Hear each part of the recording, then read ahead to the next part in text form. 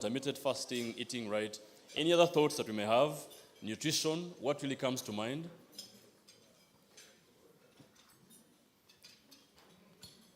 What really comes to mind? And I know that we have quite a number of interesting people in the room, so I might ask you to move by table, because I know the representation on the tables here this morning. Yes, please. Good morning. Good morning. My name is Doreen from Diamond Trust Bank. And minding what we really place into our body. That's Diamond Trust Bank. Thank you so much for being with us this morning. Any other thoughts, ideas about nutrition? We have the Office of the Auditor General, represented. So there's a table, but before that, we'll have, a message. Yes. Good morning, everyone. Good morning. My name is Farid Muvunyi from BNI PAL. I am the chapter president. BNI PAL, make some noise. Yes. Thank you, Don. To me, nutrition, like Al-Haj Hamis said, means eating healthy. All right. Not just eating for. Okay. Eating when you have to eat, not because food is available. Eating, giving the body what it needs, not what you have to give it. And also, fasting. Fasting. Yes. Okay. Did you fast recently, or are you fasting Alhamdulillah, now? I did. Oh, wow. You're Yes. the people Thank that really you so got... You're the people that got Eid invitations somehow, eh? All right. So I'll be happy to just get 2 more responses before we dive into our program. Any thoughts? There's a hand on the extreme left. Good morning, ladies and gentlemen. I'm Catherine, and I'm representing Yonyama. What I think, nutrition, I think it has something to do with the concept of time and the timing. I think it's more about knowing when to eat what. So for me, it's more like you need to be in touch with your body, listen to it. When you eat something right, you will know. When it's wrong, you will know by listening to your body. That's what I think. Thank you so much. The name again? I'm Catherine from Yonyama. Catherine from Yonyama. Now, Catherine introduces a new dynamic, timing. So it's not just about the food or the quantity, but even when we eat that food. Interesting. That's a new one. I have a hand here at the speaker's table. If you can just have one final person, then we'll be able to start our program right away. These are interesting thoughts. Fasting, eating right, timing. So when you eat actually can be an issue. All right? Mona right there. Yes. Morning. Good morning. My name is Mona Sebeliba, and I was hearing very good answers, and I thought I wanted to put in the room a stressful answer. So nutrition when we were growing up was, I think there must be some, how science is a study of living things and non-living things. Oh, wow. So I'm trying to recall the thing I had. So nutrition must be about carbohydrates, vegetables, blah, blah, blah. Then nutrition is a stress factor for me, depending on what I've eaten the night before. So if you bring up nutrition when I didn't eat the night before, I think it's a good thing. If I ate pizza last night, it's a stress factor. I'm wondering what the nutrition is for my body. What as I age, I've come from a time when I could eat anything, and it would not show. I only have to breathe near certain foods, and it manifests. What else is nutrition? Nutrition is a source of stress where we find ourselves right now, wondering if we're getting it right or not. So, yeah. All right. Thank you very much, Mona. Mona, that's a new definition. We'll update the Oxford Dictionary on nutrition. But I think from what we get this morning, honestly, I think this message is meant for the right audience, and the right audience is in the room this morning. So she introduces a unique perspective of the body. So it means we've heard about the food, type of the food. We've heard about the time when we eat the food. We've now also learned that the body, the type of the body, age of the body, so many things really come into play. And now that we've set the stage to understand that it is the right audience, the right people that really need to know about nutrition or at least have a great understanding of it, I would like to ask that we really jump straight into our program. But even then, before that, I would like to recognize the presence of the following categories of great guests that we have before us, okay? And we have a number of great people that are before us, but first of all, let's give a round of applause to Nutrition Garage that has organized this incredible inaugural Workplace Summit 2026. So we do have BNI represented, and specifically I want to begin with BNI Sunrise. Let's make some noise, BNI. All right, thank you so much for being here. Not to forget, somehow, in some way, we are the hosts, actually. So, a round of applause for BNI achievers in the building. Let's make some noise. Good. All right, BNI PAL. All right. I think you guys had breakfast fast in the room. So we have the workplace coaches represented. Let's make some noise. Yeah. As the coaches do, it's a bit corporate and, regulated. So we have Nakasero Hospital in the room. Let's make some noise for Nakasero Hospital. Thank you so much for coming. We do have Prudential in the building. Thank you. We appreciate your support, and it's a pleasure to have you here. Thank you so much. We do have the Office of the Auditor General. Okay? Please clap for the table, because so far we have one strong member that is representing the table, and she's having her meal. So please clap for her. Yes. Thank you. Oh, you're here? Okay. Oh, it's two of them. Okay. I mean, like the Office of the Auditor General anyway. So we have Ministry of Health represented as well in the building. Thank you. Diamond Trust Bank. We thank you so much for being here. Great partners of ours. We have MTN and URA in the building. It's a pleasure to have you. Then we have the Andex Gym family. Okay? Let's make some noise for the Andex Gym family. So not to forget that all of this that we are sharing today is grounded on academia, like real knowledge. So I would like to appreciate and recognize Makerere University, Chambogo University, and the Nutrition Society of Uganda. Please, let's give a round of applause for them. So, ladies and gentlemen, I might have taken the privilege to be the first person to use the microphone, but it's not my responsibility. I'm not the best person to honestly welcome you and honestly give you the best of comfort at this event. At this moment, I would like to honestly present to you a unique person, unique individual, a great dynamic leader, and none other than the person that will come and speak after. But before you know who that person is, please listen to who she is. She's a wellness entrepreneur and the founder of Nutrition Garage, a lifestyle and wellness hub focused on helping individuals and organizations adopt healthier, more sustainable habits. Okay? So with over a decade of experience, she has combined her business acumen with a deep personal passion for nutrition and well-being, actively supporting individuals on their health journeys, and she has successfully built and led teams of qualified nutrition professionals, driving innovative solutions that make nutrition practical and accessible in everyday life.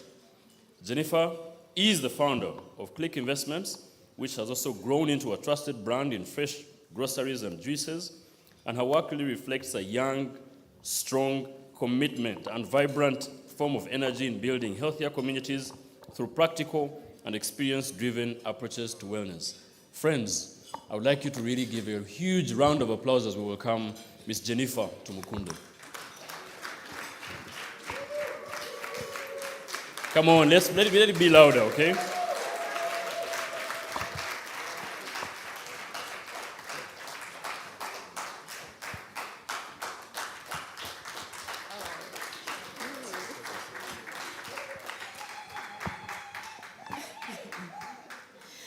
Thank you very much. It's such an honor to invite people and they actually turn up. I'm so overwhelmed with gratitude. Thank you so much for braving the morning. There are people who say the program starts at 7 and they're like, what? Why? Yeah, but thank you so much for coming. I think Dawn has broken down most of the people and the organizations that are in this room. And so I will not take a lot of time going into that.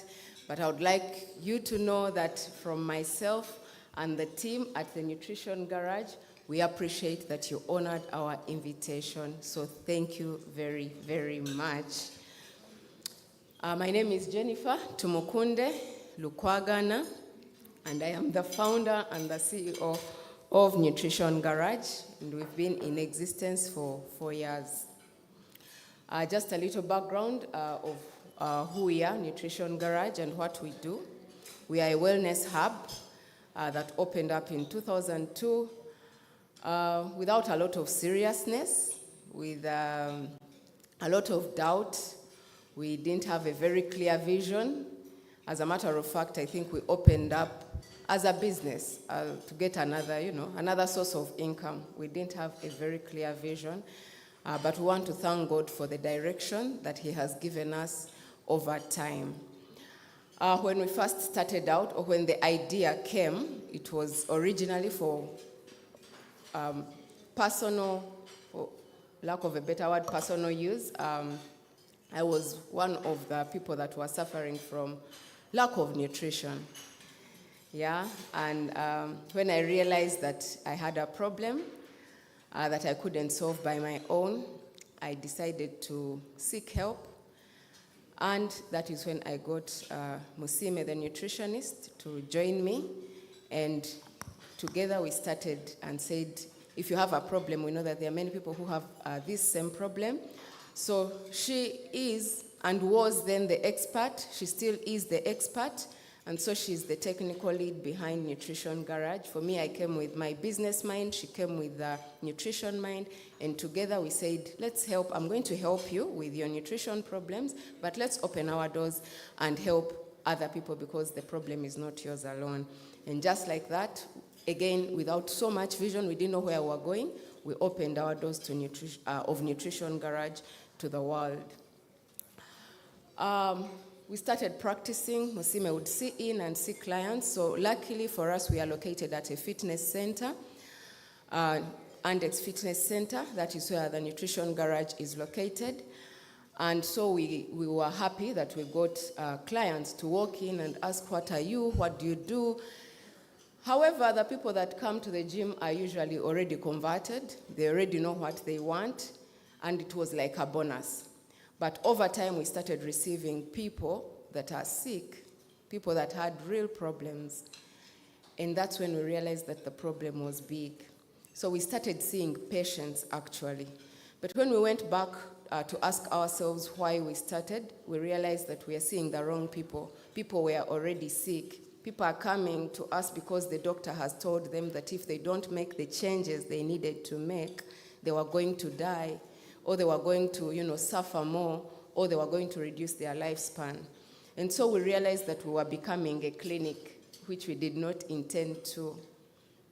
So we went back to the drawing board, and with the help of a gentleman called Gavin, I walked to him and told him I need a strategy. We opened because we wanted to, help people live better, but all we are seeing is patients. We are seeing people who are already sick. We are seeing people who are coming and saying, the doctor has said, if I do not make these changes, I'm going to die. And so we started helping them, but not forgetting that for us what we wanted is those who have not yet walked in, what are we going to do for them? How can we ensure that they don't walk in here?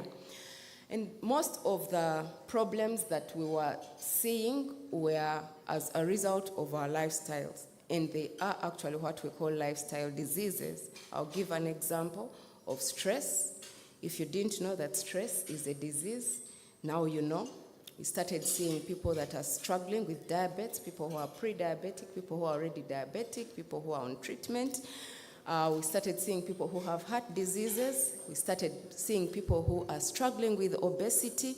We started seeing people who are suffering from gluttony. Gluttony is also a disease, if you didn't know. High blood pressure, I'll mention but a few. So those are some of what we call lifestyle diseases. And so we sat back with Miss Musime, and we were later joined with a young man called Alex, the nutritionist, and we said, how can we help people? So the biggest category, and right now I want to answer, someone put me on the spot when they were responding to our invitation. They said, I see you have invited a lot of human resources. Why? I thought this is for doctors, or we thought this is for the sick. No, we invited human resources because of what I'm going to explain. But we realized that our biggest clientele were people that one in the middle age group, that is between 25 and 45. And then we also realized that these people, most of them do corporate jobs that require them to sit from 8. I like to say from 6, because most of us leave our homes at 6 and we are seated. And so from 6 to about 6, the nature of work that we do requires us to be seated mostly in one place. So the amount of activity has reduced. And so we realized that actually our workplaces are the origin or are the spaces that these people are hailing from. And so we sat and said, what can we do to reach more people? One, many people do not know that we exist to help them. How can we reach them? Number two, we have a lot of information on the internet that is confusing, because, one will tell you that a potato is good, another will tell you do not touch a potato, another will tell you reduce your protein, another one will tell you only go protein. So there's a lot of information. So people did not know, and so we said we can help in that area. And the other reason is actually very many people think they know, and yet they don't know. Or if they know, then they are doing nothing about it. And so all this put together, we said, so as we wait for all these people to come and find help, how can we reach them? And so that is how the idea of asking all of you to come into this room, so that we can talk to you, so that we can tell you that we actually have a problem, so that if you have not had the courage, or it's something that has been in the subconscious, you bring it forward and we address it. But again, we also realized that as Nutrition Garage, our team is not big. We don't know if we have the capacity to change or cause the change that we would like to see in this country. And so we said, if we call you, our stakeholders, if we call the academia, if we call the Ministry of Health, if we call the executives, and we combine and we look for answers and we look for strategies, the human resource managers, you're the leaders in these organizations. You're the ones who lead the teams. You're the ones who decide whether we shall have breakfast at work. You're the ones who decide which breakfast we shall have. So we decided that we shall ask you who lead the masses to come to this room, so that together we can find solutions to this problem that not very many people are talking about. Why are we doing this now? We are doing this now because the problem is now. And again, not so many people are talking about it. It is a silent problem, but again, it is a silent killer. We think so much that nutrition is not important, but we realize that the true wealth is actually health.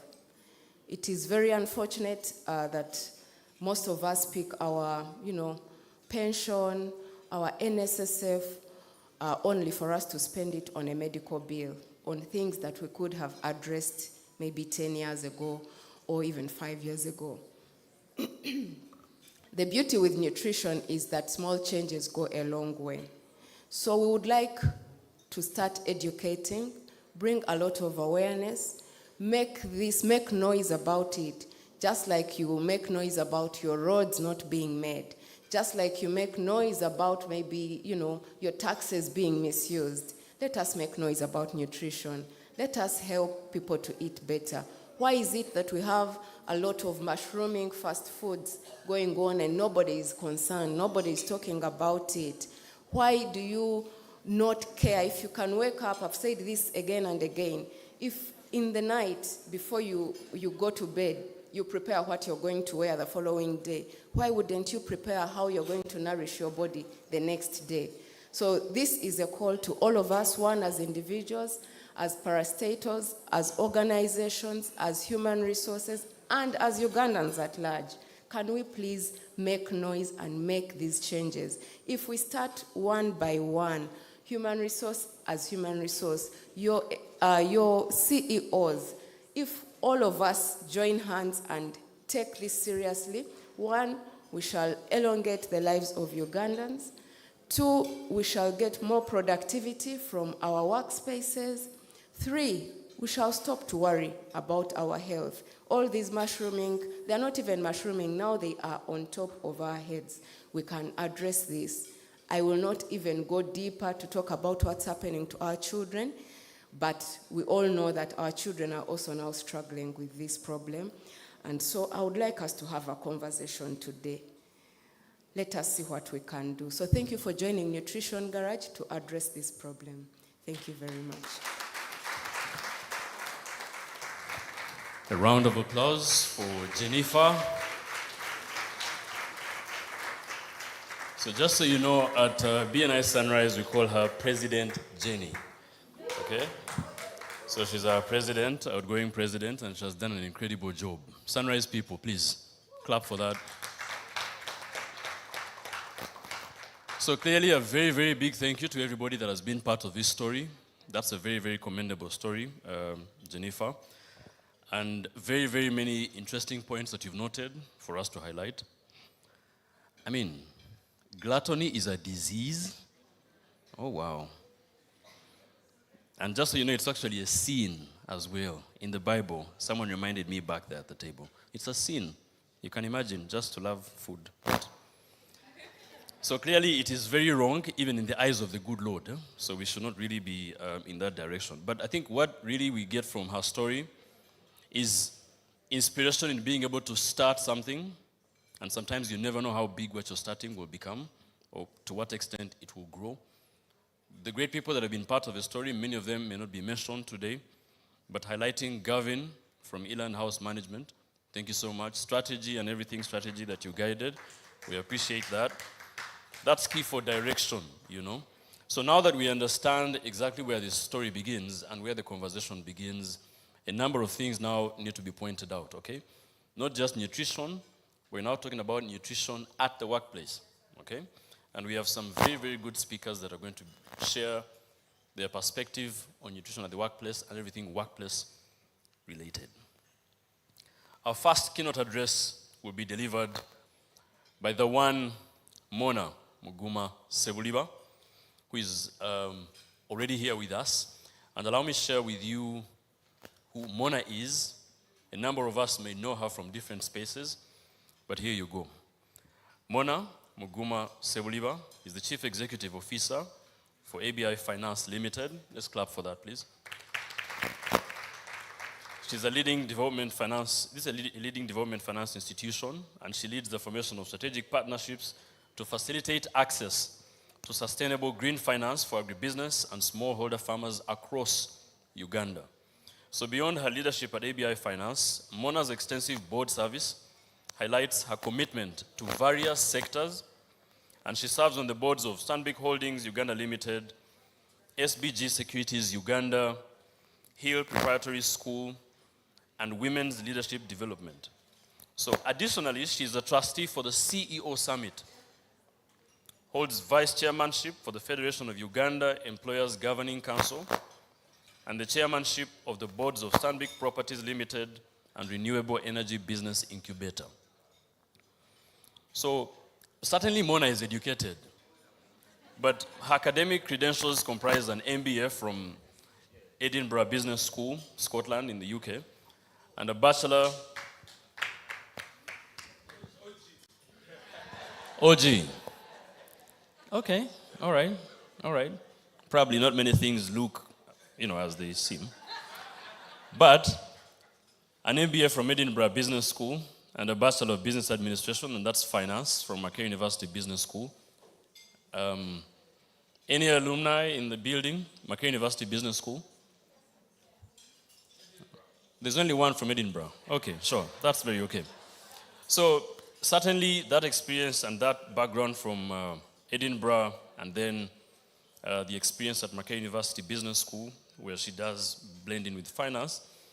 She further enhanced her expertise through various leadership technical trainings, and notably the Female Future Program by the Federation of Uganda Employers and the Advanced Management Program from Strathmore University Business School, and a practitioner diploma in executive coaching and team coaching fundamentals from the Academy of Executive Coaching. Ladies and gentlemen, please join me to welcome Mona.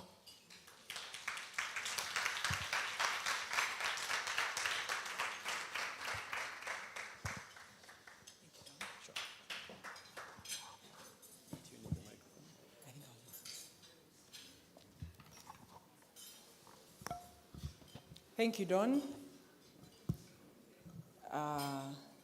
President Jenny. And I think the next in the protocol list is that table, the BNI Sunrise table. And all of you esteemed ladies and gentlemen, good morning.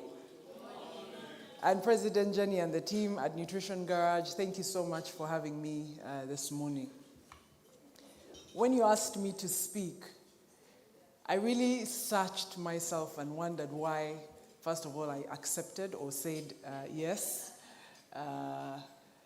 And so in the course of preparing for this conversation, I found my why, and I'll get to it. Because as I've been introduced, my comfortable space is finance, green finance, and that type of thing, and so nutrition. I found myself feeling like I'd put myself on the spot. Why me? Why? I'm not an expert at this, and I'm trying to figure it as I go along. Then I remembered, and it shouldn't have taken me long, but one of my role models and heroes, is that my time up there? Thank you. Most helpful, because I can ramble.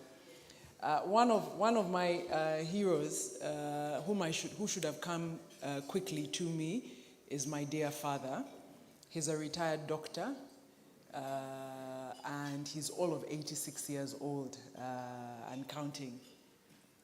And at 50, I remember very clearly, because I've worked backwards, and I realized he was 50 at the time, and he was a physician. He's a retired physician specializing in internal medicine, so internal organs. And so as a result, he used to deal a lot with patients of non-communicable diseases, diabetes, hypertension, and all. And so I remember when I look backwards, at 50, he made a drastic change in his life. At the time, he was a practicing doctor, was a drinker, alcohol, played quite a bit of squash, did quite a bit of red meat, and then he got afflicted by gout. But at the time had no communicable diseases, and he just made a strategic change and said, it almost sounds like Dr. Kasenene's story. He said, I can't be treating people. I can't have studied this and then be afflicted. So he just made very drastic changes. Continued with his squash at Kampala Club, and then cut out the alcohol. Then started being very intentional about his health. And I remember you are what you eat. There's another one, eat right for your body type. So he started talking about these things and following it. And I must say he's reaping dividends, because at 86 he has no health challenges.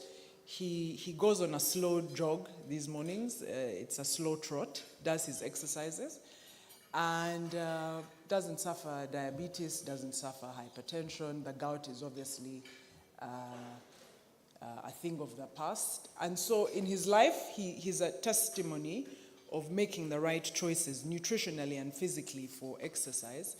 And alongside that, as you can imagine, I have other relatives and other friends and examples younger than him that are ailing in ways that he is not. So the only thing I know that he spends money on is supplements. Otherwise, he is alive and well and thriving in that respect. And so that was my why. And then also then to tell our story at ABI and what we're trying to do along the lines of nutrition. I'm joined by my colleagues today. I'm with our head of people and culture, Miriam Chivaya, and also Kathleen Akello, who is in our people and culture team. So we're quite intentional. And I know there's Maxine over here. Maxine is our head of communications. And so we're quite intentional. And when we engaged Jenny and the Nutrition Garage team, it was timely, because we've made some changes at the workplace that I'll be speaking to you about, and hopefully can inspire and lend you some ideas, and happy to take on conversations also to keep learning. In my role as the Vice Chair of the Federation of Uganda Employers, I also must bring you some information that I came into very recently. The Ministry of Gender, Labour and Social Development is championing Vision Zero, and that's in partnership with the Organization of Safety and Health, the Association of Safety and Health in Uganda. And they are promoting the ideals of wellness, safety, and health at the workplace, and they are keen on partnering with employers in order to ensure that these things are embedded in our work. So I thought I'd also use this platform, and Nutrition Garage. I'd be happy to make the relevant introductions and to anybody in the room, and we ourselves are pursuing those partnerships with the ministry and the Association of Health and Safety and Occupational Health and Safety in Uganda, to just ensure that we are supporting our people who are our most valuable asset to thrive as they deliver on their mandate at ABI. And as you know, we really need to spend time addressing this matter, because we spend about 80% of our time, of our waking time, 70%, in our day-to-day work. And so if we don't address these things within the workspace, and along with various other topical issues, we miss a very important opportunity to address the things that are affecting our people, that are affecting us. You might have heard that sitting is the new smoking. So if you were not having your breakfast at some point in the address, I'd have asked you to all stand up for about 5 minutes as we have this engagement. And it is something we're also looking to champion, and have just standing breaks. And so it's very topical. We have a diverse workforce environment with people who have just left university. So you're looking at your early 20s, you have the 30s, you have people who are starting families, new and young mothers, young adults. Then you have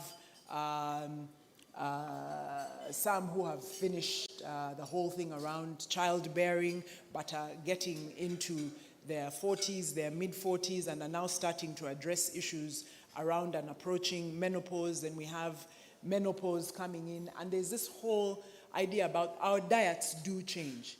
What we used to eat and be able to run off and sweat off during break time, lunchtime, play when we were in school is not the same given our sedentary lifestyles, but our plates are not reflecting those changes. We aren't burning as quickly as we used to, and we even now know better. There's the issue around processed foods, when to eat what, when do you need the energy, when does sugar come in. So it sounded like I was joking, but it can be stressful. You do your exercise, then you have fruit juice. Then I recently came into the knowledge that if you introduce sugar within 2 hours of exercise, you are then interrupting the burning of, I think, glycogen within your muscles, and so you've more or less nullified what you've been doing. I remember my mom habitually used to have a fruit salad in the morning and then a glass of juice. And on the back of that, you would clap for it as a healthy lifestyle. She went to do her annual medical checks, only to be told she was pre-diabetic and was on the verge. And she was like, and she walks quite a bit. And so she was like, how can this be?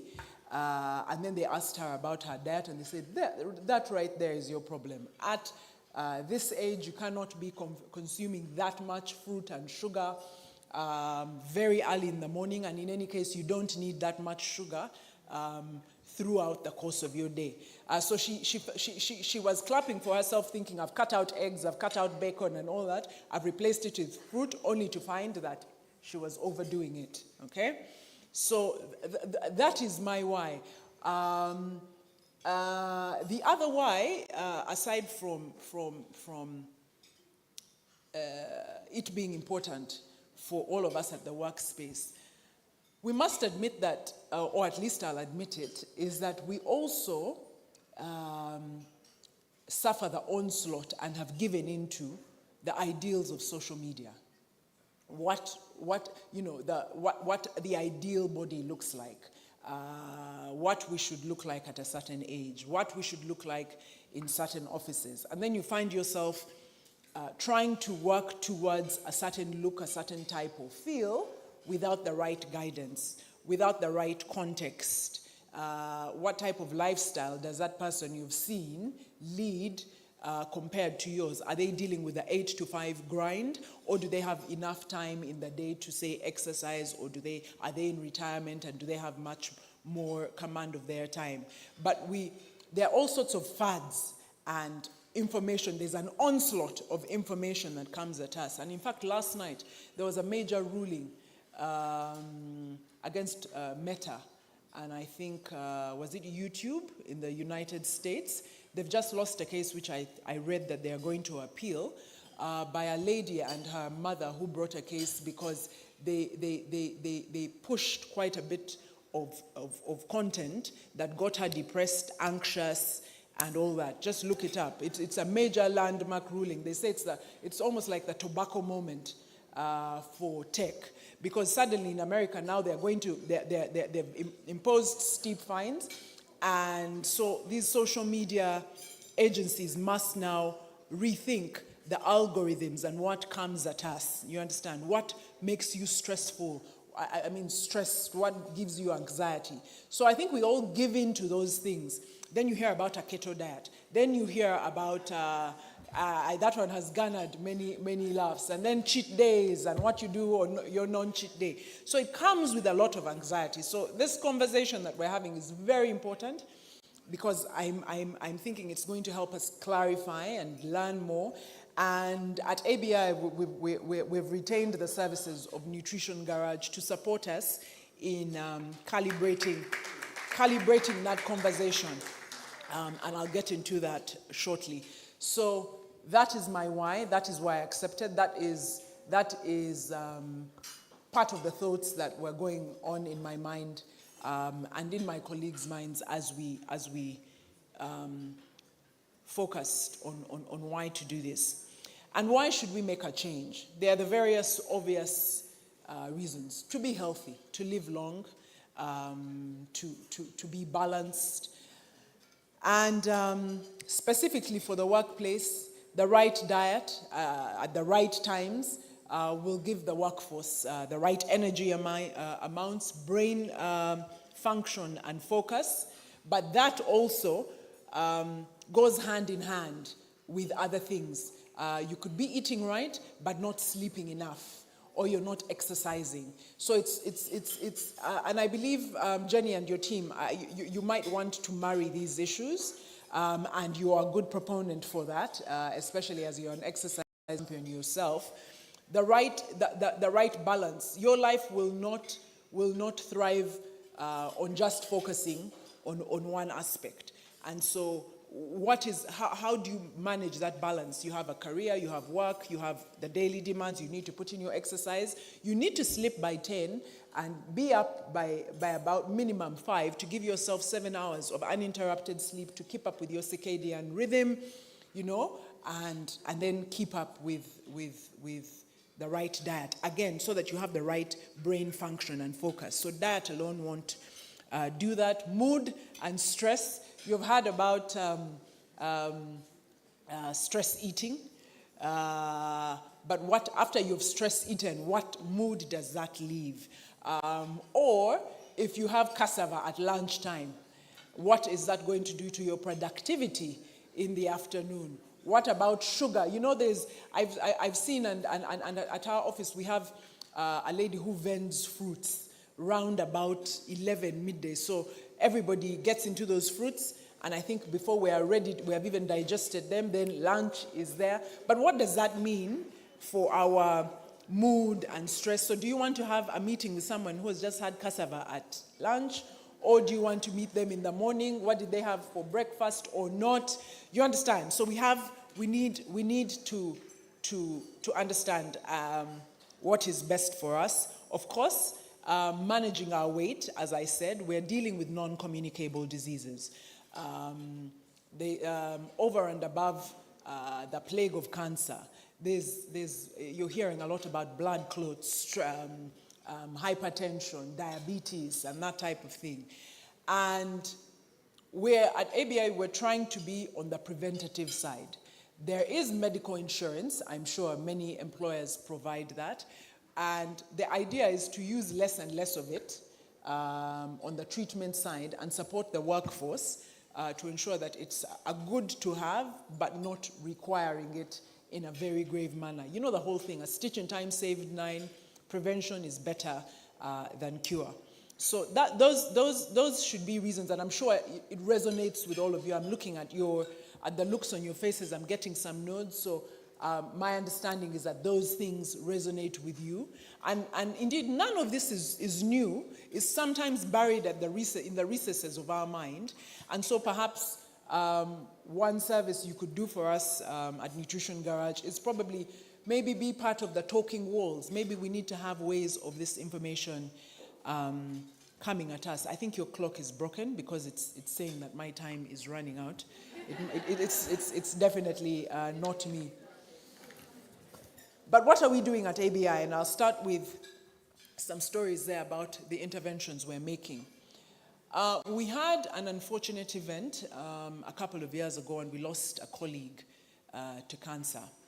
And we bust our health insurance limit and did everything that we could, went over and above, and unfortunately we lost our colleague.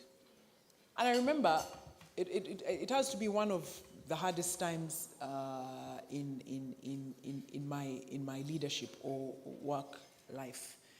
And I remember just almost promising myself of, you know what, the whole adage of prevention is better than cure. Let's do something about these things before we are fighting to save lives, much rather do the preventative thing. So that for us is our motivation. That is our motivation for why we push these. So now we, in partnership with our health insurance, and we have an excellent people and culture team, we have negotiated to have annual wellness checks through insurance. So we said, guys, we don't want to use the insurance more for treatment. How about you support us, find a health caregiver who can work with us to give us some baseline tests, the diabetes checks, the hypertension, and all. Now, when I did mine, all my vitals were fine until they got to my mineral analysis, and I was severely deficient on vitamin D. And I suspect many of you are, because the doctor told me we in the 8 to 5 leave our houses by 6 a.m. and leave our offices by 5 p.m. or at the earliest, and we are losing the vitamin D. Our children are not suffering it because of break time and lunchtime playing and all that. We, on the other hand, are missing that. So part of my dietary, and meanwhile I used to, and I still do, I pop multivitamins. But the quantities were not enough. I was supposed to start taking walks outside the office. Of course, I failed. But I had to supplement heavily with vitamin D. And the reason I needed the vitamin D, and I put it to you all why you need it, is because it is critical for our immunity. So when a clear sign of that is when you're prone to catching all the diseases, the colds, the coughs and stuff, your immunity is suppressed. So that is one such story of why, and one thing that came out of that. So I was able to at least get those supplements. And different colleagues found out different things that they could do. And some are actually now making dietary changes. Some, they told them their livers were stressed because of, because of different factors. So in the end, and meanwhile, we don't think we all marched there easily. We needed a sponsor. We needed to kind of make it mandatory. We needed to support it. We didn't tell our colleagues and say, for instance, go to hospital A between 8 to 5, they're going to check you. No. We had to put costers at the office, give latitude around the work hours. I needed to be on that bus, get on. My board chair came on as well, to especially drive the men. I don't know what is it with you gentlemen and not checking. Women were very compliant, but I still needed to do it. Our board chair got on the bus, and so we needed to make it a shaming thing. The first bus is done, and Felix is waiting for the second round of gentlemen to come. I dare them to stay sat at their desks. Some went to the field, but we still followed them up, and they had to check in with him and just ensure that they're done. We're not asking you for your results. We're just wanting you to go and make sure that you've done your wellness checks. So what, Obi is telling me he shall go. So work with your people and culture teams to have those initiatives. And as I've said, don't leave it at, guys, go, that they will wait for you. You have to have some sort of incentive. I know another organization which, in order to get your medical insurance renewed, you have to prove that you've been for your medical checks, then they issue you with your new medical insurance cards. So you need to put that hook and bait. Left to our own devices, sometimes we're scared of what we will find, so we'd rather bury our heads in the sand. So that is one such thing. I know right now we are talking about nutrition, but it would be remiss of me to not share another personal story that came out of that same wellness check. This should rather be reserved for October, around Women's Wellness Month, around breast cancer. But in the same check, and that's why a stitch in time, guys, saves 9. In 2023, I had done a wellness check, and they found small lumps in my breast. And they said, these are small and negligible. We need not to do anything. It's fine. 2024, life happens. I remember I didn't do my wellness checks in 2024, particularly because I had had a good score. So I did my cervical cancer check, my breast cancer, and then the mineral health and everything. 2025, when we had this wellness check, they then tell me, oh, the lumps have grown slightly, but they're still negligible. I said, now, stuff that is growing in my body, lump, breast growing, I don't like the sound of it. And so the next thing is dovetailing into modeling behavior and vulnerability and authenticity.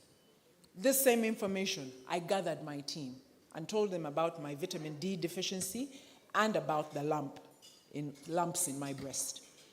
So what happens is the mammogram showed there were 2 lumps.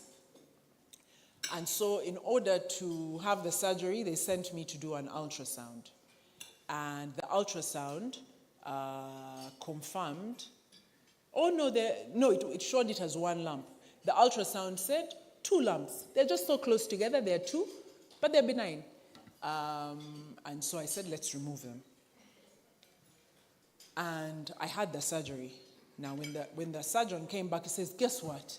There were 2 others behind the 2 that we hadn't seen, and so we've taken them for a biopsy. And thank God, the report came out fine.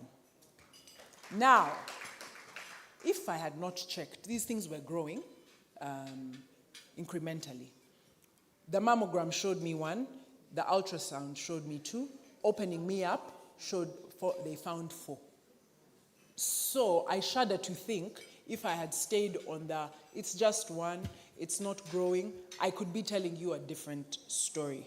So as I said, it's not really related to nutrition, but it would be incomplete because that vulnerability enabled my colleagues then. Because then after I had the surgery, I told them then they were waiting with me about the biopsy. And then the biopsy was negative. And so if there was anybody sitting on the sidelines, and I'm hoping if anybody was sitting on the sidelines, I hope this motivates you to go and get your checks done. Had it even been cancerous, the doctors were telling me it was at a very early stage where it would have been beatable. But thank God, they were benign. So you'll need to model the behavior. There's need to be frank and vulnerable. People have gone ahead of us with these stories, and so people like to see real life examples, not textbook. So that is one thing that we've done. The other one is, as I've said, we're now retaining the services of Nutrition Garage to guide us. We provide breakfast and lunch at our workplaces. However, the hypocrisy then that I was practicing is I don't eat, especially the breakfast, chapati, mandazi, samosas, and all, because of an earlier lifestyle. I'll get, my tea, my green tea, my nuts, and that type of thing. And so that was the hypocrisy, that then I'm providing the very food, for instance, that I've seen my father not eat, that I'm now not eating, and that has afforded me a lifestyle. So how about we retain the services of Nutrition Garage, come speak to our staff, so that when we modify the breakfast, they understand why, and so that we can make healthier choices. So we're doing the right thing sometimes, but if we don't, I realize that there might be people who make chapatis and all, and I guess. But if we don't make the right informed choices, I don't know what was on the spread out there, and I don't know what you just ate, but processed foods. But if we don't make the right choices, we're then supplying rope with which they're hanging themselves.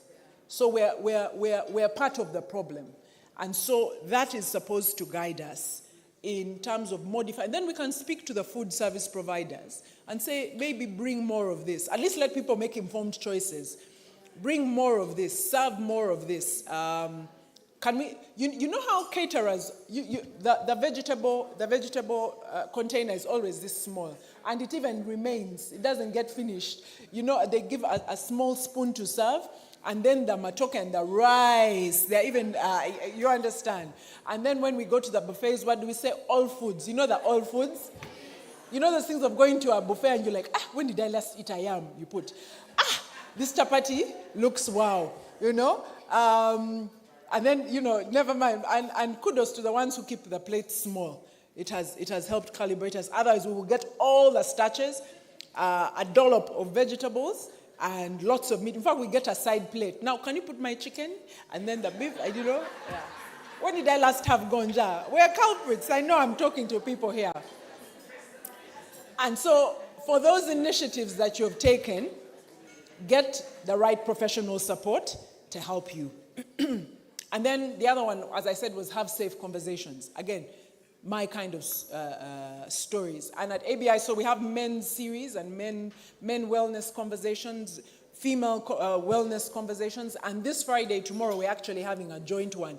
And Jenny and her team will be there at the end to talk about food. But guess what we're going to be talking about in the beginning?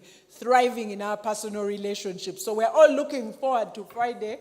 But we're going to be talking about those things. So have those kind of safe conversations. Then things like paying for gym instructors to come to the workplaces and that type of thing. I recently had an initiative by UDB, Uganda Development Bank. We recently put in place gym facilities for our staff at Acacia Mall, Paradise. And then we're just checking on the numbers. They're not as many as we'd hope, but we also have, in partnership with Stanbic on the building that we work, there's an instructor who comes to also take our teams through. But we don't have showers on the premises, so many of our colleagues have said that gets in the way of them taking advantage of the aerobics upstairs, and so they don't want to go home sweaty. So Miriam and the team put in place the gym facility. But now there's the traffic issue, the location of Acacia Mall. I live, I don't know, in Mutungo. Another person lives in Nalia. Another person lives Kawempe. Then getting there is an issue. What Uganda Development Bank has done, and we recently learned and want to emulate, they've then opened up gym facilities in the different outlets of town. Maybe the outlets are going to Kawempe, going to Bugolobi, going to Nalia, wherever. You know, I think they did a sample of where the bulk of their staff stay, and then opened up partnerships with different gym facilities so that we take away that excuse. Either you do it early in the morning or on your commute home. And I think they've kept some central ones for the people who can manage, but that is a very intentional employer who is looking to remove the obstacles. So you don't stop at just, but I paid for you here, you're not using it. Listen to the frustrations and challenges your teams are going through and try to find ways. Of course, budgetary constraints come through, so you can start small. You can start by having the one, then if budget allows, or seeing how many people use, you can then decide to, now like at Acacia, I know we pay per user. It's not a blanket. So that way we are paying value for money as opposed to it being wasted. So those are kind of, but as I said, the conversation today is drifting between nutrition and exercise and those things because the two go hand in hand. As I wrap up quickly, I will just refer you to a book by James Clear, Atomic Habits, where I found some tips that can support us in our journeys, and not just nutrition, but anyone who wants to pick up good habits, some do's and don'ts. The other one, interestingly, I got the tip this week and last week from a book called The Psychology of Money. And in Psychology of Money, the author is saying that the front vocal cortex of our brains is responsible for habit and discipline. And his premise, so now I'm even talking about money at a nutrition event. I told you that's my safe space.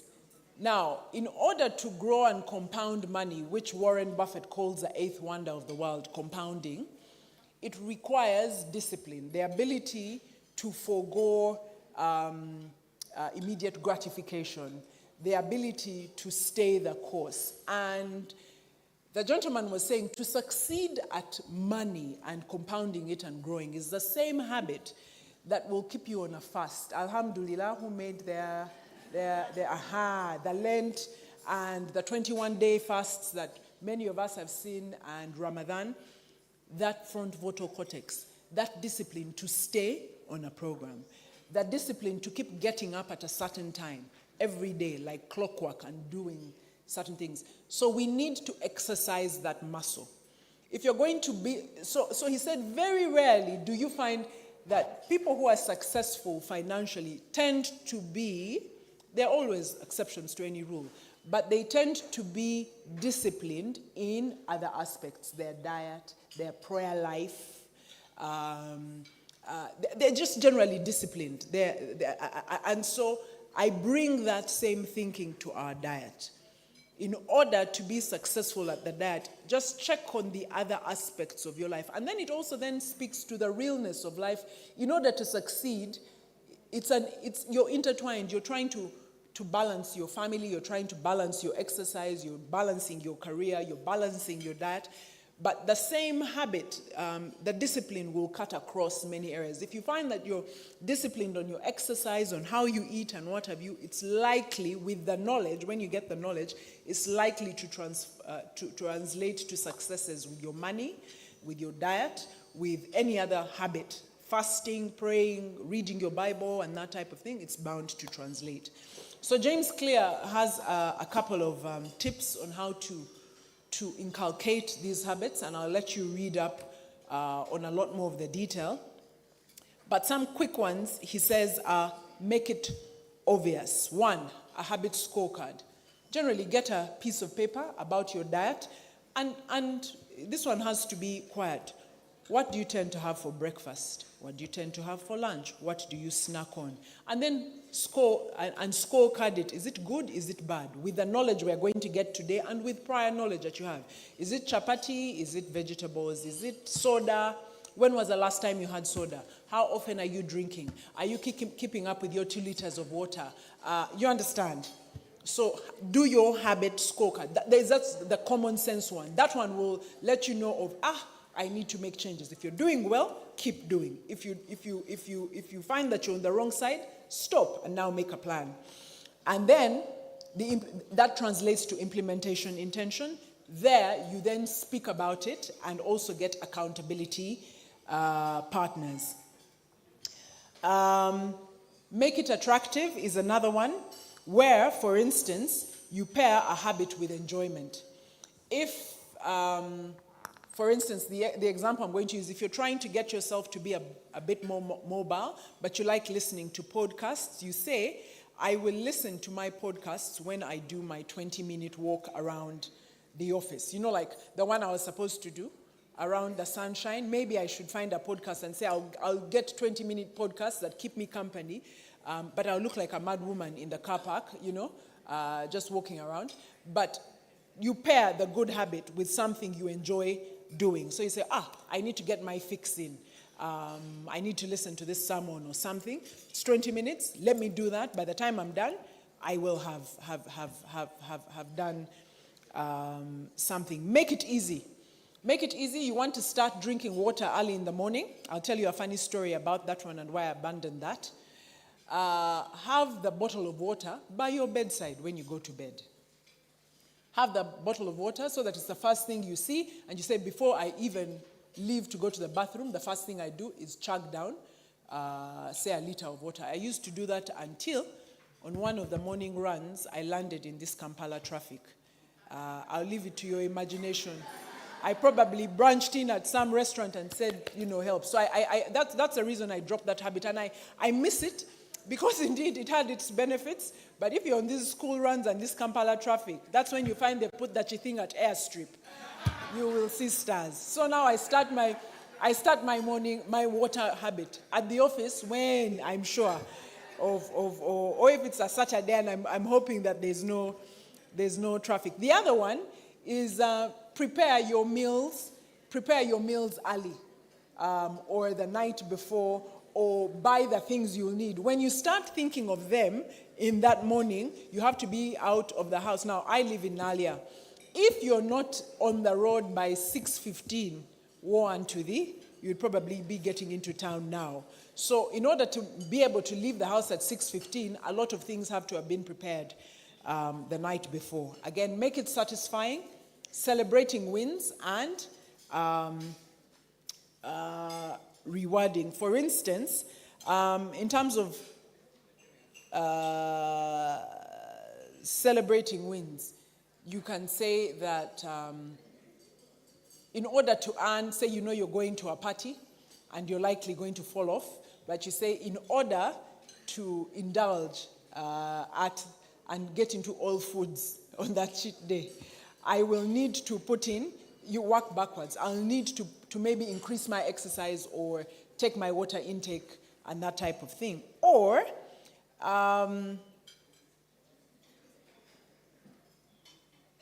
the other important one is to allow yourself recover quickly after a sleep. You know the one of, again, you came, you did all foods. Don't dwell. All foods has gone. Kick off the next day and start off with your water. Go back to your nuts. Go back to what you need. So we are human and we fall. Forgive yourself. Be patient with each other. Accountability partners. Talk about these things, etc., etc., etc. I have really gone way above time, but I thank you so much for the privilege of your attention, and I look forward to learning more as we go along. Thank you very much. Thank you. Thank you very much, Mona. Please, it was a very, very great presentation. That's well deserved. Please, standing ovation is very well deserved. Very, very well deserved.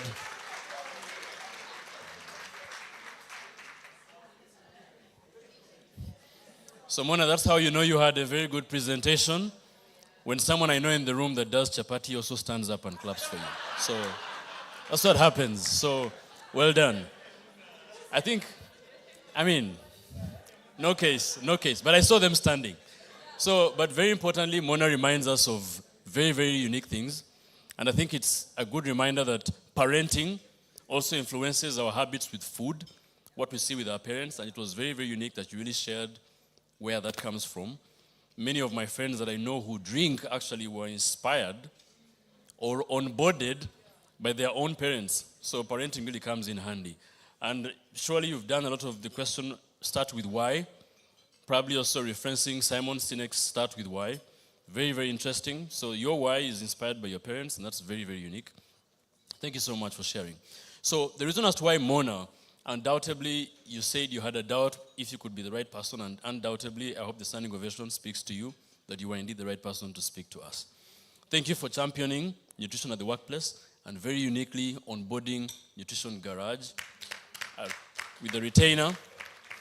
And that is the simple message. She has made the job very easy for me because my ask is that you really invite Nutrition Garage into your workplace and have them really change how you perceive and relate with food. My last takeaway, sitting is the new smoking. What a unique way to make smokers feel good. I mean, but it's a reminder that the simple habits that we carry, simply sitting, can become a problem. The fruits that we're having fast on the day can also be a problem. But Mona reminded us that she wants us to talk about real stories, real scenarios, and real experiences.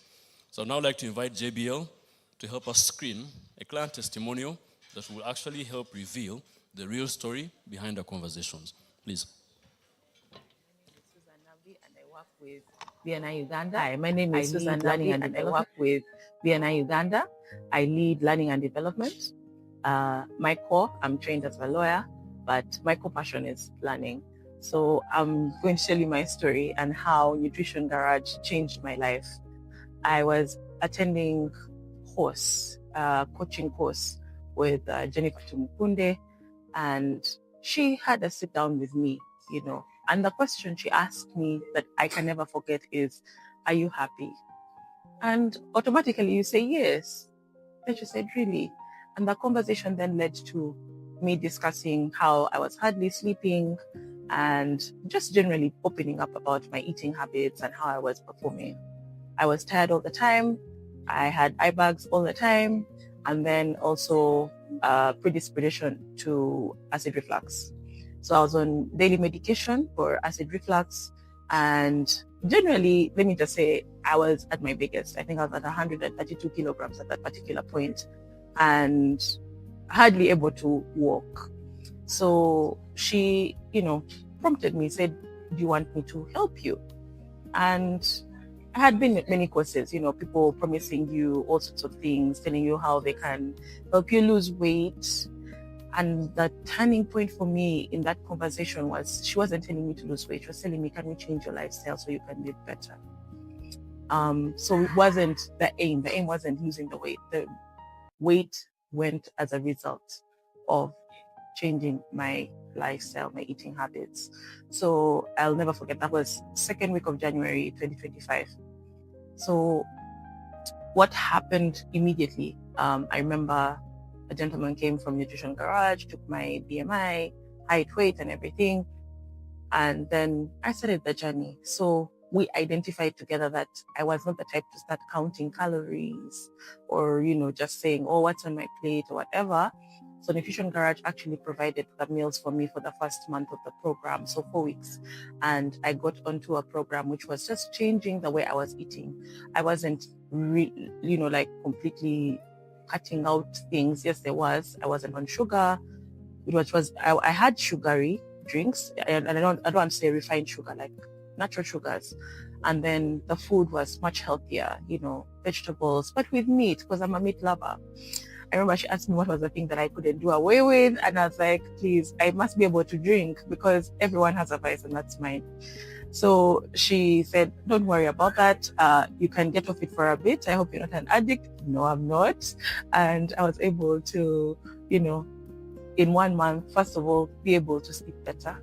I had a bit of insomnia where I would sleep a few hours and I would wake up.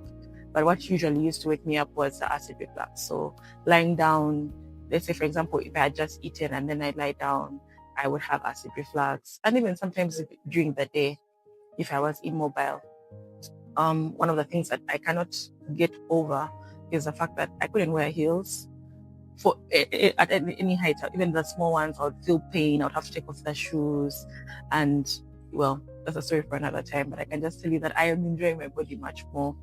One of the things that really, really hit hard for me was it was a real lifestyle change. I wasn't doing something for a short period of time. This is something now I do on a daily basis. I moved from changing the food groups to even changing the way I eat. I'm comfortable having one solid meal a day. And doesn't mean that I don't eat throughout the day. I can have nuts, I can have some, brown porridge without sugar, but I only eat when I'm hungry. And my hunger now is tied to one, meal a day. If I eat once, I'm happy. And it's not even a thing that is limiting me. I don't think about food like I did before. At the beginning of the program, I was so conscious and so afraid. And now, a year later, I am so free in terms of how I eat and how I experience food. I'm not tied to it. I'm not losing my mind when I see food. No, I can eat if I want to, but I know everything in moderation. So what she gave me and what Nutrition Garage has done for me is giving me the freedom to enjoy my life. And I think that's what everyone is looking for, the ability to just enjoy who you are, enjoy your life, and live healthier. I exercise now quite a bit, something I never thought that was possible.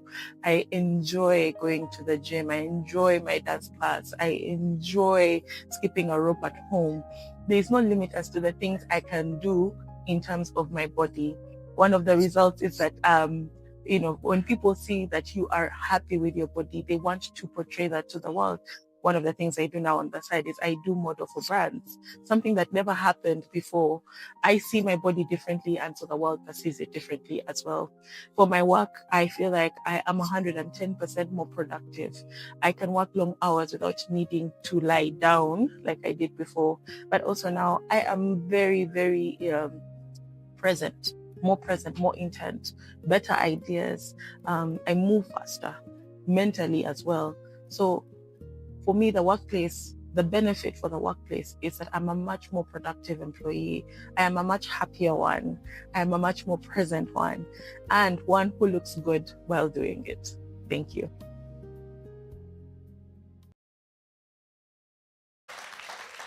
Yes, and I believe that, and nothing but exactly that, is what Mona was talking about. Real stories that inspired. Now let's clap for Nutrition Garage that enabled Susan to tell you that story and share that testimony. Now, a lot of work goes into what happens at Nutrition Garage. And like Jenny said, it's team effort. And many people put hands together to really get that work and get the job done.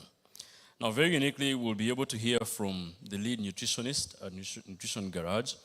And I'll share a profile of who this person is, just so you may know who she is before she speaks to you. She is a Ugandan nutritionist, public health specialist, and disability inclusion advocate whose work bridges science, policy, and practice. With over a decade of experience, this is the talent that Nutrition Garage has. She has led transformative efforts in school feeding, nutrition therapy, and disability inclusive nutrition. Lutgard currently serves as Nutrition Technical Officer at Spoon Foundation, championing better nutrition for children with feeding difficulties, and leads the technical team at Nutrition Garage, a corporate wellness hub promoting lifestyle-driven health solutions. She's an educator and strategist at heart. She has developed school feeding models, corporate wellness programs, and inclusive nutrition frameworks that have reached hundreds through both community training and digital platforms. Her work has also contributed to outbreak investigations through the MAC SPH Field Epidemiology Training Program, and she's the author of Differently Abled Nutrition, a practical guide that equips caregivers of children with disabilities to feed their children better, more safely, and efficiently. Lutgard holds a master's in public health from Makerere University and remains committed to building an inclusive, health-conscious society, one community at a time. Ladies and gentlemen, let's clap for Lutgard as she comes to speak to us.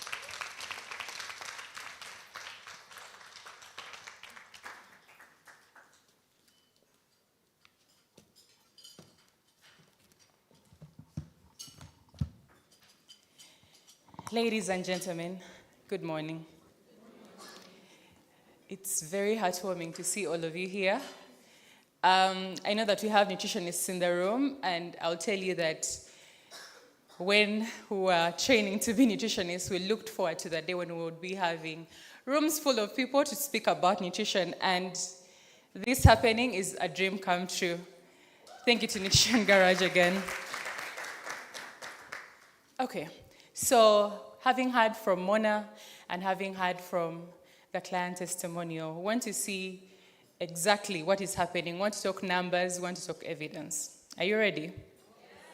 Right. Okay. So according to the International Labour Organization, poor productivity is costing you, ladies and gentlemen, if you have organizations here and you lead organizations, it's costing you 20% in productivity loss. And if you want to change that to numbers, you can imagine how much 20% can cost you as a company. And if you think that that is far off, the World Obesity Federation reported in 2023 that in Uganda, by 2035, 14 of the adults will be living with the obesity. I don't know if you want to be one of those people, but I hope you're not. And sadly, adult obesity is increasing at a rate of 4.7% each year. And should I tell you something even more sad? That child obesity is rising even faster. Someone talked about children here, but child obesity is rising at a rate of 8.4% annually. So what does this mean? That adults in the workforce are obese, so productivity is going lower, but even more sadly, we are raising a generation that is obese even before they become adults. So if anything, we should be encouraged to change the ways or even look at nutrition even better. And if that is not bad enough, at least let us look at the numbers. The economy is at stake because the same report told us that overweight and obesity will cost Uganda about 0.7% of its national GDP. And where is this money going? It's being lost in healthcare costs. It's being lost in reduced productivity. As people are sick, they're taking leave from work. They're not able to come in. But also if they are present, they're not performing to their capacity. So we are having people who have presentism. Presentism is where someone is at work, but they are just there as body, but they are not actually working. And also we have absenteeism. People are not coming to work because they are sick. That is all costing us. But more so, I know it's something that we don't like talking about, there is death. People actually die from non-communicable diseases, as we have been told. And if you have not seen pain, I would like you to visit Mulago or anywhere and see someone who is suffering with diabetes. It is sad if you have not seen one person who has it. And Uganda, I'll tell you, ranks at 159 preparedness. So, as to handle the problem of obesity or non-communicable diseases, as a country, we are ranking at 159 out of 183 countries. So we are at the lowest end. So rather than trying to deal with this problem with a country right now we have a lot of problems going on. So how about we take the preventative route? And this is why we are here as Nutrition Garage, to see that we walk the talk. Okay? So we are 3 times having an economic burden. And the economic burden is at a tune of $370 million. That is how much we are going to lose by 2035 if we don't do something about non-communicable diseases. I'm sorry to bombard you with numbers, but it's actually bad. Really, really bad. And I hope we can see that. So when I was doing my master's in public health, I was introduced to something called occupational health. And I'm glad that Mona talked about it.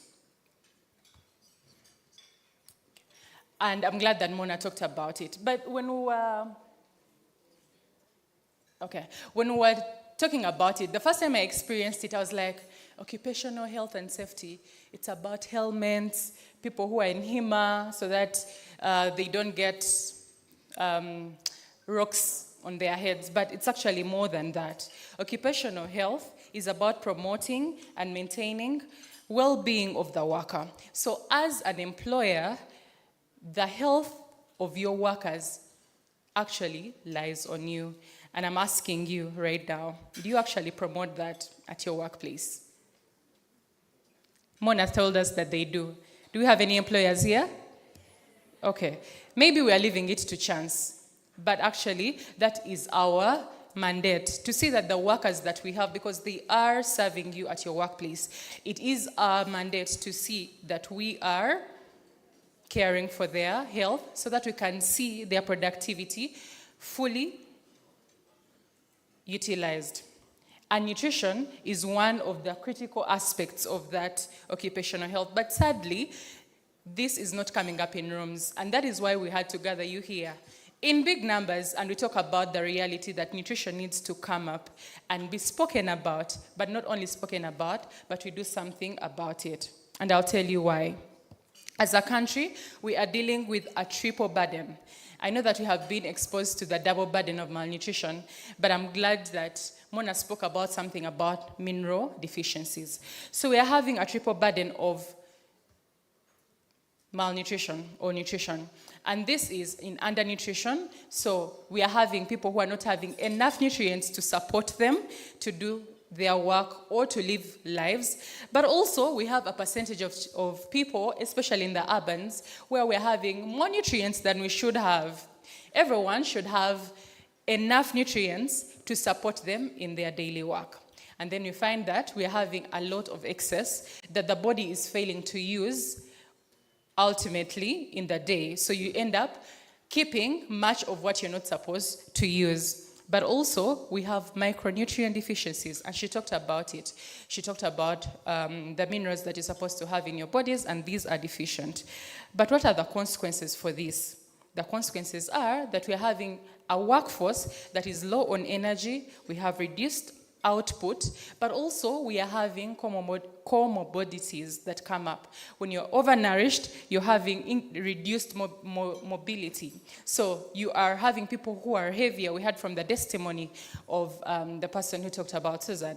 And she's saying she cannot wear heels. So you find that you're going a flight of stairs and you cannot even walk. That's reduced mobility. You are not enjoying your life. But also we are having increased healthcare costs because the work is paying for you and spending a lot of money in medical insurance. And not to steal, I know that we have some service providers for medical insurance. Please don't gun me down. But actually, we can save on these costs and they go somewhere else. And that is the burden, or that is the consequence of what we are having at the workplaces. But all of it originating from nutrition, or how we are using our food to support us. And this is coupled with the modern work reality. So in the olden days, we used to have our forefathers and our grandparents, I don't know if it was for our parents yet, we used to have more physical demanding jobs, okay?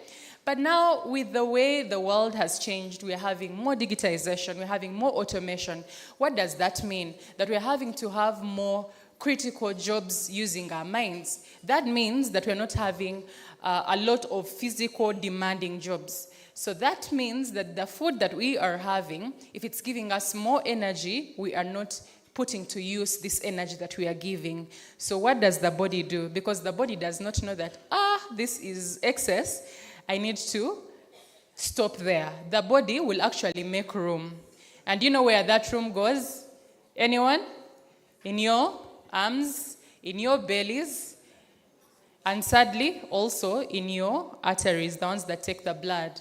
There are some things that show on your body, there are others that don't show, and they only show up when you're in hospitals. So you have cardiovascular diseases now coming up. Why? Because this fat that the body has, the excess energy that has been transformed into fat has been kept, because the body is saying that today, Doreen is going to have to starve.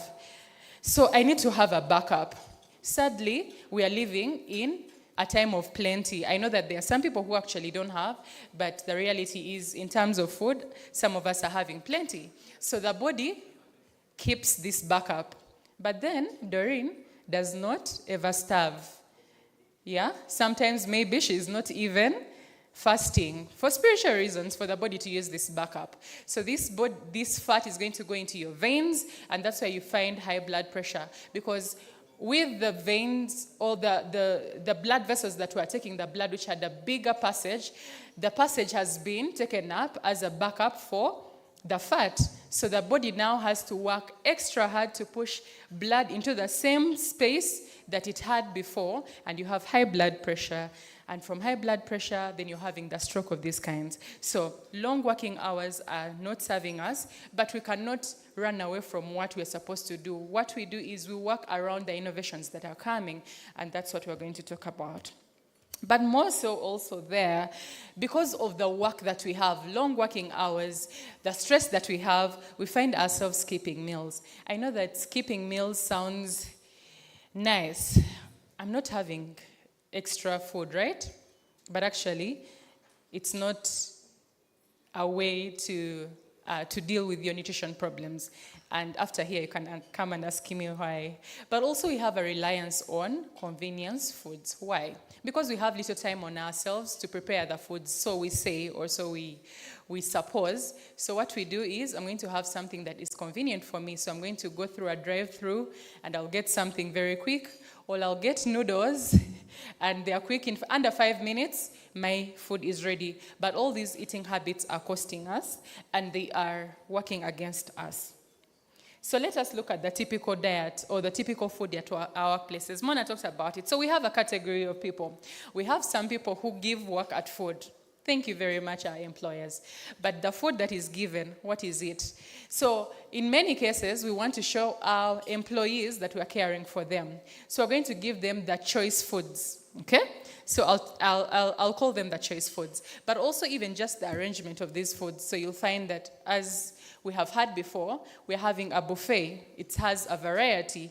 And this is to people who are not informed yet. And they are thinking, well, I could save some money when I go back home. So I'm going to have as much as I can so that I'll not have to eat dinner, right? Any culprits? So you find that our buffet has the carbohydrates first. That's the typical way, it's aligned. So you find that we are having the matoke, the rice, the yams, all the carbohydrates that you know. Then the next is the protein, right? So you're going to have the beans, you're going to have the meat, and the chicken. And lastly, we have the vegetables and fruits. So by the time the person comes to the end of the line, the plate is full. They say, fruit na komao. Not so. By the time they come back, maybe they are done, or you're so full of the carbohydrates that you have, and you don't have space for the fruits that you said you'd come back for, right? What happens? Then you start to doze. Not so. And when you start to doze, the body also sleeps. All right? So check yourselves. I'm not going to pin anyone. But what are the consequences for these? We're going to have energy spikes. So when we talk about energy spikes is, when you eat food, the body breaks down this food to get the nutrients that it needs. Okay? So, for example, the carbohydrates will give you energy in form of glucose. So when you eat this food, the glucose goes up. It's natural, everyone. When you eat food, the body is supposed to get this energy, so it will automatically go up. But as you use this energy, it is supposed to go down. But what happens is, when you're having too much sugar, you're going to have so much spike of the carbohydrates, especially the refined carbohydrates. When I say refined carbohydrates, these are foods that are far from what their original state is. So if you know that, who has ever seen rice in the fields? Or you see it in the supermarkets? Anyone who has seen rice in the field? Okay, we have a few hands. That's your homework. Go and look for how the rice looks in the field. So if you are having food that is far from what the original state is, that is what we call refined carbohydrates. And what does this do? They do it so that it appeals to you. So when I find, for example, Irish, let me use Irish. When you cut it down and it is fried, it looks more appealing to you, right? Yeah? It's not. Eh? Is it? Okay? It looks more appeasing to you, but in the process of making it more appealing to you, they have fried it, they have added more energy to it, so it's working against you, okay? So this is our call that when having carbohydrates especially, eat those ones that are next to what they look in their original form. But also the spike now has the crashes, so that's how you come to start to sleep around and to be low on energy. You can't think, okay?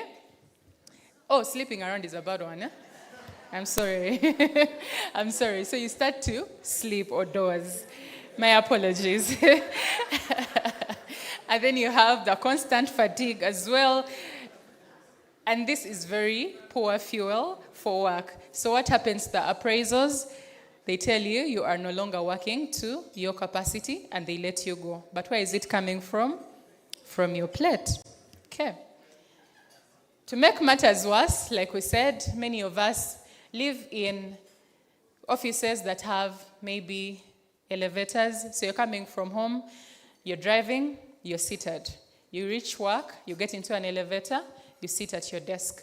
Then you get into the elevator to go to the cafeteria. So how much energy are you burning? That means that you're having the body to keep this energy because it's not being used. Like I said, the body does not have that capacity to say that this is enough. So we sit more and we move less, and this is a very dangerous combination. So having said all that, what can we do? I believe is the big question, right? What can we do? Because this answers to the trends that we have seen earlier, the deaths, the money that is being spent. But this problem is not abstract. It's happening in our workplaces. And this is the gap that we are responding to as Nutrition Garage. Like Jennifer said in the beginning, that we started with a few people, individual people, but we knew that when you walk alone, you walk a small distance, but when you walk with people, you go a great distance. So as Nutrition Garage, we have what we call a corporate nutrition program that I urge all of you to be a part of, either individually, but especially as organization. And one thing that we have learned in our work is that different work has different demands, okay? So we have a different kind of workforce in the workplaces. So you have people who have physically demanding jobs for sure, but we also have those departments that don't have. But what happens is we give a blanket for all of them. So that means that us in the physically demanding department, we're going to be low on energy because they said we are not supposed to eat so many carbohydrates. And then you find people are falling at their workplaces. So we know that no one size fits all. So what we do is we do targeted intervention. Okay, so I'm going to just rush through the interventions that we have. We have one, we come to your workplaces and do health assessments. So the health assessments is at an individual level, but also at an organizational level. So for individuals, we want to see what is the profile, the nutrition profile for the individuals that you have. And you as an organization, we shall give you a risk profile that you have this category of workforce that is at risk. These are the people that you may lose in terms of productivity in the next few times, if at all you don't do anything about it. But also we look at the organizational level and say, what are some of the barriers that you have, or what are some of the facilitators that you have that could position you for a better workplace environment that you are not maybe utilizing because you do not know. So we do that assessment. And then after that assessment, we are able to look at the different interventions that we can take. We can do nutrition education, where we do practical, relatable, and actionable education, where we give you information so that you can do informed choices at organizational level, but also at an individual level. And then also we have meal planning support. Meal planning support looks like you already have your caterers, but you can speak to the team to see how can they better food that they are preparing for you. How can they position it better? How can they help you to make good choices? Because you may have the information, but if the people who are giving you the meals are not supporting you at that, then we are washing and hanging in the dust or in the dirt. But also we don't blame them because maybe they do not have the information. So we are asking them to rethink what is served, but also looking at what is accessible. But also we know that we have phenomenal women at the workplace, and they bring life to this world. Okay, so we have babies in offices, but they are forced to leave them at home because maybe the workplace does not support them to nurture their children, but also still work at their maximum. So if you have a mother who has left a young child at home, they're not going to be settled at work. They're going to be running out. They keep calling, and then tomorrow they call in sick because the maid left. So we do breastfeeding support. We support working mothers to build a healthier support. But also talking about the physical activity. So if it is in place, what is that is not being done, or what is being done and it's not being done the right way? So we also support in that. And lastly, and most importantly, we also do monitoring and evaluation. So we track progress. We do that on your behalf. So you have put in all this money, you have put in all these things in place, but is it just to tick a box? What are the results for it? If people are not going for gym, why? Like Mona said, that you could find it it's against their road. You may find that maybe you have signed them up for lifting exercises, but your workforce, maybe they are old, they are in the upper ages. So what happens? They are not able to take part in these exercises. We can recommend what other appropriate exercises they can be using so that we improve continuously. So what we are saying that rethinking nutrition in the workplace is not about telling people to eat better, but it's about redesigning systems to make better choices possible. So may you rethink your nutrition in the workplace with us. Thank you, ladies and gentlemen. Rethink nutrition at the workplace with who? Rethink nutrition at the workplace with Nutrition Garage. Thank you very much, Ludgard. So Ludgard shares a story about expensive insurance. Not at least that I know of. And that's why I'm here at the table with Prudential. Let's give a round of applause to Prudential. Giving some of the best packages, policies on insurance in Uganda, at least not in the category of what Ludgard talked about. So please endeavor to interact with the team from Prudential, have a word with them, and see what opportunities they may have for you as a person, your family, but most importantly, at the workplace. Okay? I did mention we have a number of great, team builders, per se, that have worked with Nutrition Garage, and I'd like to mention them once again. Please give a round of applause for the Office of the Auditor General. Yeah? Great support over the years, and incredible support coming through time and again. Again, not to forget, we have representation from BNI, chapters like BNI Sunrise, Achievers, PAL, okay? The workplace coaches, a round of applause again for the workplace coaches. Thank you so much for being here. Nakasero Hospital. We have Ministry of Health represented, Diamond Trust Bank, MTN, URA, the Andex Gym family, okay? It's a pleasure to have you here. And of course, the academia, where Ludgard really thrives with the numbers and all the scary details. Mackay University, Chambogo. But we have people that are enabling this event to happen successfully. And these are entities that we've partnered with to bring this event to you. And Nutrition Garage is privileged to work and partner with them. To mention, JBL Studios, that's doing our sound, lighting, screens, and stage. Apt Media, thank you so much for ensuring that we are live. Just in case you thought you're the only ones watching this event, there are a number of people that have paid uniquely to watch online. We have Sukuma. Please give it up for Sukuma.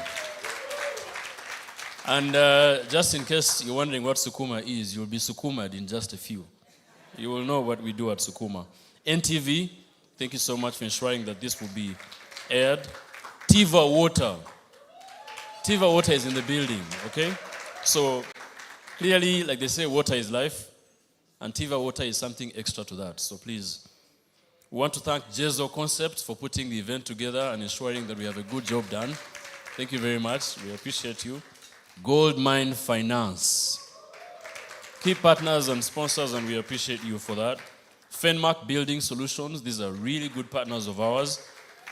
And very uniquely, we have Tete Business Solutions as well, and many, many other categories of people. So friends, if you look at our program, we are honestly almost getting done with it. This is the morning program. But very uniquely, I'll ask that JB will also share something with us. We have one of our exhibitors and unique partners, Okata Wellness Solutions, to share something with us on video. Please have a look and we'll share about it.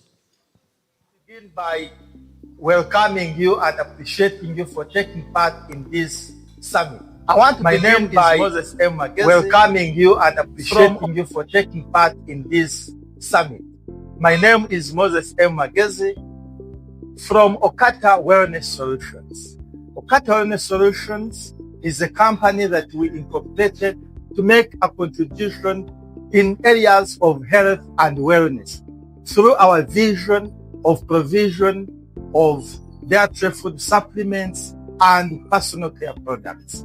We think and we thought that by way of doing this investment, it will make a very significant contribution towards a solution of the type of foods that we are eating that have definitely ended up at times being a hazard to our bodies. For you and me who is here, I want to think that this is a journey we need to work together to achieve. Thank you very much. The invited guests, ladies and gentlemen, you're most welcome to this annual Nutritional Garage Summit for year 2026. This is Frank Mwebas. I'm the country manager for the company called Okata Wellness Solutions. Ladies and gentlemen, we distribute superior quality food supplements from the United States of America. Ladies and gentlemen, you all agree that we need to support our health by supplementing. Supplementing is very key for your health. Why? Okata Wellness Solutions came in and partnered with a company called Earth Inspiration to support you on your plate, because remember, what we eat does not contain all the nutrients. One scholar said that if you don't supplement your body, diseases are going to knock your door. At Okata Wellness Solutions, we brought you quality supplements that are going to help you on your mental health, on your metabolic disorders. To mention but a few, stress is killing people at their workplaces. At Okata Wellness Solutions, we have those supplements that are going to help you to live a holistic and optimum health.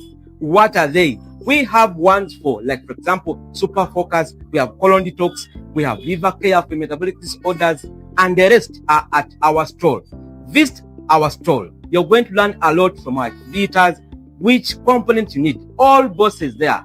I want to tell you that support your work, your staff, to make sure that they get some of the supplements to help them live a long and healthier life. I remain the country manager for Okata Wellness Solutions. We are located on Bombo Road, Good House, Level 3. Thank you.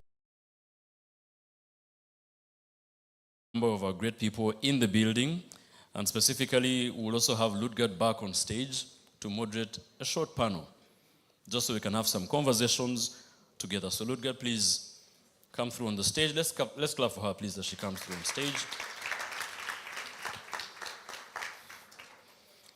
She will moderate the discussions and ensure that we have a good conversations with some of our very, very unique guests in the house. Now, if you're a great user of social media, you've probably seen somewhere or heard of a name, Jerry Opoha. Please make some noise for Jerry, okay? If you've heard of that name before, now you'll put, some better detail to that name. And just so you didn't know who she is, you'll be able to hear from her this morning. So as she does come forth, I would like to share that she's the proprietor of Soul Wellness Limited, founder and ED of Soul Foundation. She's a holistic wellness consultant, a certified menopause coach, mental health advocate, Girls for Girls mentor. I know, come on, give it up for Jerry, please. And I think she's a true definition of a lifeist. Yes, if you follow her, you know better. She's a wife and mother of 2 lovely teenage daughters, 1 husband. She has 15 years of experience on the corporate scene, and before breaking away to live, her passion, dance specifically. How many of us have had the chance to dance with Jerry? Yeah? Some of you danced online, but you've also danced with her. So she really has that unique experience in the corporate scene. And in 2019, she was voted among the top 40 influential women in Uganda. She raises mental health awareness and supports Butabika Hospital to reduce stigma through dance and initiatives like the annual Butabika End of Year Festival, which sheds a positive light in mental health and generally at the hospital. She's specifically passionate about women transitioning from pre-menopause through perimenopause, past menopause to the years beyond, helping them find and maintain optimal health and vitality. So today, she marries her 10 years of experience and knowledge in the health, fitness, mental wellness, and nutrition spaces to teach people how the body works, its language of communication, and how we can best support it. Please clap for Jerry. I remember my first time meeting Jerry was at the Rotary Cancer Run, challenging us to do things many of us could not do, but she could easily find her way around them. Our next panelist is Dr. Grace Lonyo Ocheng Prospero. Please give a round of applause for Dr. Grace, who is the principal nutritionist, Nutrition Division, Community Health Department under the Ministry of Health. Please clap for Dr. Grace. Thank you so much for being with us, Dr. Grace. And last but certainly not least is Dr. Robert Fungo. Okay? Dr. Robert is a nutritionist and food technologist, and is interested in understanding the influence of food systems on the nutrition and food security of women and children in low and middle income African countries. And since 2019, a lecturer in the Department of Food Technology and Nutrition at Makerere University, Uganda. In November 2013, he served as president, Federation of African Nutrition Societies, co-chair of Nutrition Community of Practice of the Research Consortium for School, Health and Nutrition. And since 2021, he's a fellow of the Uganda National Academy of Sciences. A number of things I could say about Dr. Robert, but ladies and gentlemen, today we are privileged to have him speak to us. And over to you, Ludgard. You have about 40 minutes to get this job done. Thank you.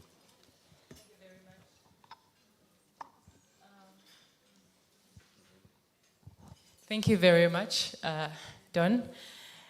Ladies and gentlemen, woman emancipation is working, guys. Not so? Thank you for coming. Thank you for gracing our day. And we'll dive in. And I'm going to start with an open question to all of you. I want to hear from your perspective, what is the most overlooked way workplace environments are shaping our people to eat and take care of their health, in your perspective? We'll start with you, Miss Jerry. Good morning. Can you hear me? Good morning, ladies and gentlemen. So the most overlooked way for me is organizations providing comfort, providing the privilege of being fed and fed and fed right. We have coffee machines and that give you sugar, liquid sugar, that no one can quantify. It's not a teaspoon, it's not 2 teaspoons, who knows what it is. But it's cool that we have it. And because the office has provided it, you will consume it. The lunch, because the office has provided it, in fact, the better office provides the bigger portions, and what we love, what comforts us, is the carbs mostly. And so we eat them because somebody has provided us. Somebody who is supposedly supposed to be taking care of our well-being. Thank you very much. Providing the comfort of food. Well, Dr. Prospero. Thank you so much. Good morning, everyone. For me, I think the most overlooked thing in corporates especially is the absence of nutrition, education, and information. Many of us do not deliberately make that effort to educate our staff on nutrition matters and health matters, we just leave everything to whom it may concern. For example, if you look at our canteens, what my children call oilies, okay, are full in those canteens, and no one is telling us the dangers of the trans fat, the excess salt, the sodium. No one is talking about that. People are suffering silently from challenges with their nutrition, but there's no one out there to speak to them. And I'm really so appreciative for this summit, because it's one of the opportunities we have to provide nutrition to employers on how to better the workforce and output from the workforce. Thank you. Thank you very much, Doctor. The absence of nutrition education, it's a big one. Yes, Dr. Yes. Fongo. Yes, from my side, I want to look at it at policy level, and a lot of HR manuals, a lot of contracts that we sign do not cater for nutrition and health well-being. And I'm very happy with the organizers here. You have invited HR personnel. They need to take care of their workers and make sure that there's productivity from their workers by catering for their nutrition and health well-being while at work. I think that's the most important. Thank you. You touch on policy. So I will go back to you, starting with you. So you talk about policy, but we have the issue of access and affordability with food environments. You find that workplaces are grappling. Everyone you hear, they'll talk about budgets. We have budgets, and yet access is there, and we have been told about the gap in education. But from your perspective and coming from a policy angle, how can we deal with the access and affordability of some of these things that we are actually asking the employers to do? Yes, that's a very good question. I think budgets and resources shouldn't be a hindrance to achieving a health workplace, or a workplace with that caters for nutrition of these workers. We can start small. There are small aspects that can be embedded in the human resource manual. Do you provide for health breaks? Do you support your workers that are pregnant or breastfeeding? Do you provide paternity leave to the male workers who have got pregnant wives? These are small aspects, and they don't need a big budget. But you can negotiate with your workers, and they achieve a health well-being at workplace, and also the organization can benefit in productivity. Thank you very much, Doctor. I love the paternity leave. I know that so many men will not honor it, I think. They don't want to be at home with crying babies. Dr. Prospero, from the ministry's perspective, how significant is the workplace nutrition in contribution of non-communicable diseases? And you as a ministry, what are you doing about it? I know that the ministry has big things that they're doing in the non-communicable disease category and department, but what are those specific things that as a ministry you are focused on to look at the workplace, which has majority of the people that contribute to the workforce? Okay.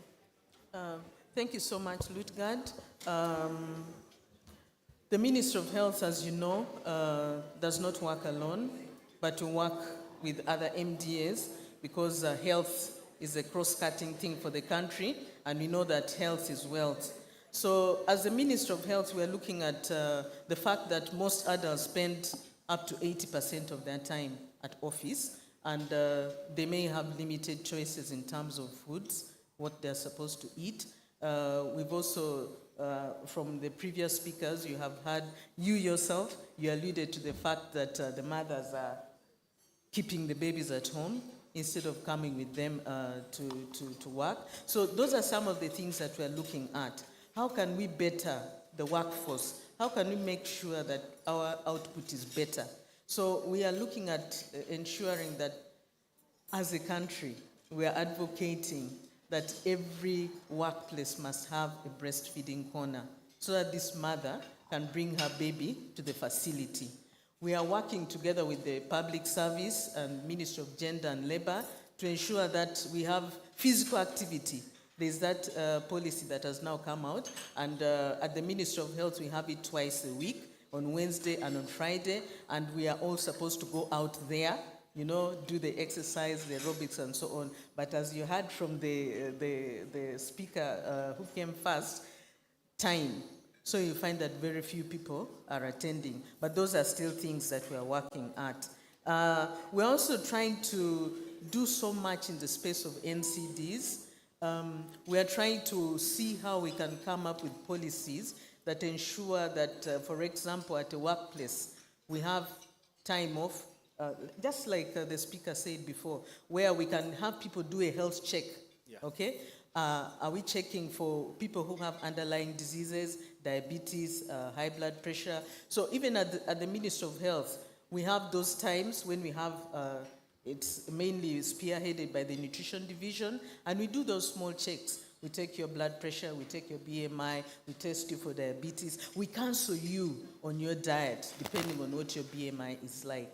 So those are some of the things that we're putting in place, and we want to encourage that across all MDAs and organizations, because some people suffer these diseases silently. They don't even know they have it. But how else will you know without having a check? When Mona was speaking, I was so excited because tomorrow I'm going for my annual medical review to test everything. Yes, it's important. These are conversations we're not having. But at the ministry, we've started having those conversations. We're telling people, go check your BMI, go check your blood pressure, go check your diabetes. You could be having it. Go for cancer screening. And we're always putting this information out in the public on social media because, like I said, health cuts all across. It's not restricted to the Ministry of Health. Thank you. Wow, who knew that the Ministry of Health was doing all these things, guys? A round of applause at least. Our country is doing something. To Jerry, I know that you're big in mental health, holistic, all over. But from your perspective, with the interactions that you've had, how is mental health playing into some of their eating habits or some of the habits that we're seeing at the workplace that I like to call they are hidden and we even don't know that maybe they are affecting our nutrition, but they're actually glaring because, like you've had the speakers say, time. We all have 24 hours in a day, but for some reason, some of us need 36 hours in a day, and we can't get that. So what can we do about it? But most importantly, how is that affecting us? So the way my brain works is I have 30 answers already, and now I'm struggling to organize which one. But I'll start by saying that 20 years ago when I was working in corporate, every time I went to, this was in MTN, every time I went to a big meeting, I asked, why isn't there a room where I can express my breast milk and not keep jumping from one boardroom to another midway? People walk in for a meeting, I'm like, sorry, then go to the next place. Even park my car under a tree on somewhere in Kololo and express. It's unfortunate for me that today we are still saying we need to find a way to create space for mothers to bring children to the workplace. I think we just need to be deliberate. Take that room where you keep brooms, that storage room somewhere that no one really goes to, and decide today that that is going to be the space that your 5 mothers out of 500 staff at a moment can come and bring their children. It really cannot be that difficult, guys. About not having time, we all have time to scroll social media. We all have time to sit here for half a day because we've chosen that this is important. We have to choose that the body that comes here, that scrolls, that wakes up to go to work, can preserve some time in the day for themselves. I know this is not what you've asked me. Even when we come to, and especially when it comes to health, because nobody is ticking. Your boss is not ticking that you're doing a good job with your health. Your husband is not ticking. Your children are not ticking. We don't know how to tick our own boxes. So we choose everything else. Now, mental well-being or mental health and nutrition are so in sync, but we don't see it. First of all, the food that you eat is going to produce the happy juices in your gut, which is serotonin. 95% of that is produced in your gut, even though we use it up here to think, to process. 95% of it is dependent on what you are eating. Then through that axis, it goes up to your brain. So if you're eating the wrong foods, and what are the foods that you need for your gut? You need high fiber foods, you need healthy fat, you need your protein, and then you need some carbohydrates. Like we have so many places we can get carbohydrates from. We don't need to be munching on it all the time. Now, there's so many things. When I started on this journey, after going from physical wellness to mental, I kept thinking, we have very few psychiatrists at the time, very, very few psychiatrists in this country in comparison to the number of people who are sick. What was God's plan for us? And I realized nutrition. What you eat, in fact, when you're feeling low, what do you want to reach for? Sugar. You want to reach for sugars, because it's not only comforting to the palate and to the body, your body is looking for a quick solution to bring your energy levels back up, to bring you back to a place that is happier. And we are going to reach for the food that is going to take us there quickest, doesn't require cooking, doesn't require a lot of chewing, and then the body is going to pick out, it's going to drive you there. So, a lot of the times we find ourselves in a vicious cycle. I'm not feeling well, so I reach for the wrong food. Because I've reached for the wrong food, I feel good for a few seconds, and then I'm back, and then I want more of it. And now we are stuck in that cycle. Take that food away, and people fight. Why? Because you're addicts. You're addicted. You're stuck in that cycle. Wow, thank you. We are all addicts is what I take away. Can you imagine? We are all addicts. So as we come to the close of this discussion and open it up to the audience, what is one thing that you would give to these people if an organization wanted to start today? They're going back. I know it's a half day, and we're going back to our offices. Me as an employee, what can I start today? And me as an employer, what can I start today from this conversation that we are having? Starting with you, Jerry. So first of all, there is the feeling like making changes around food is such a big thing. We have to look at it from the perspective of the 20% production that we lose, or productivity that we lose from the employees. We have to look at it from the 4% increase in obesity amongst adults, and then come back to what is our bottom line as an organization. Now, if you called your service provider today, what's today, Thursday, and said, let us sit down, what do you know as a service provider about nutrition? How do we start to change? Because if you want to make a change today, that means today you can't change the lunch. That means tomorrow's meal has to show signs that we're moving in a certain direction. Yeah. So sit down today, talk to your provider. Tomorrow, even something as small as the way the food is laid out. Start with the carbs, and then how much vegetables are you giving? And how well are you presenting these vegetables so that the eyes are excited to go down that place, pick those vegetables, fill half the plate, then there is no more space for the brown rice and the white rice. Okay? Can we start? If you did make that call today, your employees' brains will switch tomorrow. They'll think, oh my God, something is different. Somebody really cares about us now. Thank you very much. I love the brown rice and the white rice, and it's the same. Imagine. Yes, Dr. Prospero. Okay. Thank you so much, Ruthgard. Yeah, these are the conversations we're supposed to have. These are factual. So from the Ministry of Health, the one thing I would tell employers, start today. Yeah. Let's begin giving nutrition information to our employees. Nutrition Garage is here. They have all the time. Invite them to come and give a talk. The Ministry of Health is here. Invite us. Let's come and have a conversation, okay? At the workplace. Okay, this is a good setting, but not everyone is in this room. Let's go back, talk to everyone, the cleaner, everyone. Let's educate them on what is nutrition. What can I do about my nutrition? How can I improve nutrition for my children? Maybe you have sick people at home. How do you cater for their nutrition? Let's have that conversation at the workplace.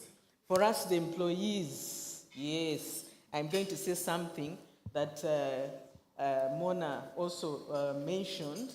That is portion control. Let us start today. How much food are you putting on your plate? How much, what we call a mere, are you putting on that plate? Okay? And I want to tell you, ladies and gentlemen, you see how Europeans eat. You think they are picky, right? But when they look at our plates, they actually laugh at us. And they think we are greedy. Someone talked about gluttony. President Jenny talked about gluttony. And the Bible says gluttony is a sin. Look at your plate. Today, please, go and start portioning the food on your plate, okay? Make sure almost half of it is fruit and vegetable. The combination should be half of that plate. And then you put your protein, a quarter of that plate, and that a mere. I know it's the one that fills your stomach, but let it be a quarter of your plate, because that's the biggest culprit when it comes to your nutrition. Thank you so much. Thank you very much. The next time you see someone eating like Omzimbi, like a builder, tell them gluttony is a what? Gluttony is a sin. Yes, Dr. Fongo. Yes, this is very exciting. From the perspective of, as an academic, there's evidence, scientific evidence that workplace nutrition and well-being can improve the health as well as the productivity at work. So in this room, we have employers who are represented by the HR. The HR people need to fight for your workers. You need to vouch for your workers to live a healthy lifestyle while working for you. You need to give them their rights. You need to read them the clauses in the contract they sign with you that these are your rights. And you need to access health care if it is provided for. They need to be informed and be made aware. I've worked in places where, and she has talked about it, where they label Africans.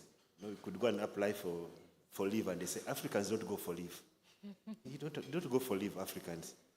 And these are our friends from the other side who are telling. One of my bosses told me that, and I told him, no, you're playing around. You can't talk to me like that. So HR people in this room, my simple advice is that talk to your employees and make them aware of the clauses in the contract they sign with you that provide them rights to have a healthy meal at workplace, access to even exercising, you know. And if there are other clauses that entail them to get adjustment of their salaries per year, let them be aware so that they can demand for it. Thank you. Thank you, Doctor. And just to inform you that I think in Africa, well, in Uganda, because this is where I've lived mostly, we take leave to take another gig. Not so? Yes. So you take leave to work somewhere else because we need that bag. So that's a good one.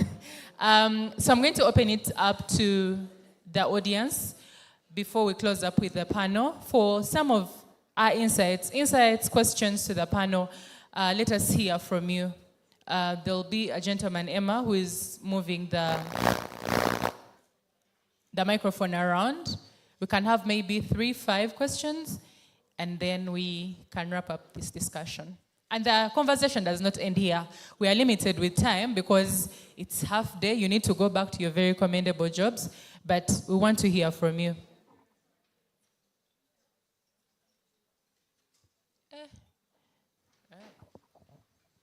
Okay, thank you so much, the discussants and the presenters. We've learned a lot anyway. But I have some two questions where I would want the doctors, actually, most especially the doctors, Ministry of Health, if you can be able to guide me on this. I'm called Alice Kembabas from the Office of the Auditor General. I'm an Assistant Director of Audit. There is this challenge, the risk that the greens, a lot of greens that we take, and most especially the cabbages, let me specify, the cabbages, that these pesticides which they use, that it is more dangerous than actually if you decided not to take it. Not to eat it actually, because it seems some experiments have been done and some scientists have done some good work, and they realized that one of these challenges that we're experiencing in Uganda, the cancers, it is always coming largely from the sprays that are made, on these plants that we take. Now, an old man, we were discussing, and an old man reasoned that to me, I come from Kabale, and that old man is around 79 years. And indeed, when you see him, he's very strong, and he tells us that, for me, I don't eat these dodos of here and cabbages. Actually, I only eat the dodos and so on, the greens from Kabare when you go home. And then he says, I eat my dry beans, when you just boil beans and you are not putting soup, and then you eat your kalo.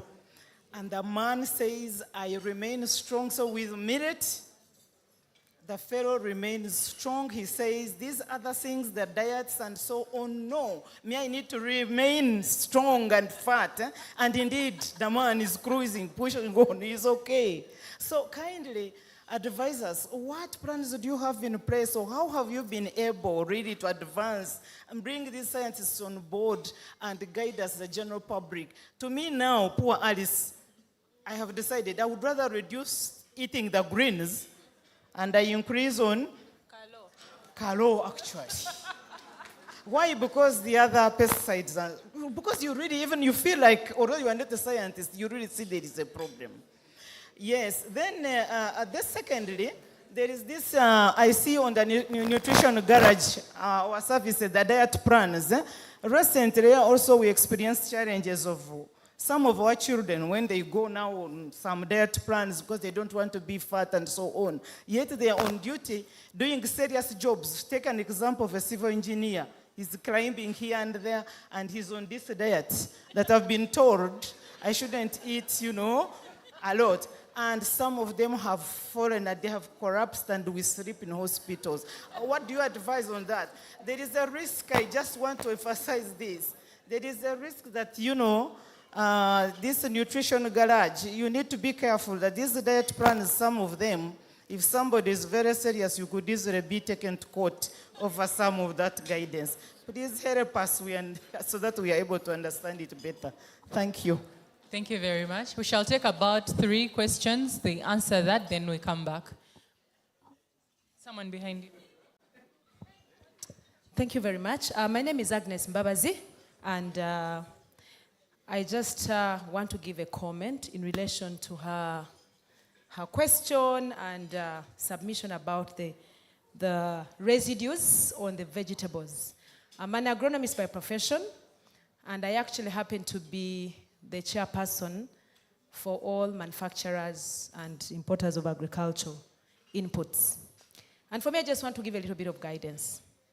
Definitely, we know that there's a connection between what you eat, what you apply on the vegetables, and your health and nutrition. I'm trying to marry how nutrition comes in. But for me, what I wanted to guide is actually on the residues of the pesticides, what we call maximum residue levels, MRLs, which is becoming a very big concern globally, and it's a conversation in every room in agri-food systems. From the background of agriculture, and of course from the background of agronomy, the problem that we have right now, globally, not only in Uganda, is about the safe use. The pesticides, like medicines, like pharmaceutical products, is a necessary evil. And we all know the toxins are there, whether we like it or not. But we also must acknowledge that without these products, globally, we'll get into a crisis. We've had so many conversations, and actually I'm organizing a symposium 2 months' time for all the sector guys to come in one room. But this is what I want to guide when it comes to vegetables. If you're really doing your own nutrition at your home, these days there's something they call vertical farming. Something you can do in the smallest room next to your house, next door, and you can afford to do purely organic. And you can also go for organic products. The main challenge with organic products is actually the cost. Affordability to a smallholder farmer in Uganda, even globally. Even the guys that are talking about it can't afford it. Because if you're talking about a product costing $100 or $200, it's not affordable. So if you want to really go nutritional, you want to go organic, my advice is do not go to the markets. Do vertical farming. There are many people guiding right now. You can do under a small shed and a net house. Just have 2 steps behind and grow your own vegetables. It cannot stop you from eating vegetables and you just go for kalo when you have a remedy or you have an intervention. So let's stand to the occasion and try to do interventions that are personal so that we can guard our health. Thank you very much. Thank you very much. I think we need to stick to the questions and we'll let the panelists answer those questions. There was a hand here. Thank you very much. I'm called Sharon Sanya Murembe from my Diamond Trust Bank. My question is going to Gary Opoka. I understand that we have some of the best foods here, and they are very, very organic. However, the way the foods are prepared kills them and takes out the nutrition. So how can we be able to prepare the foods and also to retain that in there? Thank you. Thank you. We can have the third one, since the other one was just a comment, and then we can answer those ones first. Thank you for the opportunity. My name is Laureen Baine. Come from a company called Slick and Slender, which is a wellness center that has been in the lifestyle prevention and rehabilitation business for the past 28 years. You can clap for us. Thank you, please. So I saw recently that data from the Ministry of Health estimated that we spend about 2.2 trillion every year on just managing diabetes, yet government covers about 13% of that budget. So the pinch is felt most likely at a household level. So my question to the Ministry of Health particularly is, are there channels to bring private wellness providers, especially at a policy level, at the policy level table, so that it's whole of society solution, and then we can be able to operationalize prevention as opposed to just making it a conversation on paper? Thank you. Thank you very much. Let us first answer those ones. We'll start with the lady who asked about the pesticides. Yeah, and then the children dieting that could cause them harm. You can take it, Dr. Prospero. Okay. Thank you so much. Thank you so much, Alice. Thank you so much for your questions. It is true, but I like it that someone already in the sector of agriculture has also come in, because this is a concern not only for the Ministry of Health, but also for the Ministry of Agriculture, the Crop Protection Department. And from what I know, the Ministry of Agriculture tries so hard to regulate pesticides, tries so hard to regulate pesticide use. So that is in their docket. And what I know is, once you have applied these pesticides, there's a period of time that you are supposed to take before you harvest any fruit or vegetable, before you take it to the market. But we know that us, especially as Ugandans, we may not be very careful to take that time, because we want to take food to the market quickly and be able to get your earnings quickly. But what I would say is exactly what Agnes said. Have your own kitchen garden or backyard garden, okay? That's what we are encouraging at the Ministry of Health. As we go down to sensitized communities, we are asking those young ladies, the old mamas, whoever is there, get a sack Get some tires, get some soil, put in there, have your own garden. There you are going to be sure that the vegetables and fruits that you are consuming do not have any pesticide residues. For now, that's the only advice we can give. We don't have any other scientific proven solutions, although some people say, for example, tomatoes, if you soak them, is it in vinegar? I don't want to go into that, but those are just hearsays until someone comes up with concrete solutions, evidence of research that you can do that. But for now, we are encouraging, please, as we educate the farmers on how to handle the chemicals, you also have your small backyard garden or kitchen garden. Grow a variety of those vegetables so that you can consume them whatever time and in any form that you want. And now for the diet plans. Yes, Lutgard alluded to this when she was making her presentation. She says there's no one size that fits it all. What works for you, Alice, may not work for me, okay? I can take my sugar and I'll still not put on weight. But there's someone who will take just even 2 crystals of sugar. Like Mona said, she just sniffs it in and then she puts on weight. So it's not one size that fits it all. Make sure when you are going for this nutrition counseling, do it on a person-to-person basis. Do not you ask for your own size, okay? Say for me, Alice, this is who I am, this is my weight, I have this underlying condition, this is what the time I sleep. Let it be tailored to you, okay? It's not a one size. Many of us, like Mona still said, Mona said so many things, by the way, and it was like she was the nutritionist in the house.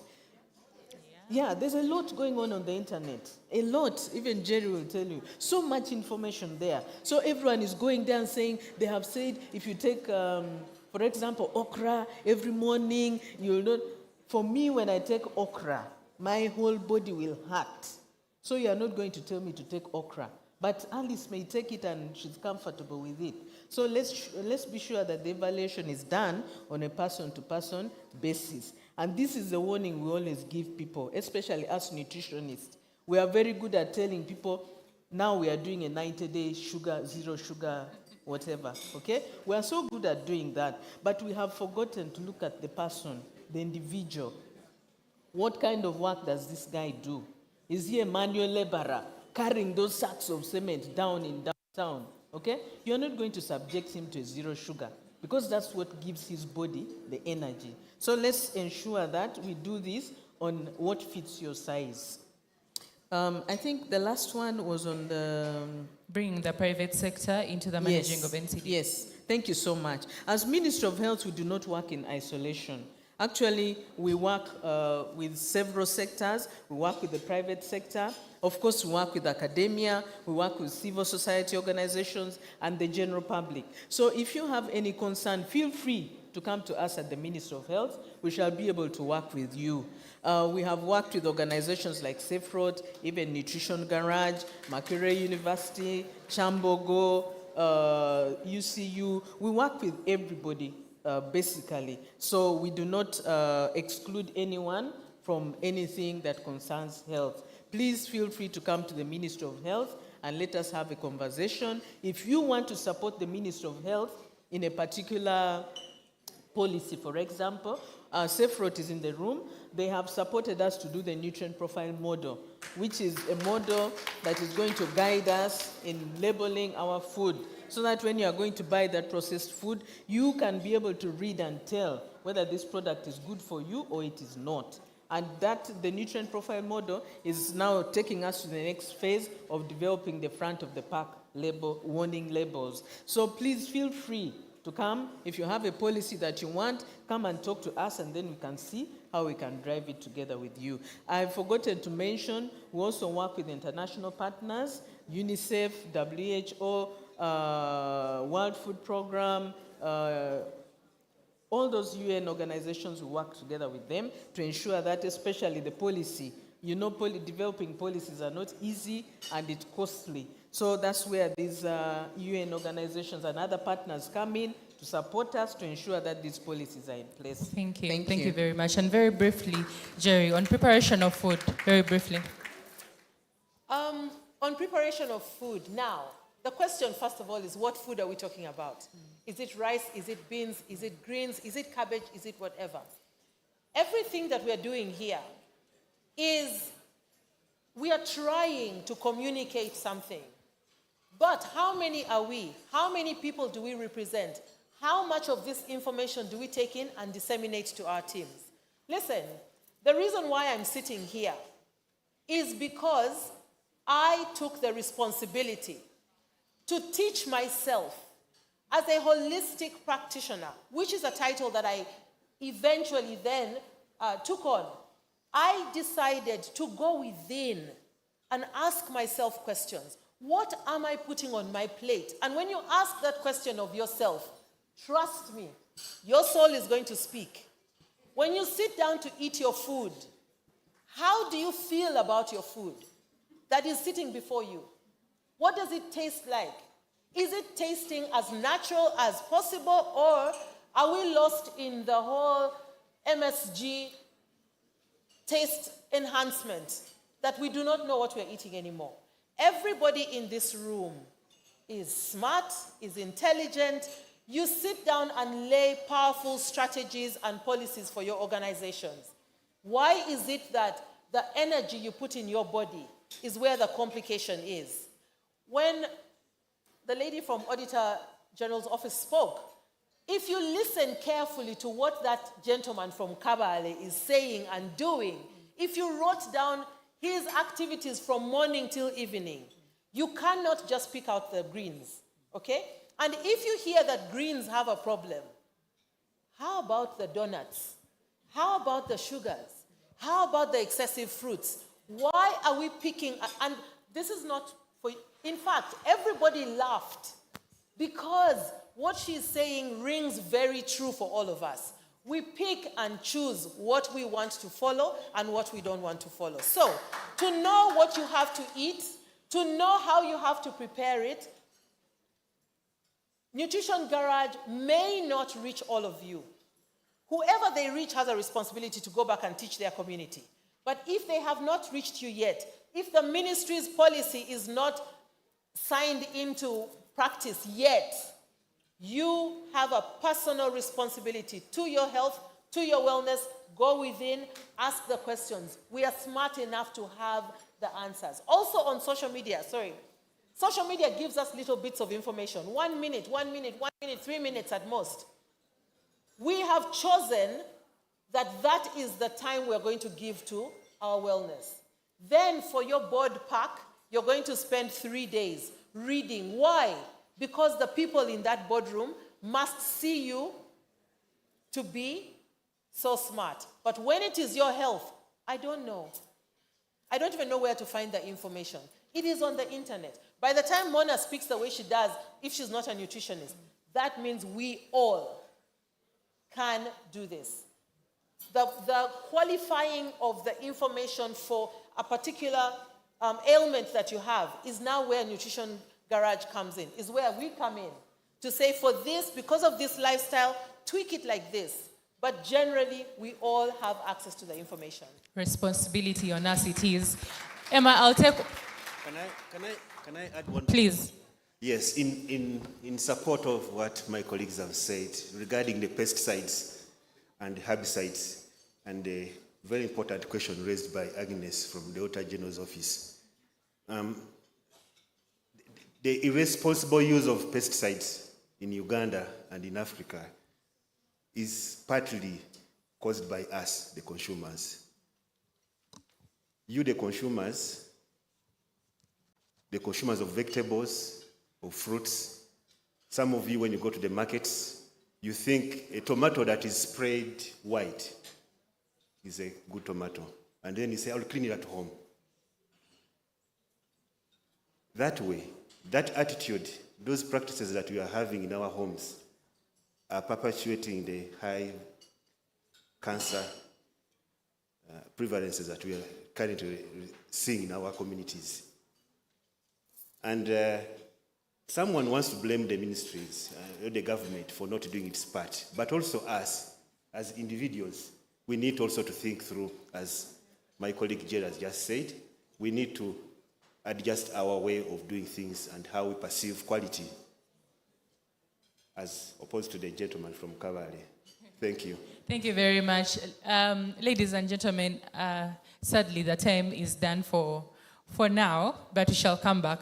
But thank you, ladies and gentlemen. One thing that I take away, Jerry, you say the responsibility is on us. Dr. Prospero has said, walk into the ministry. If you have something that you need to do with them, if you want to partner with them, if you have something that you can add to our country, please walk into the Ministry of Health. It's open. And Dr. Fungo, the one thing that I take away that you said is employers, vouch for your workers. Many times we say, it's their health. When you go, we shall get another person. Please vouch for your workers. Ladies and gentlemen, thank you very much.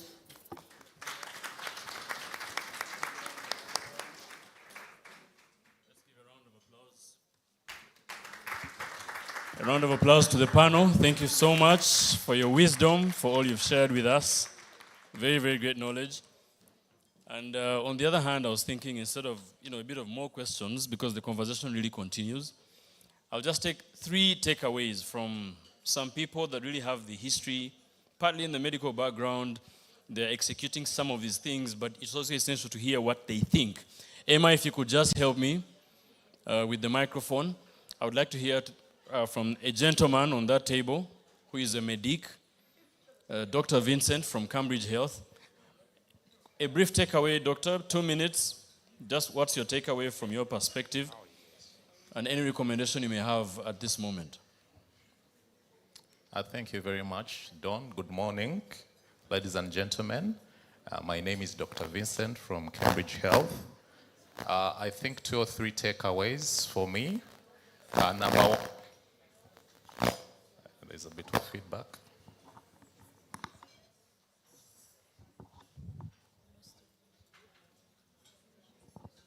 Thank you very much. So number 1, we are all what we eat. There's no running away from that. Number 2 is that I would want to encourage all of you, I think as CEO for ABI, right to put across, Mona, for all of us to do medical checks for ourselves. There's only one body you can live in, and that's something that we are championing. But also the other small things that we can do and manage is to manage energy levels for our teams. And one of the very small tricks that we use for our teams is that we actually don't use intercoms at our institution. So if you need to talk to someone, you actually have to walk to where they are. And such small things in the long run actually help you to manage your energy levels, because as it's been put, currently most of us are overfed. But by getting people to move and spend more time on their feet, they'll actually burn most of what they eat. But also, if you're able to, there's quite a lot of things you can do in the city. You can walk, you can run, you can swim, but ultimately, remember that your health is entirely your personal responsibility. Thank you very much, Don. Thank you very much, Dr. Vincent from Cambridge Health. So please, these are the medics who are also shaping how we manage nutrition and all other factors. Now we have somebody in the audience who has worked with the World Health Organization. She's now retired, lots of experience with it. Dr. Jane, you mind sharing your takeaways? Just under 2 minutes. Good morning, everyone. Yes. So my name is Dr. Jane Kengea Kayondo. I spent a lot of years in the health field. I was a medical researcher. I retired. Now I do soft skills training. I run a company called Rounding Up the Edges. We help workforces to grow their soft skills. And I see a very close link between what I do and what we have been discussing. Because for you to manage your nutrition, you need a lot of self-discipline. You need to change your habits. You need to replace old habits with new ones. It's easy to say, change your habits, but there are some skills you need, and they are deep, and we don't have them. Those are the skills we need. We need skills for self-discipline. We need skills for etiquette at the table. How much do you put? Do you know we used to learn those in school? Now nobody teaches us those skills, but they are very, very important soft skills. And for me, one takeaway that I want to give is that it's okay to talk about these things, but for goodness sake, write things down. As a society, we don't have material where I can go and read local relevant nutrition for my workplace. That's why I have written this book. It is the 12 fundamental soft skills for your personal, business, and professional success. Because I know that if you don't have something to read, you end up on the internet. And on the internet, you are hearing this, and that. But this one comes from an authoritative writer, somebody who has thought through it, an African like us. We can all relate. So I am encouraging, actually, Nutrition Garage, write for us, even if it is simple pamphlets, even if it is things we can refer to. Because if you take away this, it's a big reference. Your workforce will learn from it. You leave it in your library. You leave it on your table. You take it for your family. It's an irreplaceable, permanent resource. So let's get into the habit of not just coming to summits and talking. Write things. Let me have something I can read from Nutrition Garage that will help me and help my family. Kano Karango, I have copies here. If you are interested, don't hesitate. Yes, thank you so much, Dr. Jane. Thank you so much, Dr. Jane. One of our popular sayings goes, age is just a number. So there you go, Dr. Jane. Thank you so much. And lastly, we hear from Daisy, who is a lead nutritionist at Nakasero Hospital. Your thoughts, Daisy, just under 2 minutes, just so we can get your thoughts. And I have a surprise for you, just in case you didn't know. So when Daisy is done, I have a surprise for you all. Good morning to everyone. I'm called Daisy, a nutritionist at Nakasero Hospital. I'll say Nakasero is a blessed place because we are 3 nutritionists practicing. I have my colleague called Joanne, and then we have Dr. Stella. And of course, our great HR, Mulangira. So my biggest take out today is on maternal nutrition. I love advocacy, and I've been disturbing HR one of these days when it comes to maternal nutrition.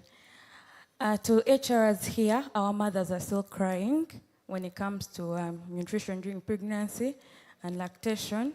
But I think the biggest issues during lactation for the breastfeeding corners, let's ensure that we are really having these corners where mothers can bring the babies. I saw someone came with their baby earlier on, but the question is she comfortable breastfeeding her baby with us here? So to the HRs, let's ensure that we're having these corners where these mothers can bring their babies, but also maternal nutrition. When you go to PED, we have very many children who are failing to breastfeed, who are not attaining growth and development, simply because either the mother is not feeding adequately or the baby is not receiving adequate breastfeeding. I think that was my biggest take-home. All right. Thank you very much. Now, when I talked about surprise, remember the video you watched, one of the client testimonials? I'm sure some of you are thinking, that's AI, that's edited. She's not the one, but surprise, surprise. Susan is in the house. So in a minute, I thought there's no best person to really give us that highlight. There you go, that's Susan for you, surprise. So Susan, she's asking for a 360, not me. So please give it to her, all right? Good. All right, so please, in a minute, Susan, please say something to your now fans. Wow, I don't think I can top that. First of all, let everyone stand up. Stand up with me. Stand up with me. I want you to give Jenny the loudest clap. Just clap for her.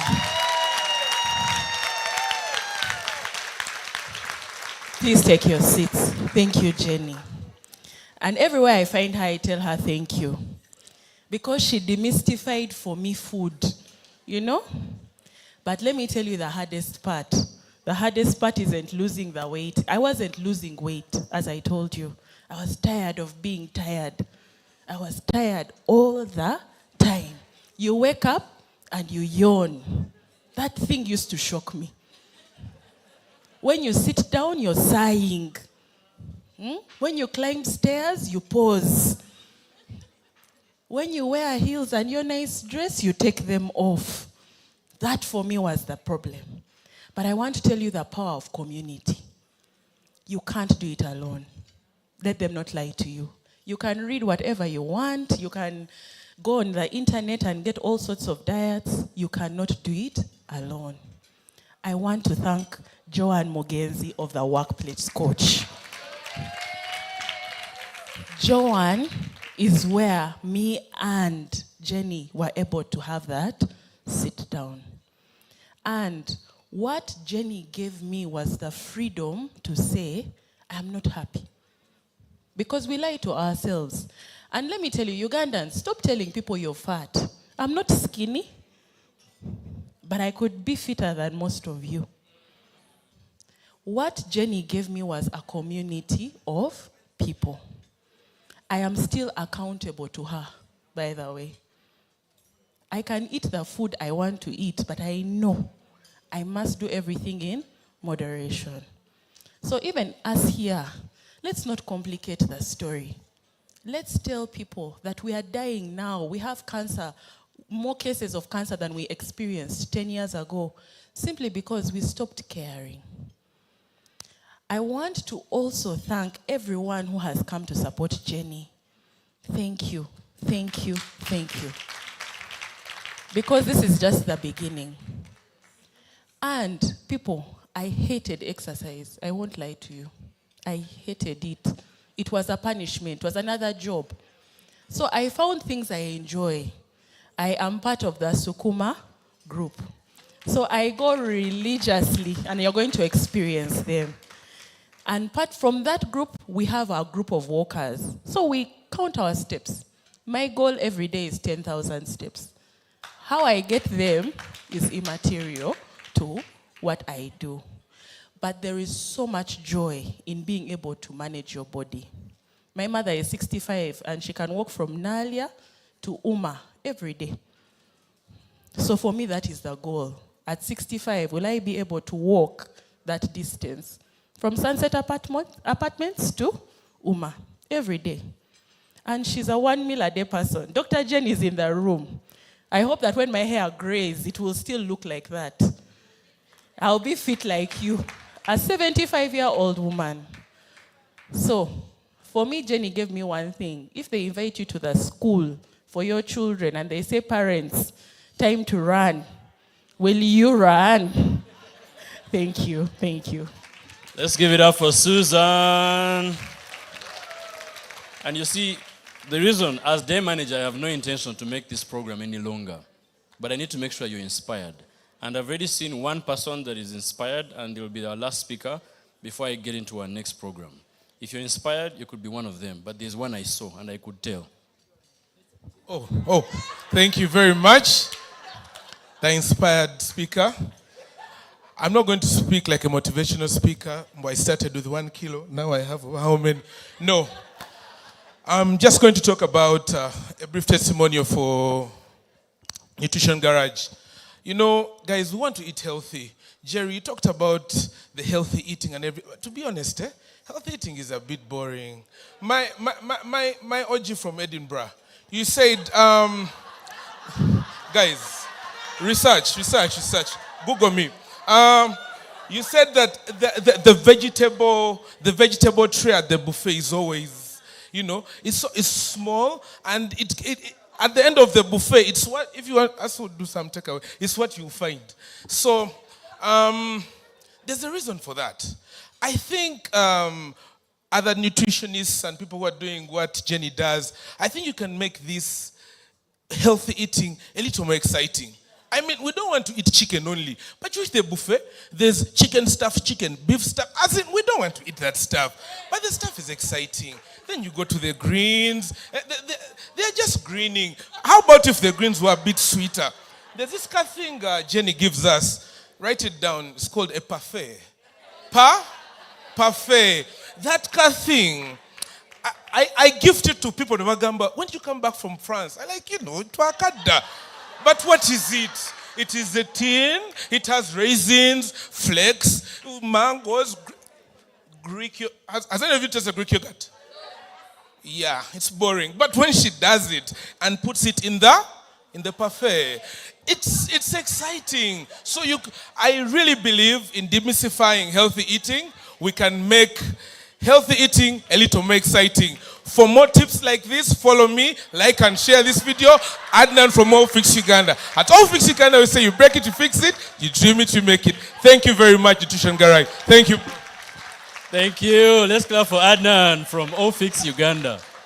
Yes. Now I know the inaugural Workplace Nutrition Summit is getting us somewhere. Now people like Susan inspire people like Adnan.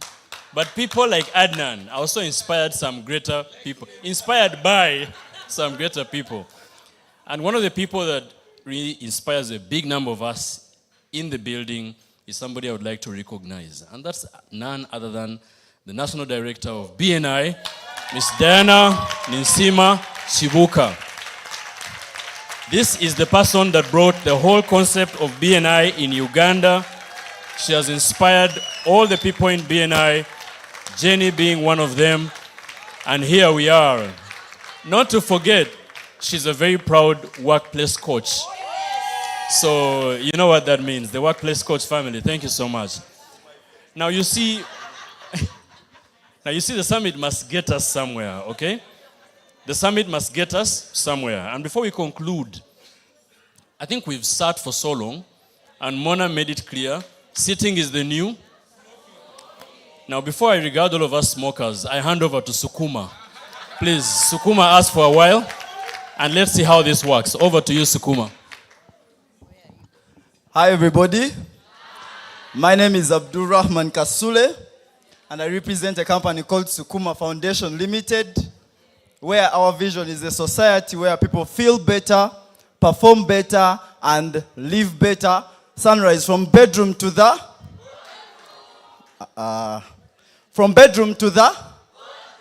there you go. So Mr. DJ, before you go, everybody, let's get up. I want to also recognize Jerry. Please, Jerry, come closer. Hey, you know she's a movement coach. Hey, please come and dance with me. Hey, Mr. DJ, I hope you're ready. Aha. Obugalo buliwa.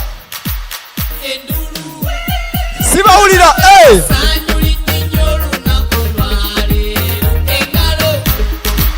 Endulu. Again. Engalo. Endulu. One more time.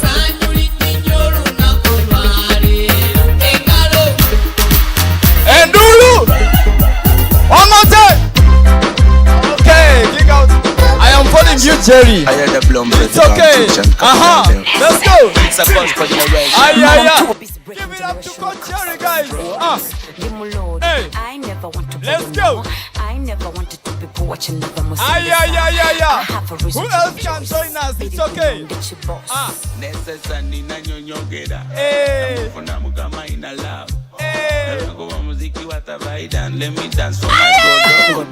Let's go. Let's go. Dance for the Lord. Hey. Let's go. Come on, dance for the Lord. Sukuma. Selfie. You can take a pose. Everyone, let's go.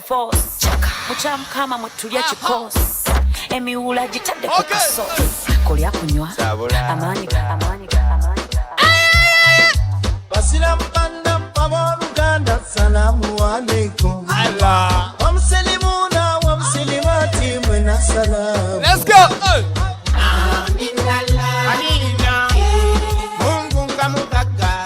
Give it up to Nutrition Garage. Hey.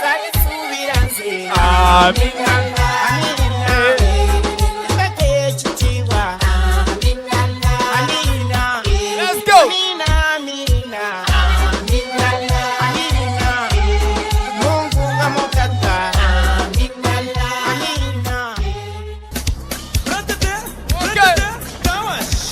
Everyone, let's go. Sukuma. Okay, let's go. Sukuma. Ay, ay, ay, ay.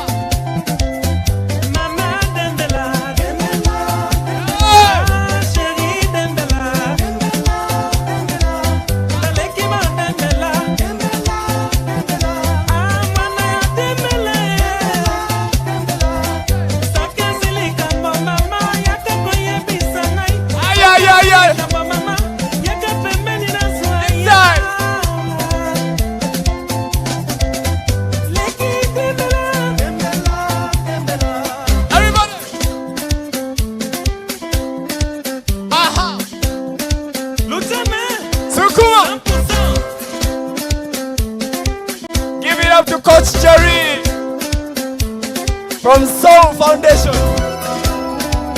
Hey. Are you ready for the bachata? 2, 1, 2, 3, let's go. Step, step, step, step. Everyone, come on. Ay, ay, ay. Aha. Jerry, let's go. Aha. Let's go. Hey. 3, 2, 1, let's go. Hey. Ay, ay, ay, ay. Ay, ay, ay, ay. Aha. Suku. Hey. Again, one more time.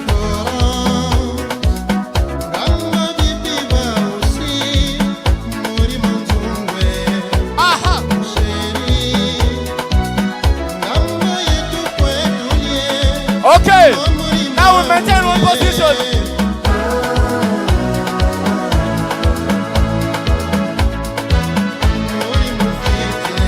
Come on. Hey. Ay, ay, ay, ay. Oh! So cool.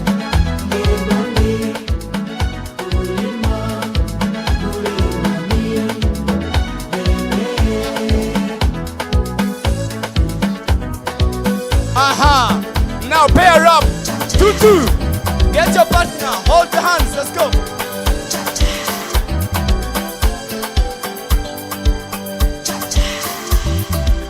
Come on, everybody. Get your partner.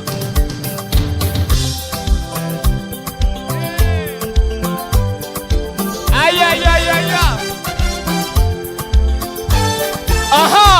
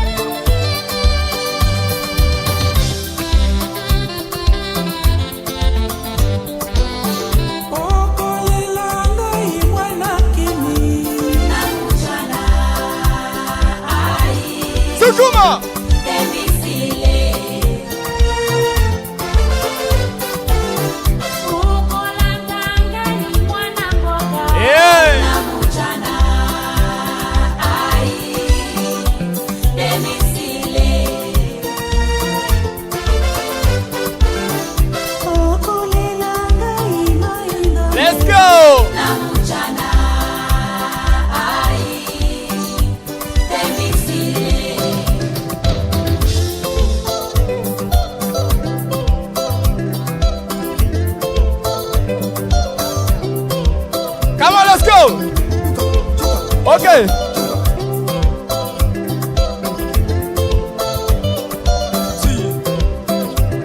Aha. Ladies, let's go. Yeah.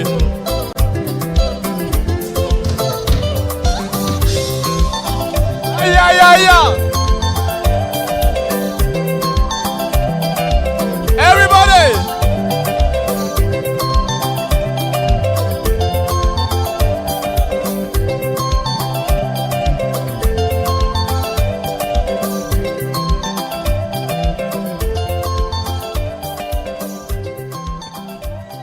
Clap for yourselves, guys. Give it up to Coach Jerry one more time. Thank you. Thank you so much. So listen, when I came here this morning, I skipped my 10 o'clock class. I have a new class with ladies who are 60 and above. Gentle and nice. I was like, today I've not worked out. But God said, no. Yeah. I have a plan for you. Thank you so much. Thank you for calling me up. Thank you. Thank you, ladies and gentlemen. Ladies and gentlemen, before I go, this is what we do. You feel the mood shift. Now, this is a workplace program alongside Nutrition Garage. Like you said, movement and nutrition move together. Our mission is to provide those skills, practices, and knowledge so that you get better. From bedroom to the... Thank you. Bedroom to the... So, Jerry, you didn't miss anything because God said, let there be sukuma, okay? So, just a disclaimer. Please, if you've recorded a video of this session, make sure you also add the part where there was a panel first. Otherwise, people will not believe what the workplace summit, okay? We need the thing to look serious, okay? So please add the part where there was a panel, then people danced, okay? Not just the dancing part. But clap for Sukuma, please. Thank you very much. That was amazing. Now, guess what? If we had a chance to just measure heartbeat right now, the rate of your heartbeat, we would get to know how healthy you are. Some of you are breathing and I can hear how loud it is, okay? So, but thank you, Sukuma. That's what Sukuma does, and that's the beauty of the partnership that Sukuma has with Nutrition Garage. Friends, it's about 11 a.m., and if you look at our program, we're almost coming to the end. I'll ask that JBL shares a video of some exhibitors in the house. We'll have a video from Pressed Foods Limited, and then 3 exhibitors share briefly about who they are and what they do. Our second keynote address is underway, and we'll have that immediately after. Over to you, JBL. Hello, everyone. My name's Rishaba Charlotte, CEO of Pressed Foods Uganda Limited.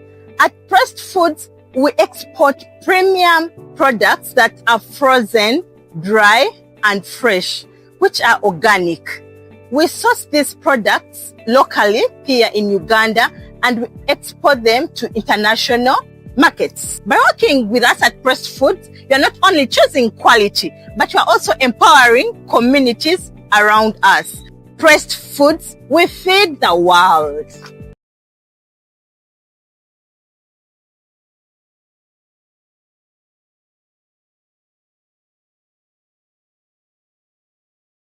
Please clap for Pressed Foods Limited. Thank you very much. It's very polite.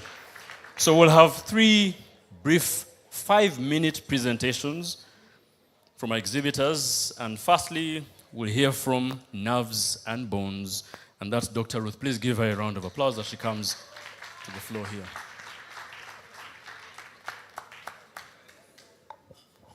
Yes, no worries. The team is handling the slides. Sure, I'll be the gentleman.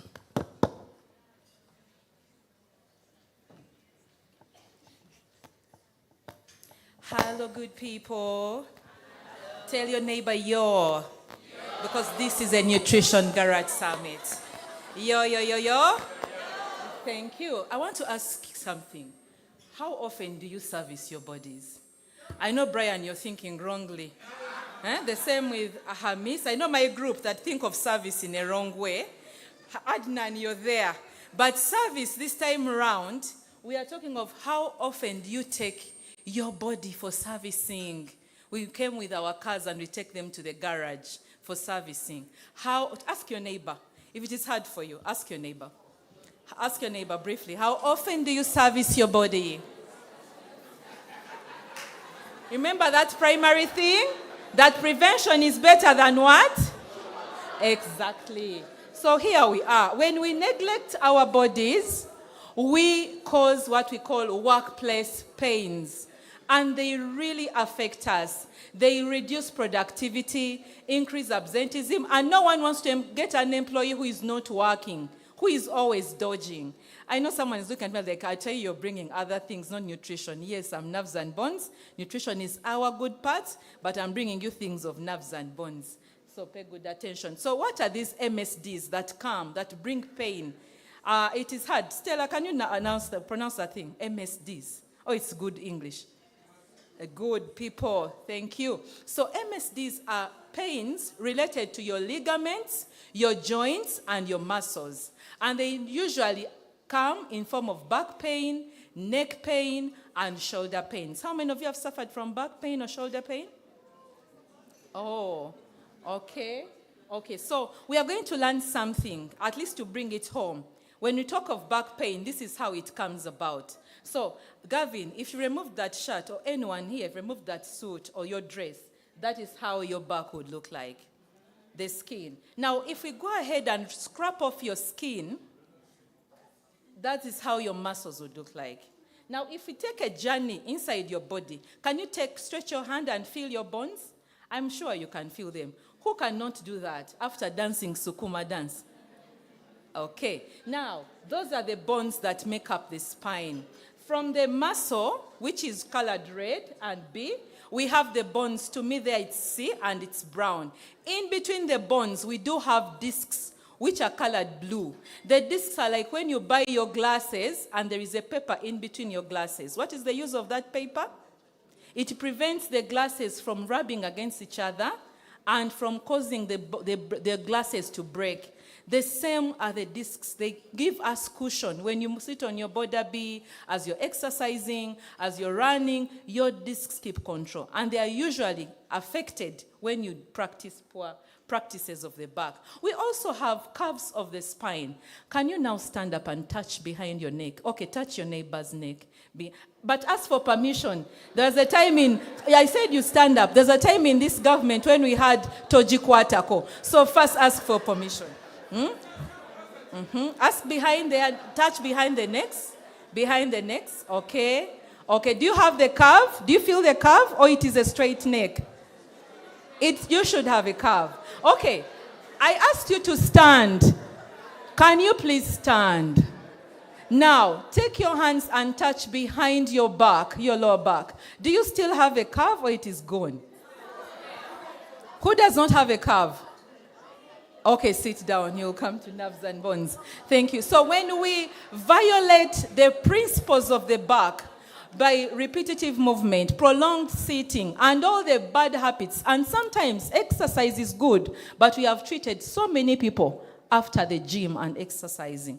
There is a protocol for exercise. So when you affect it, you get pain, like neck pain. As you see, it can come and radiate through the arm. It could be back pain, your low back, and radiating through the leg that we commonly call the sciatica, when that nerve is affected. And what happens if you do nothing? This pain will become chronic, and sometimes it can be disabling.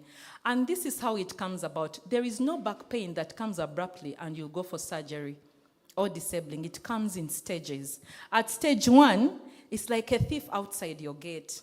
That thief, you can easily chase them away. So at that point, there is pain, fatigue that only happens when you're working, and it goes away.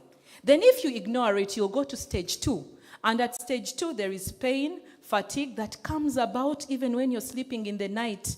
Stage 1 and 2, stages like the thief is in your compound, but not yet in your house. Stage 1 and 2 is reversible. Tell your neighbor, stage 1 and 2 is reversible. So if you're at that stage, please contact the medical people. Now, stage 3, the pain is now a lot. You have few happy moments. Unfortunately, this is when most people come to hospital.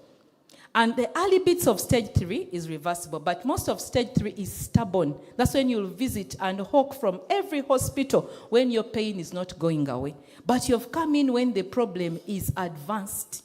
So, and if you still ignore it, you'll go to stage 4. And at stage 4, rehabilitation can't help, medicines can't help, and you're due for surgery. And sometimes it can be disabling. But there is a solution that we have for you in your workplaces. It shouldn't be scary. There is a solution that we do. We do what we call ergonomic assessments. Not economic, but ergonomic. I was asking my friend there, Sharon, and I asked her, when did you last service the body? She told me, service? She laughed. You know how people can be? Ergonomic assessments are different. Then when I asked Trevor, the good architect in the house, he also just shied away.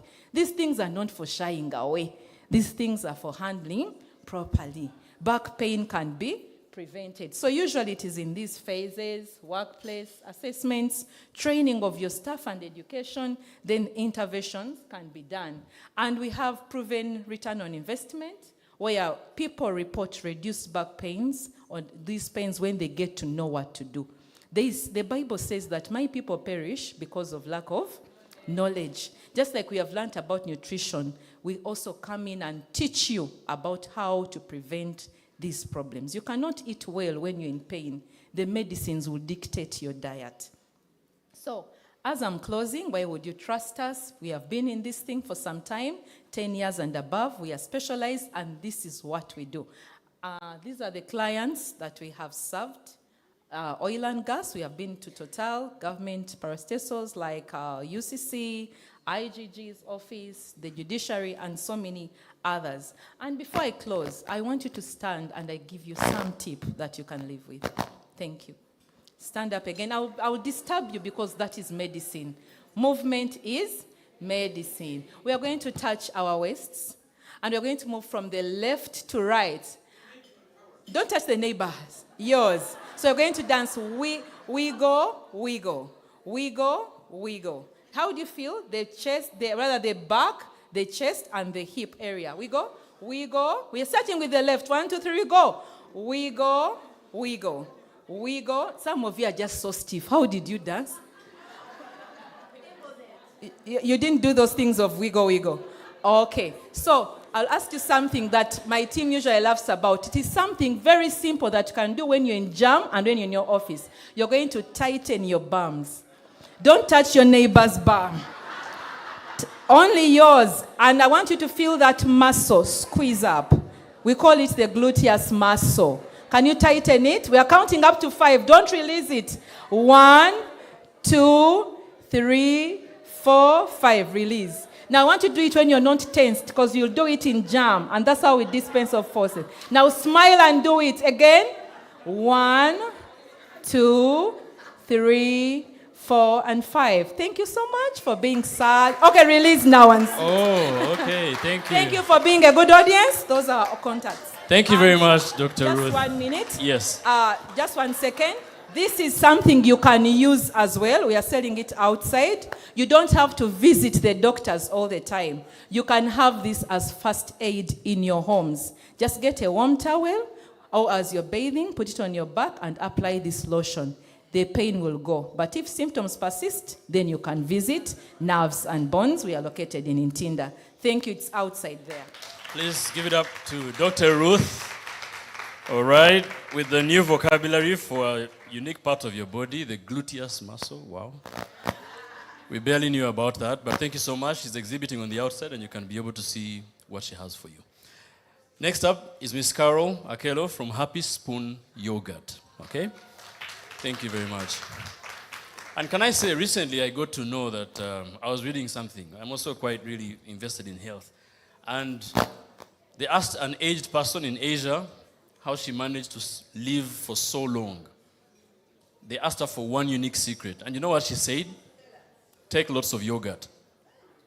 Now, Carol, you'll help justify, because I can't reach out to that old woman. She was really almost 100 years, and she simply said the secret is take lots of yogurt. What that means, you'll explain better. JBL. Thank you, thank you.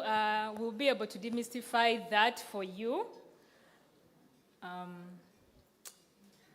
Don, just a minute.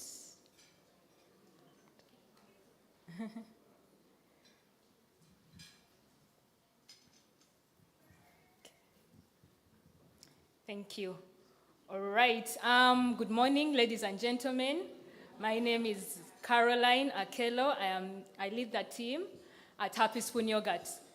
We've all experienced bloating or just discomfort. You've heard about people who are generally saying, I can't eat at a certain time because I'm bloated or I have a discomfort, and they can't eat.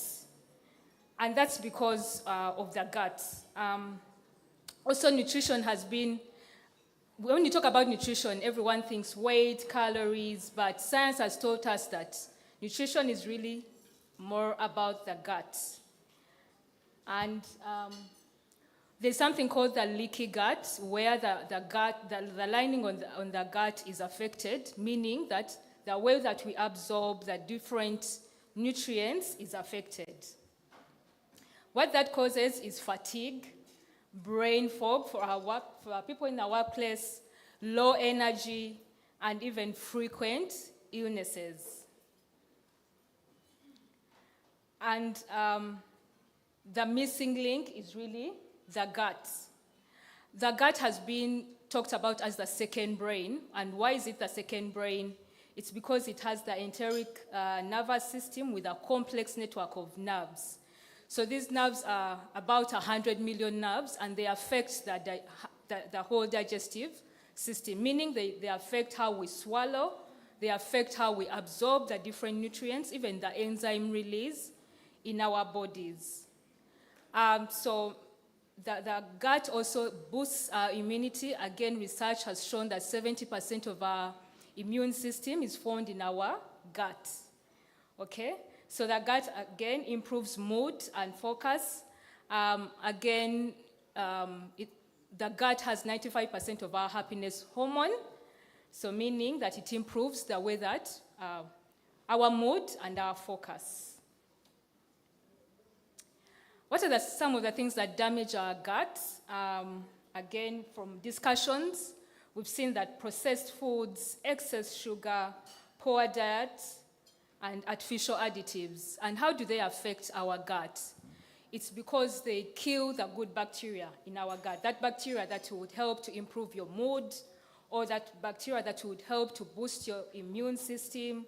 So the excess sugars, the processed foods, the artificial additives all affect that good bacteria in our gut. And what solution do we bring as Happy Spoon Yogurt?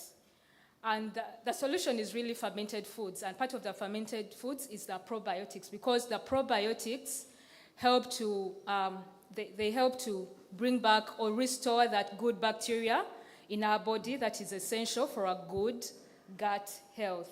Meaning that they will restore balance within the gut. As a result, boost immunity, again, because 70% of our immune system is found in our gut.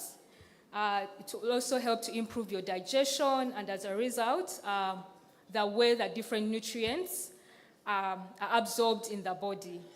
It's also a practical solution. One of the speakers mentioned about Greek yogurt and the parfait from Nutrition Garage. Because yogurt is so, you're able to play around with it, you're able to make a parfait, you're able to put fruits in it, and even as you play around with it, it's helping your gut system. So food doesn't have to be boring, or yogurt doesn't have to be boring. I want to focus mainly on Greek yogurt.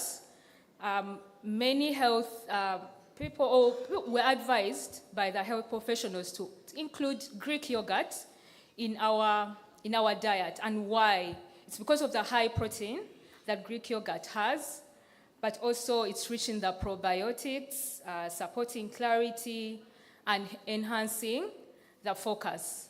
We have a booth outside, so you're able to grab Greek yogurt and some of the yogurts for you to take home. Why Happy Spoon yogurt? So as Happy Spoon, we try to limit the additives. Remember, I mentioned some of the things that affect our gut are the artificial additives, so we try to remove some of these, so we don't put any preservatives in our yogurt. We don't have any stabilizers. Stabilizers are the thickeners in the yogurt. And then we try to minimize the sugar in our yogurt. So for anyone who has had the yogurt, you find that it's easy to consume because the sugar is less. Again, because of what we have talked about, the excess sugars that affect our gut health. So we are outside. Be sure to grab a yogurt. And those are our contacts. Thank you very much, and looking forward to a healthy gut for all of us. Thank you. Thank you. Let's give a round of applause to Caro from Happy Spoon Yogurt. Fair to say now I have my answers to the notion that if you take lots of yogurt, you'll actually live longer. There's good bacteria that your body needs. So we have workplace coaches, we have public speaking coaches, we have so many coaches. But did you know we actually have sleep coaches? We have one of them in the building, Carol Businje, please.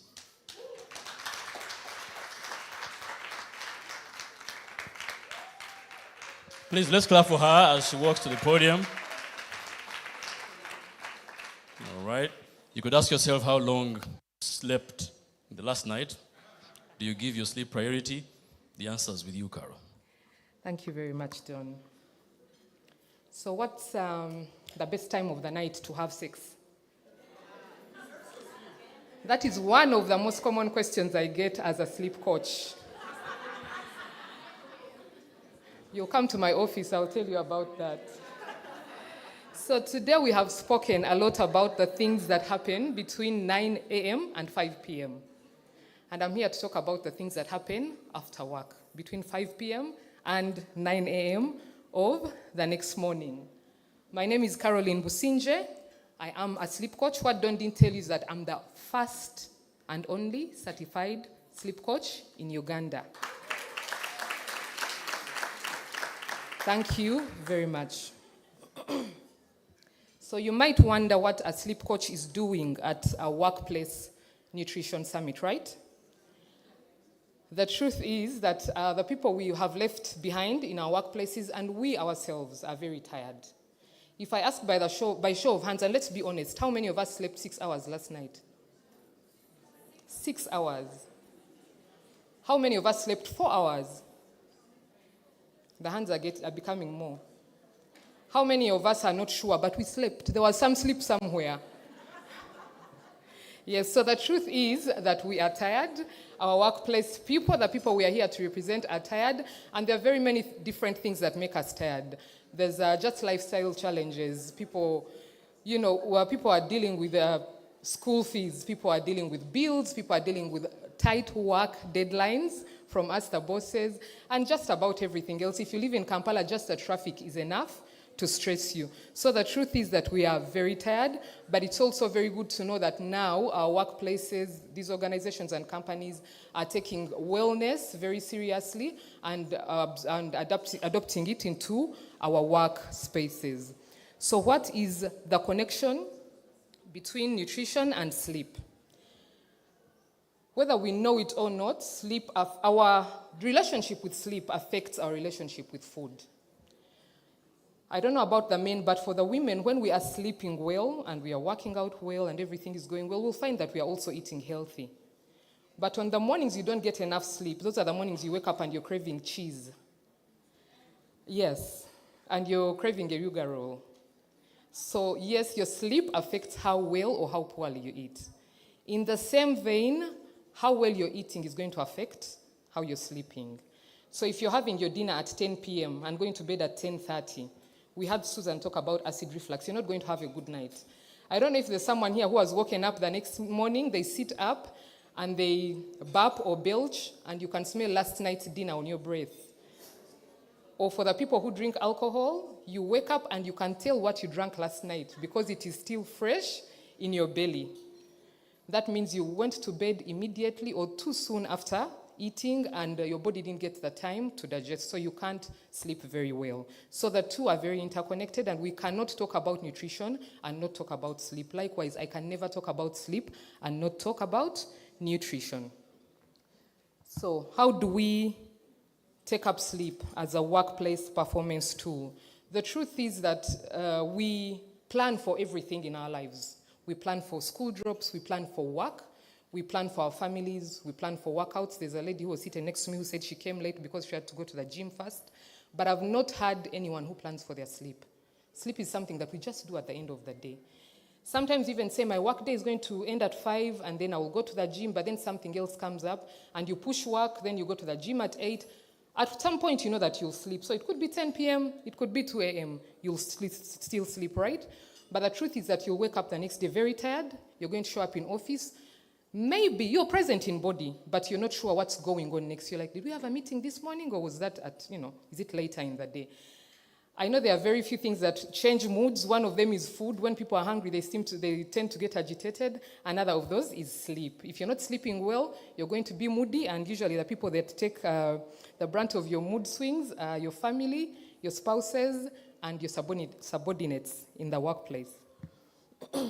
So it's very important that we encourage sleep in the workplace, starting with ourselves and then going to our teams for optimized performance at work, for optimized focus, and of course for well-being of the person you're working with. We agreed earlier that healthy employees are very happy employees. Okay. I don't know where the image went, but we'll work with what we have. So today I want to share just very quickly a few practical habits that can help us improve our sleep. I would like to encourage us to start with these ourselves, and then we can share them with the people at work. Please note that it doesn't have to be, you don't have to do too much at once. So we talked about eating food. Please aim to eat at least 3 hours before you go to bed. Sounds like a lot, but you're not going to die because you haven't eaten for 3 hours. So have dinner at maybe 6 p.m., give your body time to digest. If you feel a bit hungry, take a cup of some tea from Nutrition Garage and you'll be fine for the night. Of course, caffeine, I don't think I have to say much. The belief is that when we take caffeine at 6 p.m., we'll be able to sleep at 10 p.m. But you might be surprised to learn that it stays in your body for 8+ hours. So if you're taking it at 4 p.m., it's still in your body at 10 p.m. And then when you struggle to sleep, you think it's because of that message you saw in your husband's phone. Another important thing is, of course, hydration. Hydration is good, but there's also a good, we have to plan for it, like I mentioned planning earlier. Do not drink too much in the night because it's going to interrupt your sleep. So maximize on it in the morning hours, afternoon hours, and early evening, and then taper down as the night goes on so that you can sleep through the night. Consistent meals help our bodies to rest well and to recover, so plan to eat at around the same time every day so your body is not confused about what's going on. And of course, this goes without saying, consistent bedtime. When you go to bed at 10 a.m. the first week, and the next week it's 2 a.m., and the next week it's midnight, your body just doesn't know what's going on. So it can't help you to regulate the cycle. Now, how do we support our teams in the workplace to learn these things, and not only learn them, but to practice them as well? At your sleep coach, we have workplace sleep and rest education, just education. We want you to understand what sleep is and why it is important. Blacking out in the car is not sleep. That is blacking out. It is different. So we want you to know what sleep is and how we can do it very well. We also have one-to-one coaching where we'll come and talk to your executives, to your staff, understand their challenges with sleep, and then work together to find solutions to those challenges. And then we also have sleep environment optimization, which is your sleep environment, the physical elements that go into your sleep, like light, curtaining, temperature, and all those things. So what's our next step for workplace well-being? We have a table just right outside the door on the right. Please come, let's continue this conversation. We can also show you some things that you can take home that will help with your sleep and your rest. Remember, I said we don't have to do too much at once, just little by little until you get to where you want to go. So visit our stand. We also have flyers that you can scan.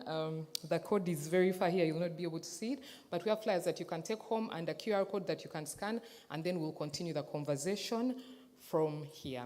Thank you very much, and remember, you are not going, remember my first question? It will be hard to enjoy when you're not sleeping well. So, Adnan, that's your answer. If you're well rested, the time won't matter. Anytime. Thank you very much. Anytime will be relevant. Thank you very much, Carol. Key highlights. No, not what you think. The key highlight is workplace sleep. Okay, now for the human resource managers here, workplace sleep. I do not know if you can really accommodate that. But as we have heard and listened from a number of speakers this morning, our last speaker giving us a keynote is a seasoned human resource manager. And this is none other than Mr. Ronald Bosa. Allow me to say something about him. Mr. Ronald Bosa is an HR leader with more than 15 years of combined practice and consulting experience. He has provided leadership and technical direction in the management, design, and implementation of a number of HR and change management consultancies with public and private partners and the sectors in Uganda. He has handled over 30 signature assignments in the area of organizational change and redesign alone. Ronald was a senior manager of human resources at KPMG, served as head of human resources at Housing Finance Bank. Previously, he was a human resource manager at Centenary Bank. Now, Ronald holds a master's degree in organizational psychology from Mackay University. He's a senior consulting partner with True North Consult Limited. He's a visiting lecturer at Mackay University Business School in the Department of Human Resources. Ronald has been hosted at international and regional conferences as a thought leader on contemporary people management issues over the last 5 years. And this is what he has done in just that short period. Most recently in Africa HR Summit Conference 2024 in Rwanda. Then Africa HR Strategy Bootcamp 2025, Cape Town, South Africa. Global Conference on HR in Africa in Accra, Ghana 2025. And he was appointed a board member of the International Society for Performance Improvement, that is ISPI Africa, in June 2025. And most recently, he's now the outgoing president of the Human Resource Managers Association of Uganda. No better person can give us the closing keynote remarks. Please welcome Ronald.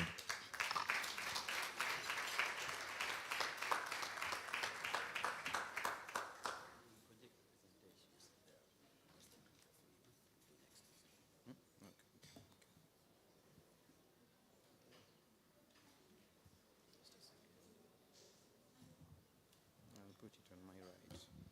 Is it there? JBL. Good morning, everybody. I've been introduced. Allow me to ride on the protocol. This morning, special recognition to the team at Nutrition Garage. Can we clap for them?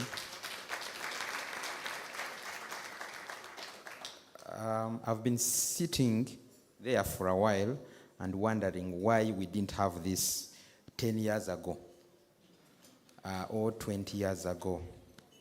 But it's not too late. I'm going to beat, I don't want to stand between lunch and what I'm going to present, but I'll keep it like 3 or 4 slides and that will be it. I'm going to talk about a few things that I'm picking from the conversation we've had since morning. Some of the things that I'd like to talk about are here.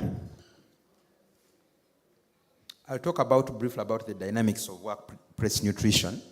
Then I'll talk about the policy environment. And then I'll talk about employee engagement issues as I submit and a call to action.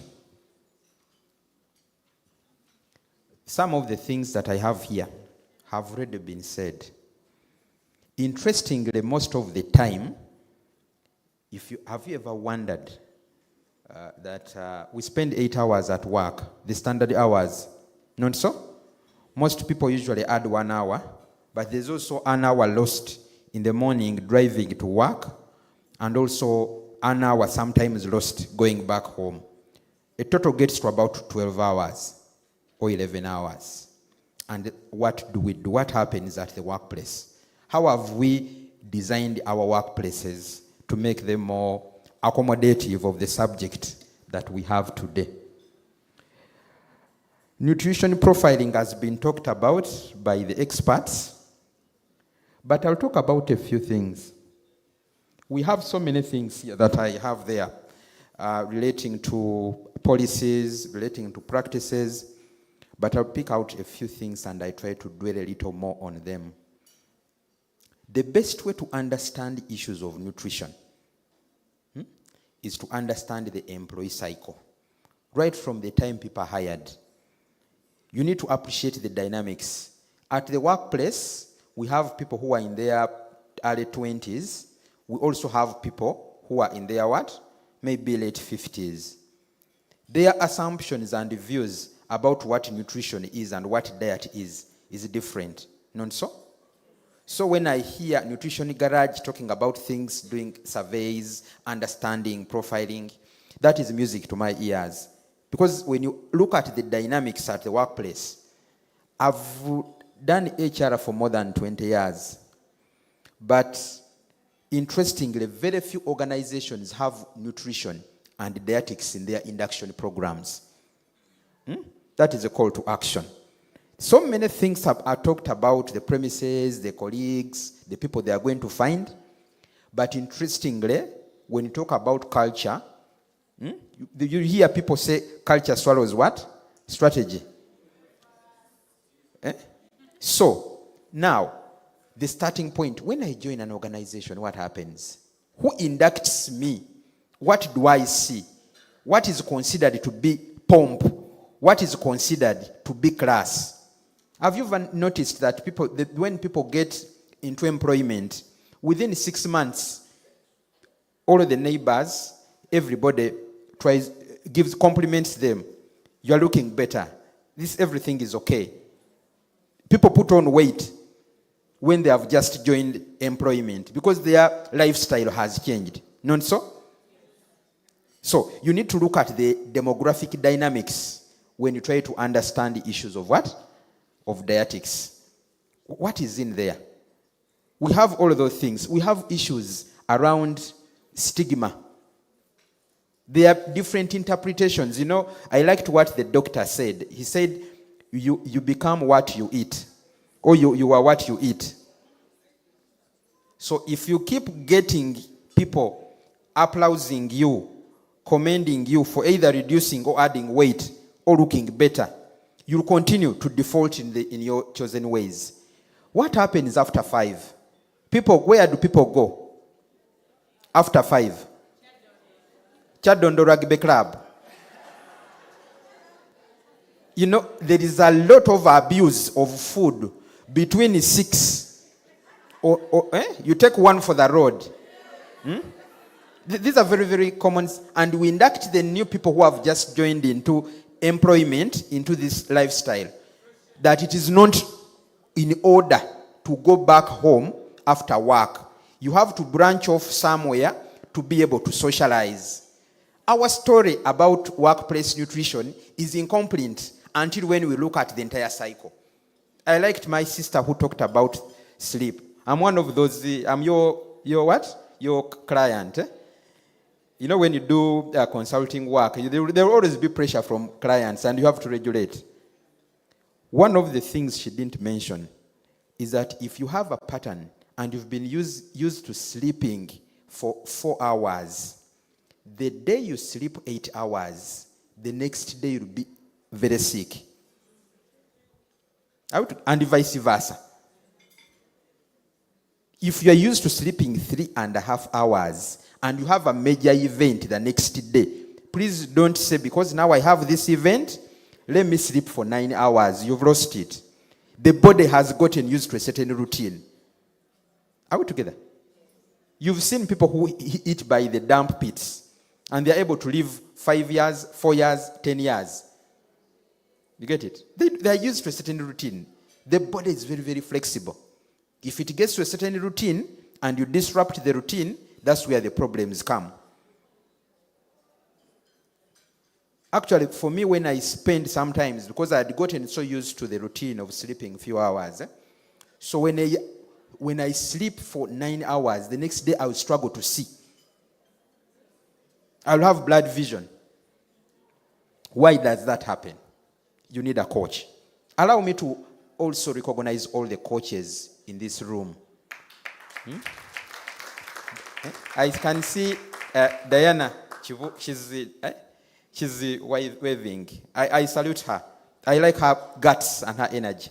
And I know she's part of the story why a number of us have been able to make it here today. Thank you, Diana. I salute you. It doesn't mean that there are not other people, but I think she's deserving. Ladies and gentlemen, I wish I had a whole day, but I don't. But I'll try to make sure that I point at the policy issues. marital status? Is there a relationship between marital status and food? What about gender? When we collect a lot of information about people at the workplace, how do we use this information? Okay, you have a ratio of 40% of your work, 30% of your workforce are ladies, 70% are gentlemen. Does that feed into the nutrition mix? We have organizations that at the places of work provide food. But interestingly, we also have organizations that actually are in the food business. Are we together? If my employer is a factory, I can always go and take a bottle and drink. I can take the products. Those are areas of likely abuse. Are we together? Organizations that are in the business of providing food items are likely to enter into the zone of abuse, not only to them, but also to their what? There is a direct relationship between what you eat. What I know, I'm one of those, I don't know whether I have a problem, but I have a calendar. So the call is to have a calendar. A calendar at home and a calendar where? At the workplace, the HR people have a certain level of control. If you can't manage what you eat at the workplace, at least manage what you eat at home. If your diet at the workplace is posho, then you don't go back home and also have a similar routine. But also let us manage the schedules that we have. Sometimes when people take leave, some people take leave, the way she mentioned that people beep sleep, people also beep leave. I wish I didn't have even to look at the slide. I have more to say than what is on the slide. The slides here. People beep. Do you know what they call beeping leave? Somebody takes leave, but they're taking one day. So if you have issues around your nutrition mix is equal to that employee. Because you have critical assignments, people do not go on leave. When you are on leave, you have an opportunity to interact with other food environments, which you may not have at the workplace. So these are dynamics that we need. There are also misconceptions about food, about size, about what is beautiful. If we say what we eat is who we are, and a certain significant section of our employees are interested in gender issues, then and interested in looking good, you see the challenge which we have. Interesting things. Stress is a direct relation to what? To food. When you are stressed, your metabolic rate is higher. I'm not a doctor. Allow me not to add another phrase on that. I've just made a simple observation that when you are a bit stressed, the body will be working faster. Not so? And if food is within the vicinity, there will be temptation for you to try to fill the gap. Hence, the weight issues. Are we together? How can we regulate? I've been to a workplace, to an employer, where every other time, Guinness, don't mention the employer, please. Yeah? Guinness, the roasted Guinness. Every room has roasted Guinness somewhere. I don't know whether somebody had a contract to supply Guinness. But they are Guinness. You see, then you pick, you eat. They are part of the routine, the design. Others, when they have meetings, every meeting is a full what? Is a 2-course meal, a meeting. But there is also lunch time. But there are also people who are accompanying you. And when certain people are accompanying you, you also want to relate. You even look at what they are putting on their plates, such that you also fit in. Food is a social construct. Acceptance, non-acceptance. So understand the food as a social psychological construct. It's not necessarily the biological construct. If you understand the food from purely biological construct, you lose a few things. Some years back, a certain young lady decided that, Some of you know some of these halls. When I say Mary Stewart, you will understand what I mean. So she decided that she's going to give the young ladies what? It is very lucrative to give people. They enjoy ice cream. Not so? The young ladies at campus. So he entered into a relationship and convinced the warden that at the university hall, they are going to get a space and give what? Bring the service closer to the what? You bring the service closer to the people. The young ladies at university like ice cream. They were surprised. The long short of the story is that they're surprised that the ladies did not take the ice cream. Yeah. The business collapsed. Why did the business collapse? Because the young ladies take ice cream in the company of certain people. So if that company is not there, they default to their what? Their normal portion and beans. But in the company of certain, the person who pays. So the type of boyfriend, if the boyfriend is ready to spend on you, what happens? You eat crazy. So induction and orientation, interesting. Grades and levels, class, people associate what you see. For me, I've been very, very deliberate. Whenever I'm in a workshop of this nature, and I see some people who I admire, who I look up to, I always go and try to peep and see what they are putting on what? On their plates. Because if you have a 50-year plan, if you have a 10-year strategy, it is no point pushing a 10-year strategy if you are eating the wrong things. Are we together? You will never be able to live to see that strategy if you are doing the wrong things.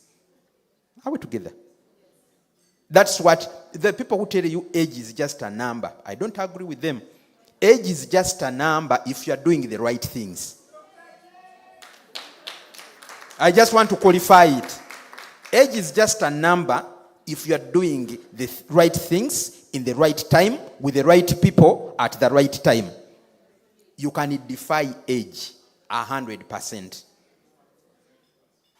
You get it? But also, there is something called genetic composition. I had a grandmother. She passed on during COVID at the age of 93, 94 there, about. But in the, you know, the thing of trying to understand what makes people tick. She would say, whenever you come, you say, have you brought chapati? She would eat chapati and red meat. But she lived up to 95. You can't follow her script. I'm not saying follow her script. What I'm telling you is that the genetics can come in. So if genetics is not on your side, and you follow other people, you may be following people who are lost.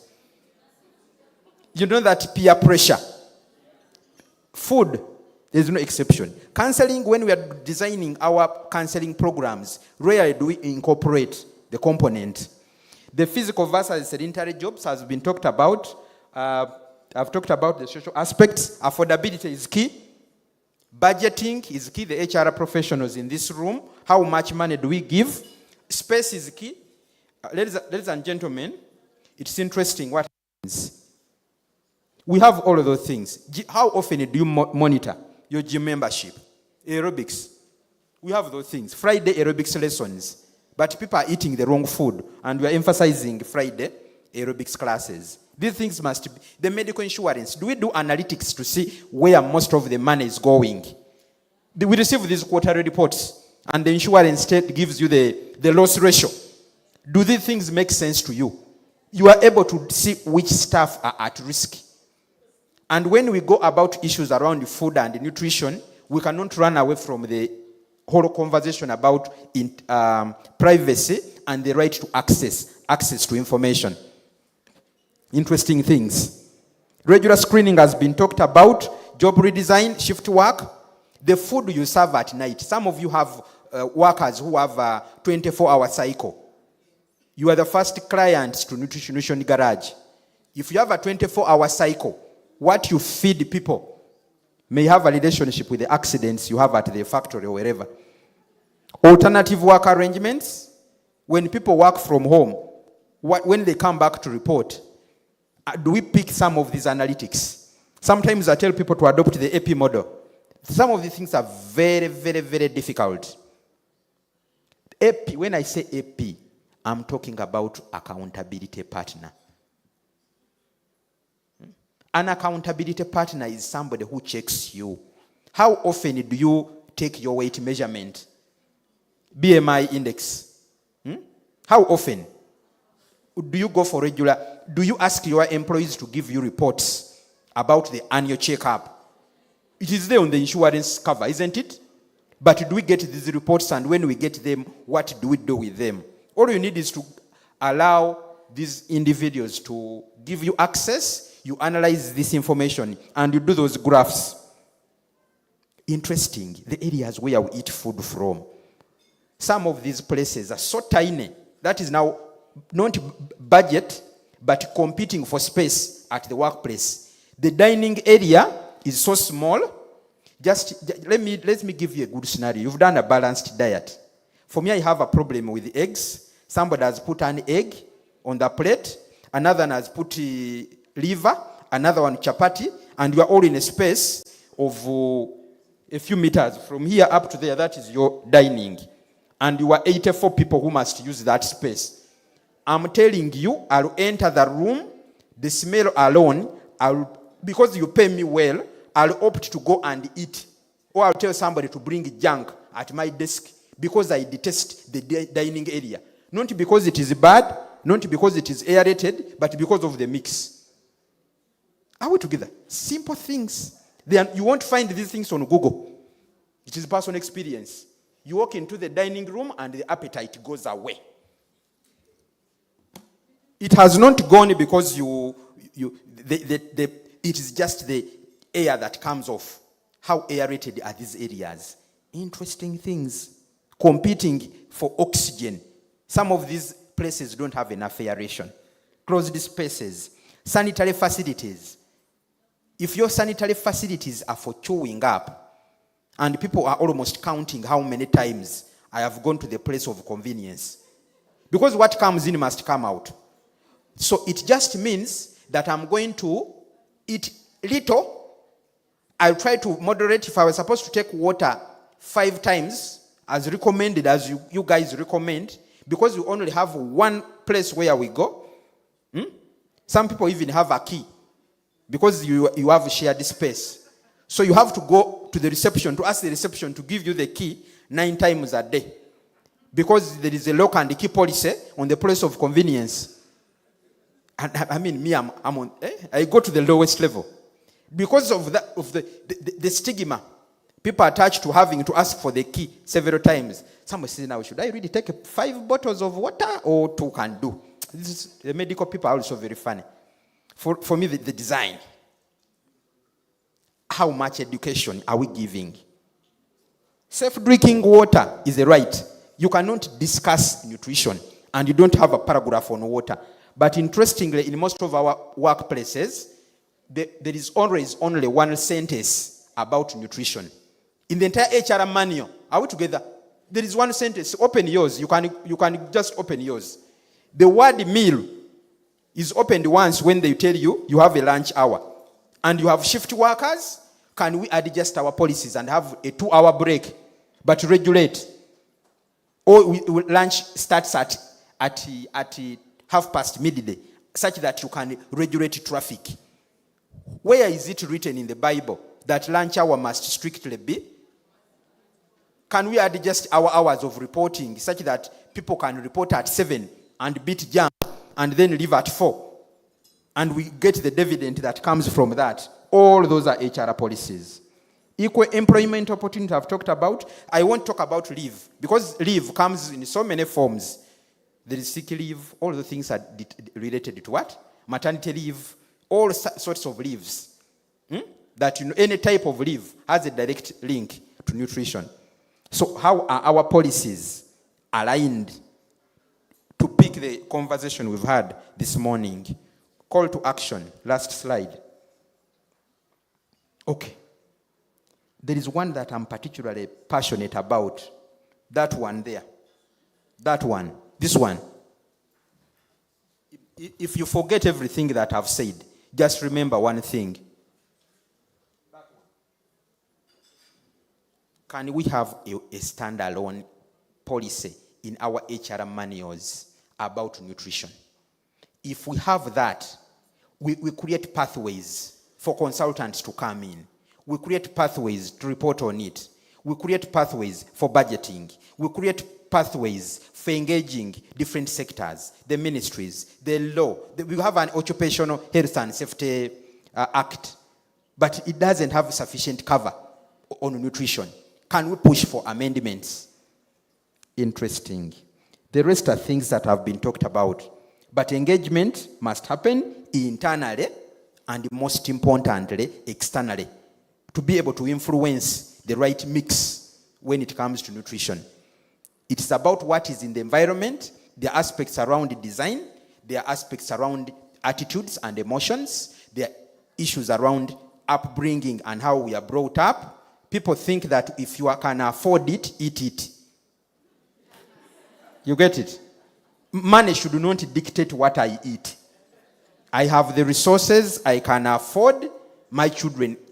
Some of us grew up in very, very difficult environments. So whenever you get money, you think this is the opportunity to spoil yourself with the food. And the people, baba way. And people will ask for another round and say, let people give you. You are part of the problem. Can we have champions at the places of work on this subject? The way we have champions on performance, the way we have champions on other areas. Health and safety champions, we have them, and we have health and safety committees, even in our HR manuals. But their focus barely does it touch this area significantly. In the interest of time, allow me to stop here. I wish I had another half hour, but I don't. I thank you very much. Thank you. Thank you so much, Ronald. Please, another round of applause for Ronald. You see, it's interesting how you probably had some sort of bias when you listened to his profile. Lots of experience, so many years of experience, spoken internationally. But I like how he brings the topic to the basic level. That key he talked about, I know you know what he meant, okay? The shared key that has to be requested for, that has a string. Interesting. Anyway, as he shared about the basic things, I was reminded, I have a habit I need to change. Every time I go past the official lunch hours, at around 12, 1 and 1:30, I can eat anything simple, something healthy and so on. The longer I take without eating, I want to treat myself because I feel like I've suffered. So I should now eat something really nice that tastes very different. I don't know if you share the habit, but thank you for highlighting the small little things. I want to ask for just 20 minutes and we'll have this summit done with, okay? So at this juncture, we have a short video, another testimonial that we'll play. Then we'll have only 2 speakers to go and we'll have this summit concluded. Thank you so much for staying for the entire while. My name is Angel. Hi. My name is Angel Biargava. Some people call me Mama Scooby. I am very passionate about children. I've served children for over 15 years. And I am also very passionate about adults. Yes, I do team building facilities, children entertainment, and also holiday camps. I am here to really embrace the journey of Nutrition Garage. I am really honored to have been part of your story, Jennifer. Thank you for changing lives, and thank you for changing mine. I got to know about Nutrition Garage years back, so many years, but I made up my mind just last year. Can you imagine? It's because I was looking for a safe place where I could also have fun and enjoy wellness while losing weight. Because I was very timid when I walked into Jennifer's office. I was actually scared. I was like, is she going to fix my problem? Because I have been to different facilities. She welcomed me and also made me forget that I was actually overweight. She made me feel comfortable because she's actually a coach. And I actually forgot and said, well, this is a problem that I must be able to sort out.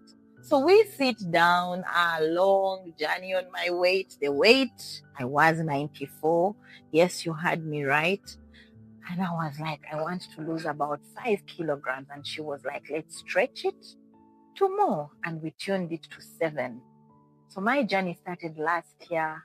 And right now, I must honestly say, I have lost about 11 kilos. And I am thankful. I'm still on a journey, but it really, really calls for celebration. So thank you, Jennifer, and your team of Nutrition Garage for walking this journey with me. My turning point was when I couldn't really sleep well. I couldn't do most activities well. Running around. My son is a sportsman. I was not participating in his activities. So I had to make up my mind. I was like, these headaches, the constant headache, the bloating. I was forever tired. Working till late, but again so exhausted. I couldn't move my body. I sat down and said, I must go find a solution. So I had to be loyal to my son and also loyal to my partner at home, who kept saying, Angel, you must do something about this problem. It's when I actually walked into Jenny's office and told her, you must fix me. And then she was like, how am I going to fix you? You must fix yourself first. So it's a partnership that we've done together. But again, at the end of the day, it comes from your heart and she will walk the journey with you. And I thank you for fixing my heart. The best part of it now is I sleep better. I think I don't really get tired. I'm always running around. I don't complain. I'm lighter. And what else can I say that is exciting? Oh my God, the brain works better now. I think I'm a better achiever now. So I want to say thank you. And whoever is really, really struggling with weight, just pick up your phone and then check Jenny out. She's called Jennifer Tumukunde. Please listen in to her because she is a coach and she will be able to fix your story and we shall all celebrate. I also like the fact that Nutrition Garage is now a community where we share meals, we share ideas. By the way, no one should lie you. I have fallen and I have really fallen many times. But what defines us is how well we rise after falling. We fall and then rise back and get back on the goal. So thank you very much. I am still on a journey. I'll come back and tell you when I've reached my ultimate goal. Have a good day full of sunshine. And good thing is Angel is in the building. So please, Angel, just wave. Yes. Yes, thank you. Thank you very much. Thank you so much for sharing your story. What you did mention is if now you participate in your son's school activities. When they call for parents to run, do you compete? Good. Good. Thank you very much. So, friends, we are meant to really now welcome Jenny back to give us our closing remarks, but we need a way forward. And we'll just ask someone to come through to share that way forward. But very uniquely, we have a special guest that I would like to recognize, and I'll ask him to stand up for recognition. Dr. Moses Mwanga. Yes, thank you. Dr. Moses is the Assistant Commissioner Disabilities, Community Health Department in the Ministry of Health, and is actually representing the Permanent Secretary, Ministry of Health. Please clap for him. Thank you so much for making it. Despite your busy schedule, at least you've really been able to join us here at the summit. You missed a number of things, but certainly we are glad to have you here. Ladies and gentlemen, allow me to introduce Alex Nshuti, who is a workplace nutrition specialist and the head of production at Nutrition Garage. Now, he leads the design and implementation of practical nutrition solutions aimed at improving employee health, energy, and productivity. With over 5 years of experience, he has spearheaded various initiatives and innovations that integrate proper nutrition into everyday workplace systems. His work focuses on helping organizations move beyond awareness to building structured approaches that influence how employees eat on a daily basis. At the center of Nutrition Garage's mission to embed nutrition within the workplace culture, Alex works across workplace assessments, menu optimization, staff engagement, and corporate wellness program design, positioning nutrition as a strategic driver of performance and organizational well-being. Ladies and gentlemen, to give us the way forward, please let's welcome Alex Nishuti. So Alex will have 10 minutes, so we can have the last 10 minutes to Jenny.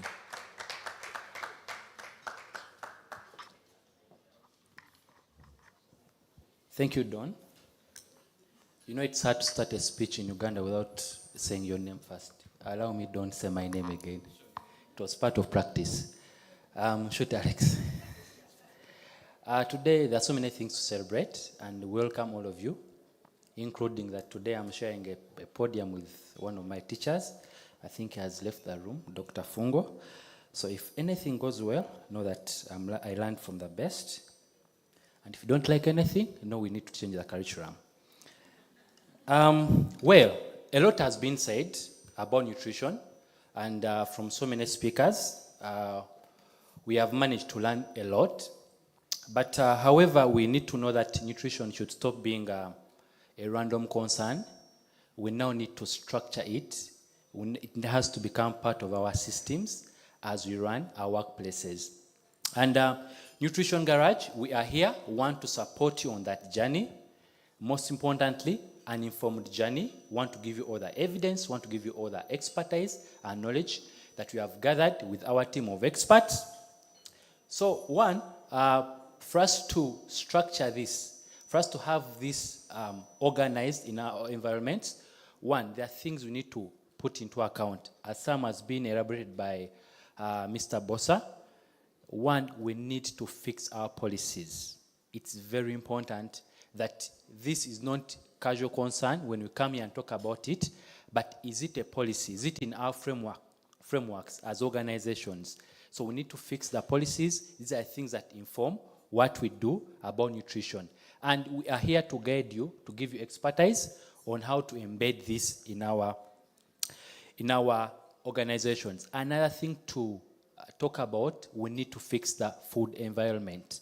The food environment will mean mainly these are things that are enablers, some are obstacles. I think some speakers here highlighted some of those things. For example, if the gym is far from where I stay, I will not work out. Yes, it's a good thing to work out, but it being far, it's a barrier. So what are we saying? That HRs who are here, all the leaders who are here, can we sit down and actually look through these environments?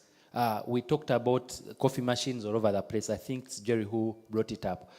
We need to know what environment are we creating, because in turn, there's a greatest speaker who said that our environment shape our outcomes or our life outcomes. So the environment you are creating, that whole buffet that is stretching from here to there, full of junk food, that's an environment.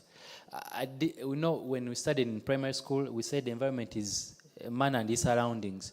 So here, when we talk about food environments, what things translate into the food we eat that are around us, you see? Even that water that is in the corner, that's a food environment. Are we pressing the right food environments? Are we shaping it right? Also, another thing that you need to know, knowledge alone is a food environment. What you know, what information are we giving our employees access to concerning nutrition? So we need to tackle that. So please bring Nutrition Garage to shape these environments for you. Another thing that is very important for us, we need to assign ownership. Yes, we come here and talk about nutrition, but you see, if there's no one responsible for that, it will not happen. It has to be someone's role and mandate. So we advise you, let it find home in a department or someone's responsibility. It could be HR, it could be people and culture. You know, these days we have so many names, we can't keep up with it.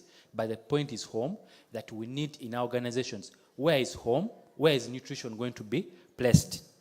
Another thing, we need to track outcomes. You see, we deal with, we are scientists, we deal with results. We are result-oriented. Don't bring a program whose outcomes you cannot measure. Where will you get the motivation to continue? So bring the right experts. We can draw frameworks for you that you can track the outcomes. Then Another thing that is very important, how are we going to help you do that? Or how do we arrive at actually that this is what you need? The first thing, we need to diagnose. It should be slide 2. We need to diagnose a problem. We are scientists. We need to know what exactly are we dealing with. What are your food environments? What are your policies? How can we shape them? 2, the employees, what is the nutrition status or what is the health status? You heard people talk about annual health checks, such things. We need to know. Once we have such a picture, then you can go to the next step where we design a program. Nutrition Garage is here to design for you these programs. These are tailor-made. Organizations are different. Organizations that are factories are different from organizations like Prudential, where they're sitting the whole day. So these things are tailored. These programs are unique. Even the program itself, the employees, they're also unique. So you need really something that is well thought through with experts. Another thing, fix the kitchen and meals. You could be providing food to your workers. You could be having a service provider. That's a food environment that we need to tackle and make it evidence-based. The other thing is engaging the employees. You know, change, sometimes, in some places, change is fought. And for sure, it is, sometimes they are right. They need to know what's happening. I heard Mr. Adnan talking about the parfait and how nutrition should be enjoyable. So just because we have good policies and good nutrition doesn't mean it should be adopted. But if we have sessions of educating the employees what good nutrition is and the importance of that, then we can have them on board and have these changes actually embedded in our cultures. So with that, you may wonder, and still on this, we need to track results. So we are result-oriented. So you may wonder now, where do we start from? You could be a company, CEO, HR. How do we start the journey? The first thing is you have the interest already, now express it. Reach out to us. Let's have these talks. Let's have consultations, do assessments for you. And with that, we shall draw plans, we shall draw programs that you can actually put in your workplaces. And we have employees benefit from this. I will not go into numbers, how it's going to improve your balance sheet. Other presenters talked about that. But most importantly, let us have the conversation. We are reachable. Even the individuals, you know, we have talked about organizations, but we have various programs that are even tailored for individuals. I think that's where we have interacted with most of you. You have experienced our programs. You can still visit our stall. We have a lot of information to give you about that. So we encourage you, please encourage your HRs, encourage your managers to reach out to us. We can have these candid conversations, and we see that our employment and our employees find the right thing to do. So with that, please allow me take my seat, but we are here to respond to your questions, to respond to everything that you have to bring forward to us. Thank you so much. Thank you so much, Alex. Alex, you've really done well with time. Like you said, the good things that happen, we'll give credit to your teacher. So in absentia, your teacher did a good job. So, ladies and gentlemen, we are at the end of the summit, and no better person to invite back other than President Jenny herself. Please give a round of applause for her. If I look around the room, like I mentioned, this was the sold-out inaugural Workplace Nutrition Summit organized by Nutrition Garage. Thank you so much for having us here, Jenny. You've done a great job, and now over to you to send us off. Thank you.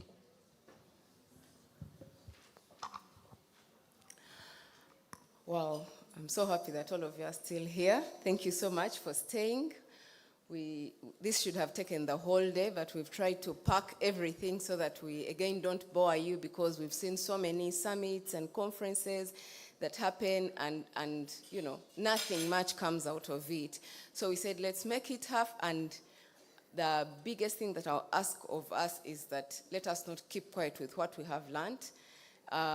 It starts, with you, but you can influence your neighbor, you can influence your children, you can influence your husband, your wife. So please do not keep this information.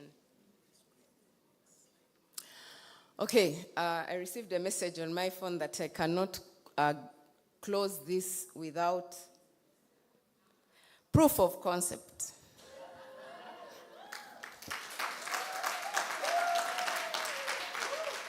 Some more noise for the proof of concept, people. Come on. A clear before and after. Yeah. Okay? Thank you. A lot has been said. I'm not going to repeat and repeat and repeat, but I just want to let you know that anything, however small, that you do, but in the right direction, will cause change. Unfortunately, people want to see this change in 2 months. We see them come and say, can you fix me in 2 months? So when you tell them that I have been there, I know what you're going through, they'll say, let me see. You're limba. You get? And I'm happy that I have some of my gym family in the house. At least they know the before, and now you can see the after. On this day before, I was launching a book called Just Start. It's a small business handbook. I am a strong, firm believer of starting where you are with the little you have or with nothing that you have, but just start. And I think one of the speakers requested that we do a book, or we produce material about all these things that we are saying, and that is in plan. We are going to invite you one day to launch a book, Just Start, now another version of nutrition. But that said, I weighed 133 kilos, and now I weigh 84 kilos.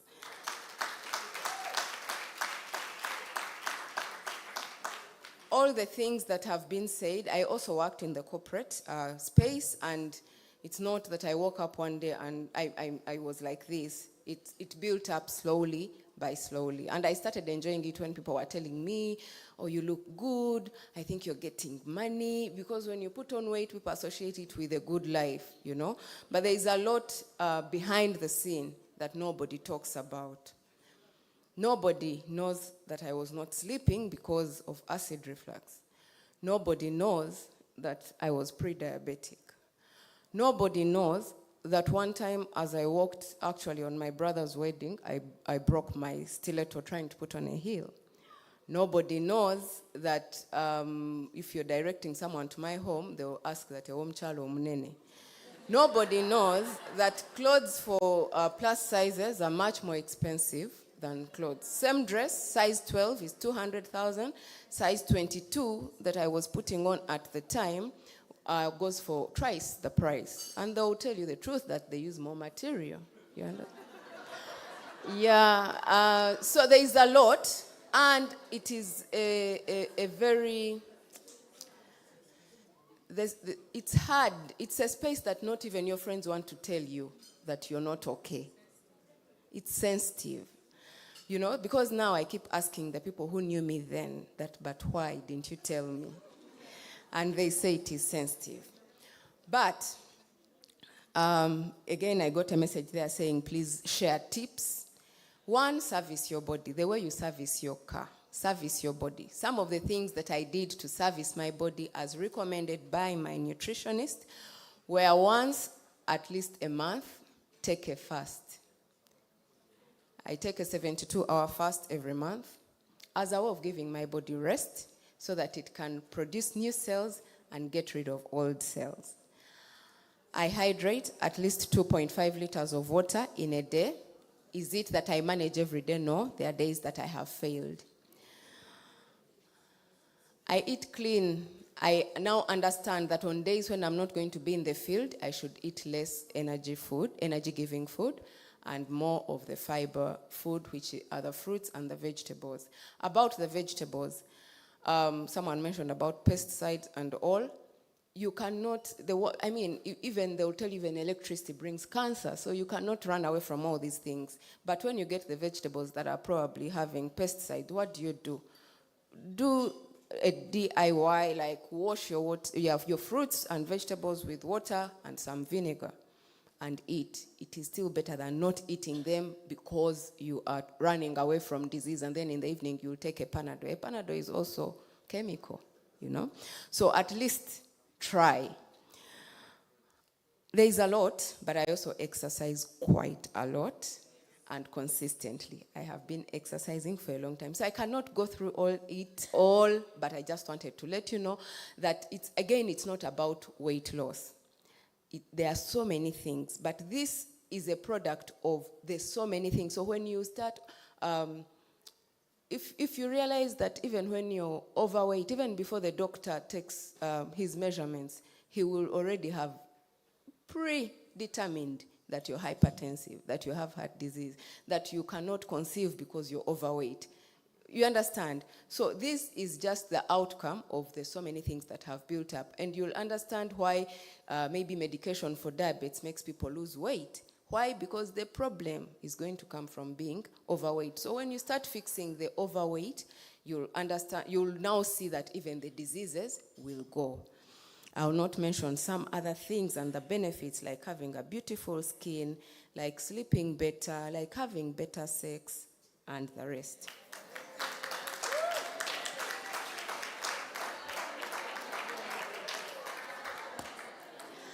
I would like to take this opportunity to thank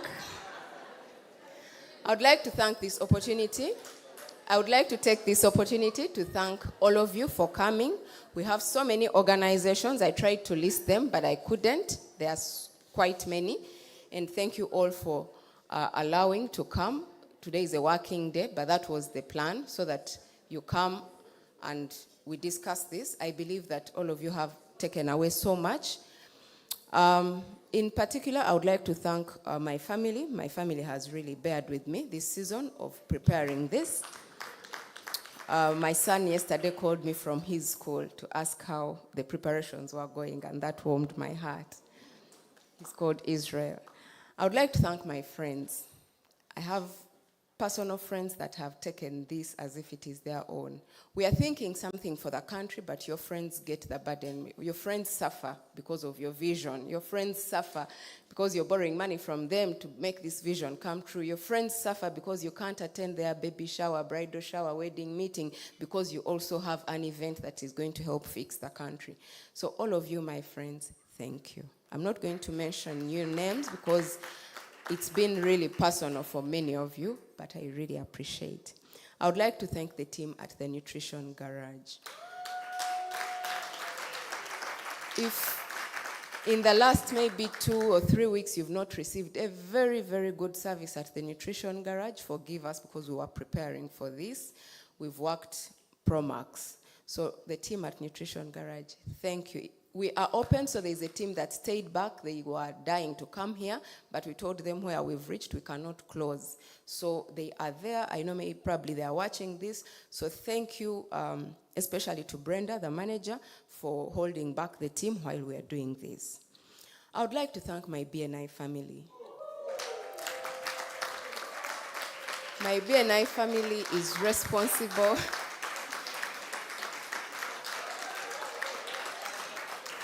I didn't think that I would maybe mention this, but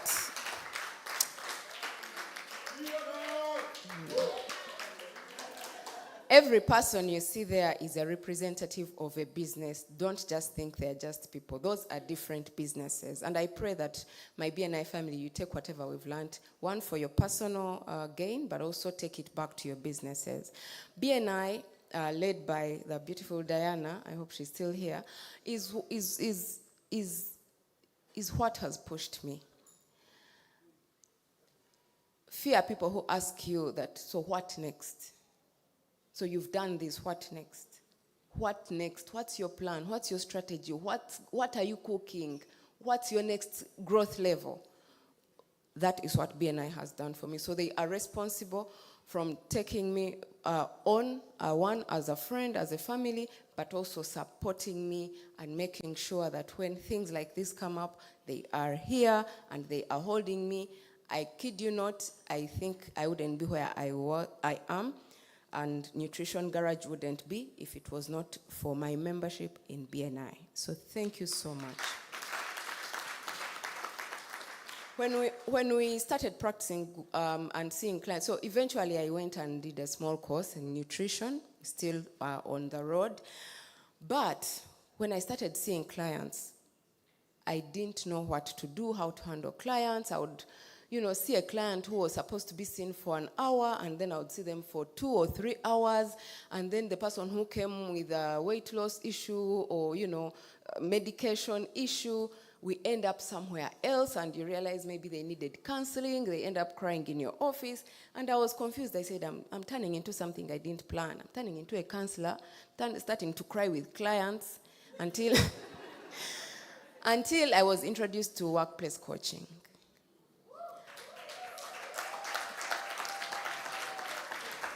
What workplace coaching did for me was to understand, one, how to deal with a client, how to talk to clients, but most importantly, how to find what the problem with the client is. And after doing that course at Imagine Me Africa, I am able to actually see a client and know that this client, needs a weight loss plan, or this client actually needs to go see a medical doctor, or this client needs to go for counseling. No, I'm not going to cry. So thank you, Joanne, for introducing workplace coaching. I believe that every workplace needs a workplace coach. Lastly, I would like to thank our sponsors.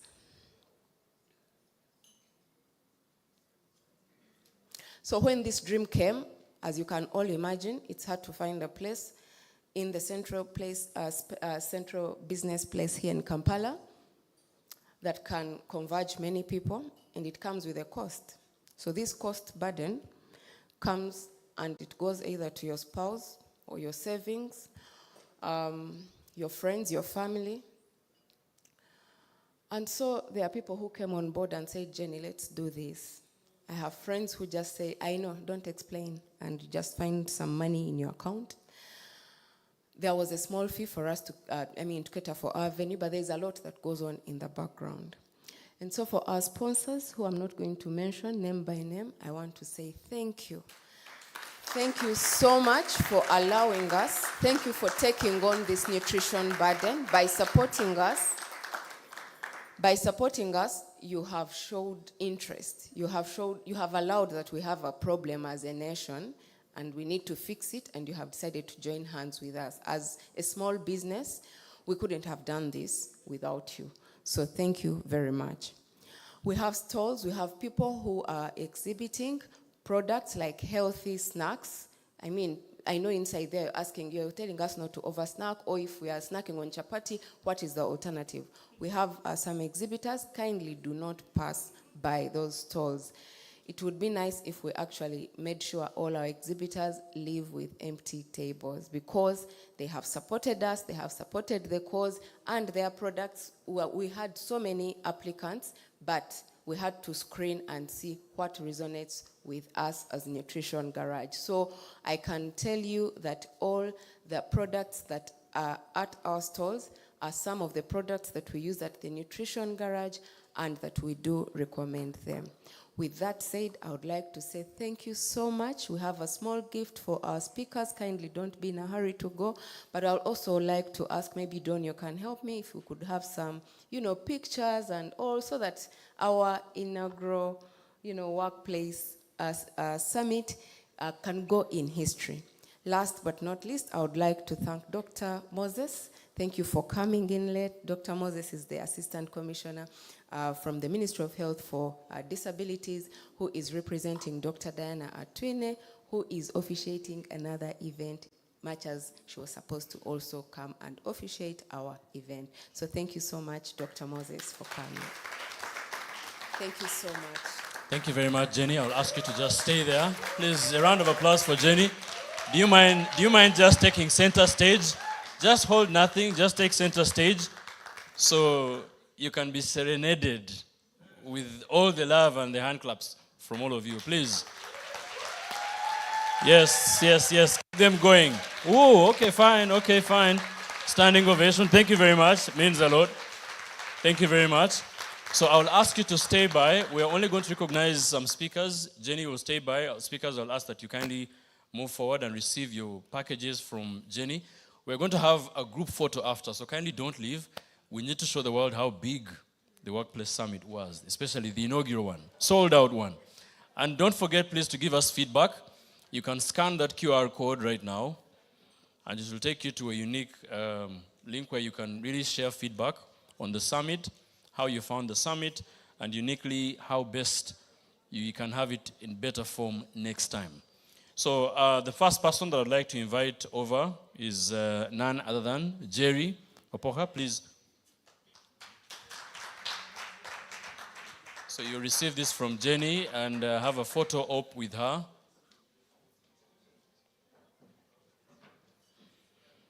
As Mr. Ronald Bossa prepares.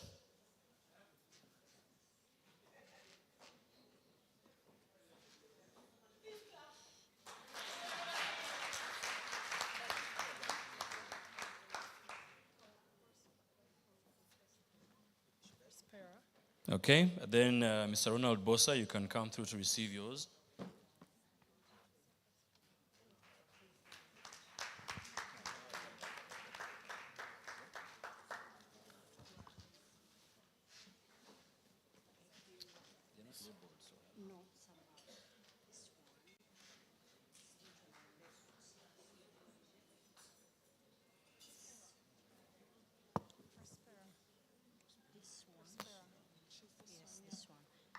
Miss Prospera, doctor?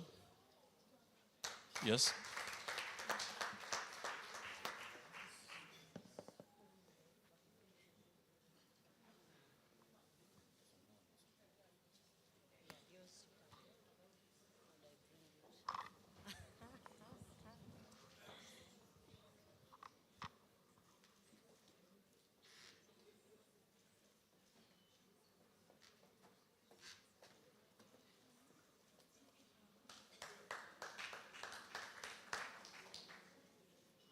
Thank you very much. Some of our speakers left, but there's another gentleman who has been at the back over there. We would like to have a special recognition for him. Time and again, people do a great job, but I think he has done a fairly good job at this event. That's none other than Don Patrick Bujingo.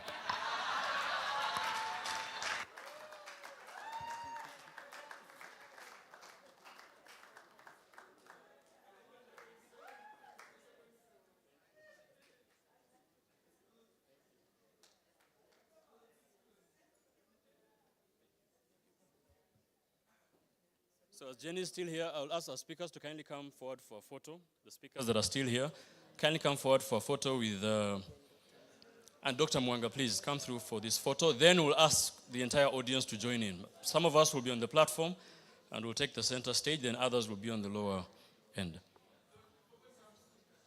Some speakers like Adnan. Thank you, Adnan.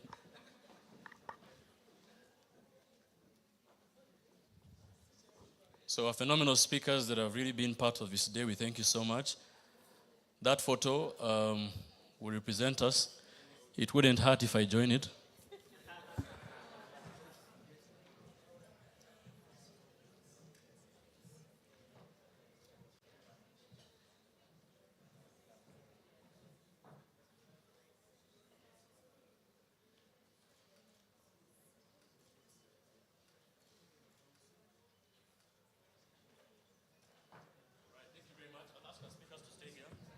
Our speakers kindly stay up. You'll just probably move here to the front.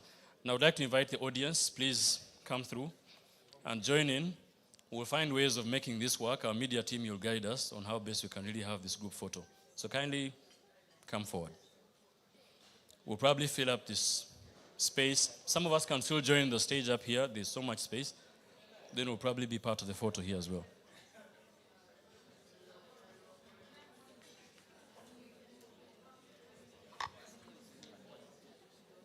Yes, so Dr. Jane is going to be out afterwards at the photo booth for some private, moments, photo opportunities. Even here, she'll be here as well. And autographs will be signed as well. No worries. So kindly come, all of us, please. Please come through, kindly join. Please remember to live with APs, accountability partners. And mine is my brother here, Ivan Philip Baguma, Chief Nutritionist. Please endeavor to have an accountability partner, okay? So please come through, dear guests. Kindly stand up. Please come join in, kindly, as we wrap up. Thank you very much. Kindly come join, Prudential team. Please come through for the group photo. Ladies and gentlemen, please come through for the photo. Thank you so much. Kindly, let's come in for the photo. Kindly come in for the photo, please. It would be nice to have you part of the photo. Kindly come in for the photo. Let's have the photo op. All of us have been a great part of this event. Architect Trevor, it will be a pleasure to have you at the photo moment.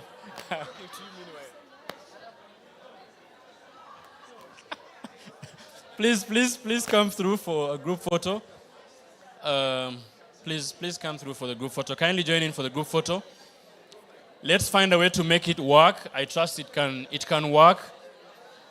Let's find a way to make it work. Nutrition Garage team, please don't stay at the back.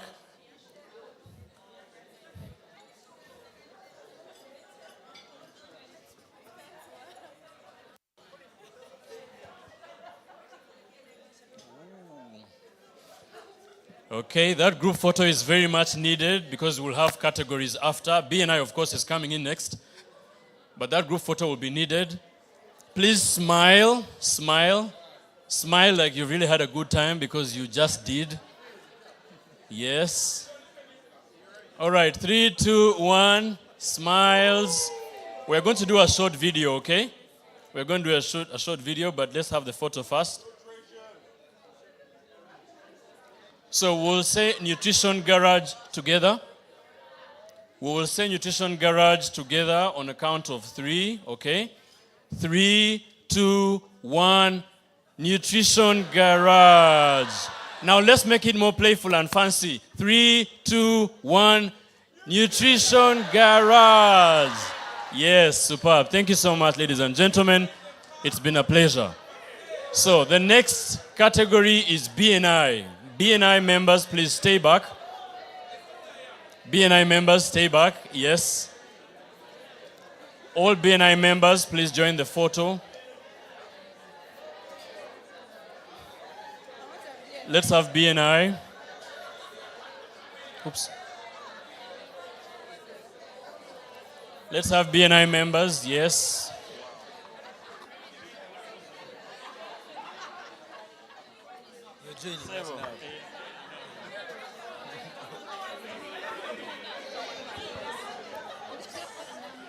Don't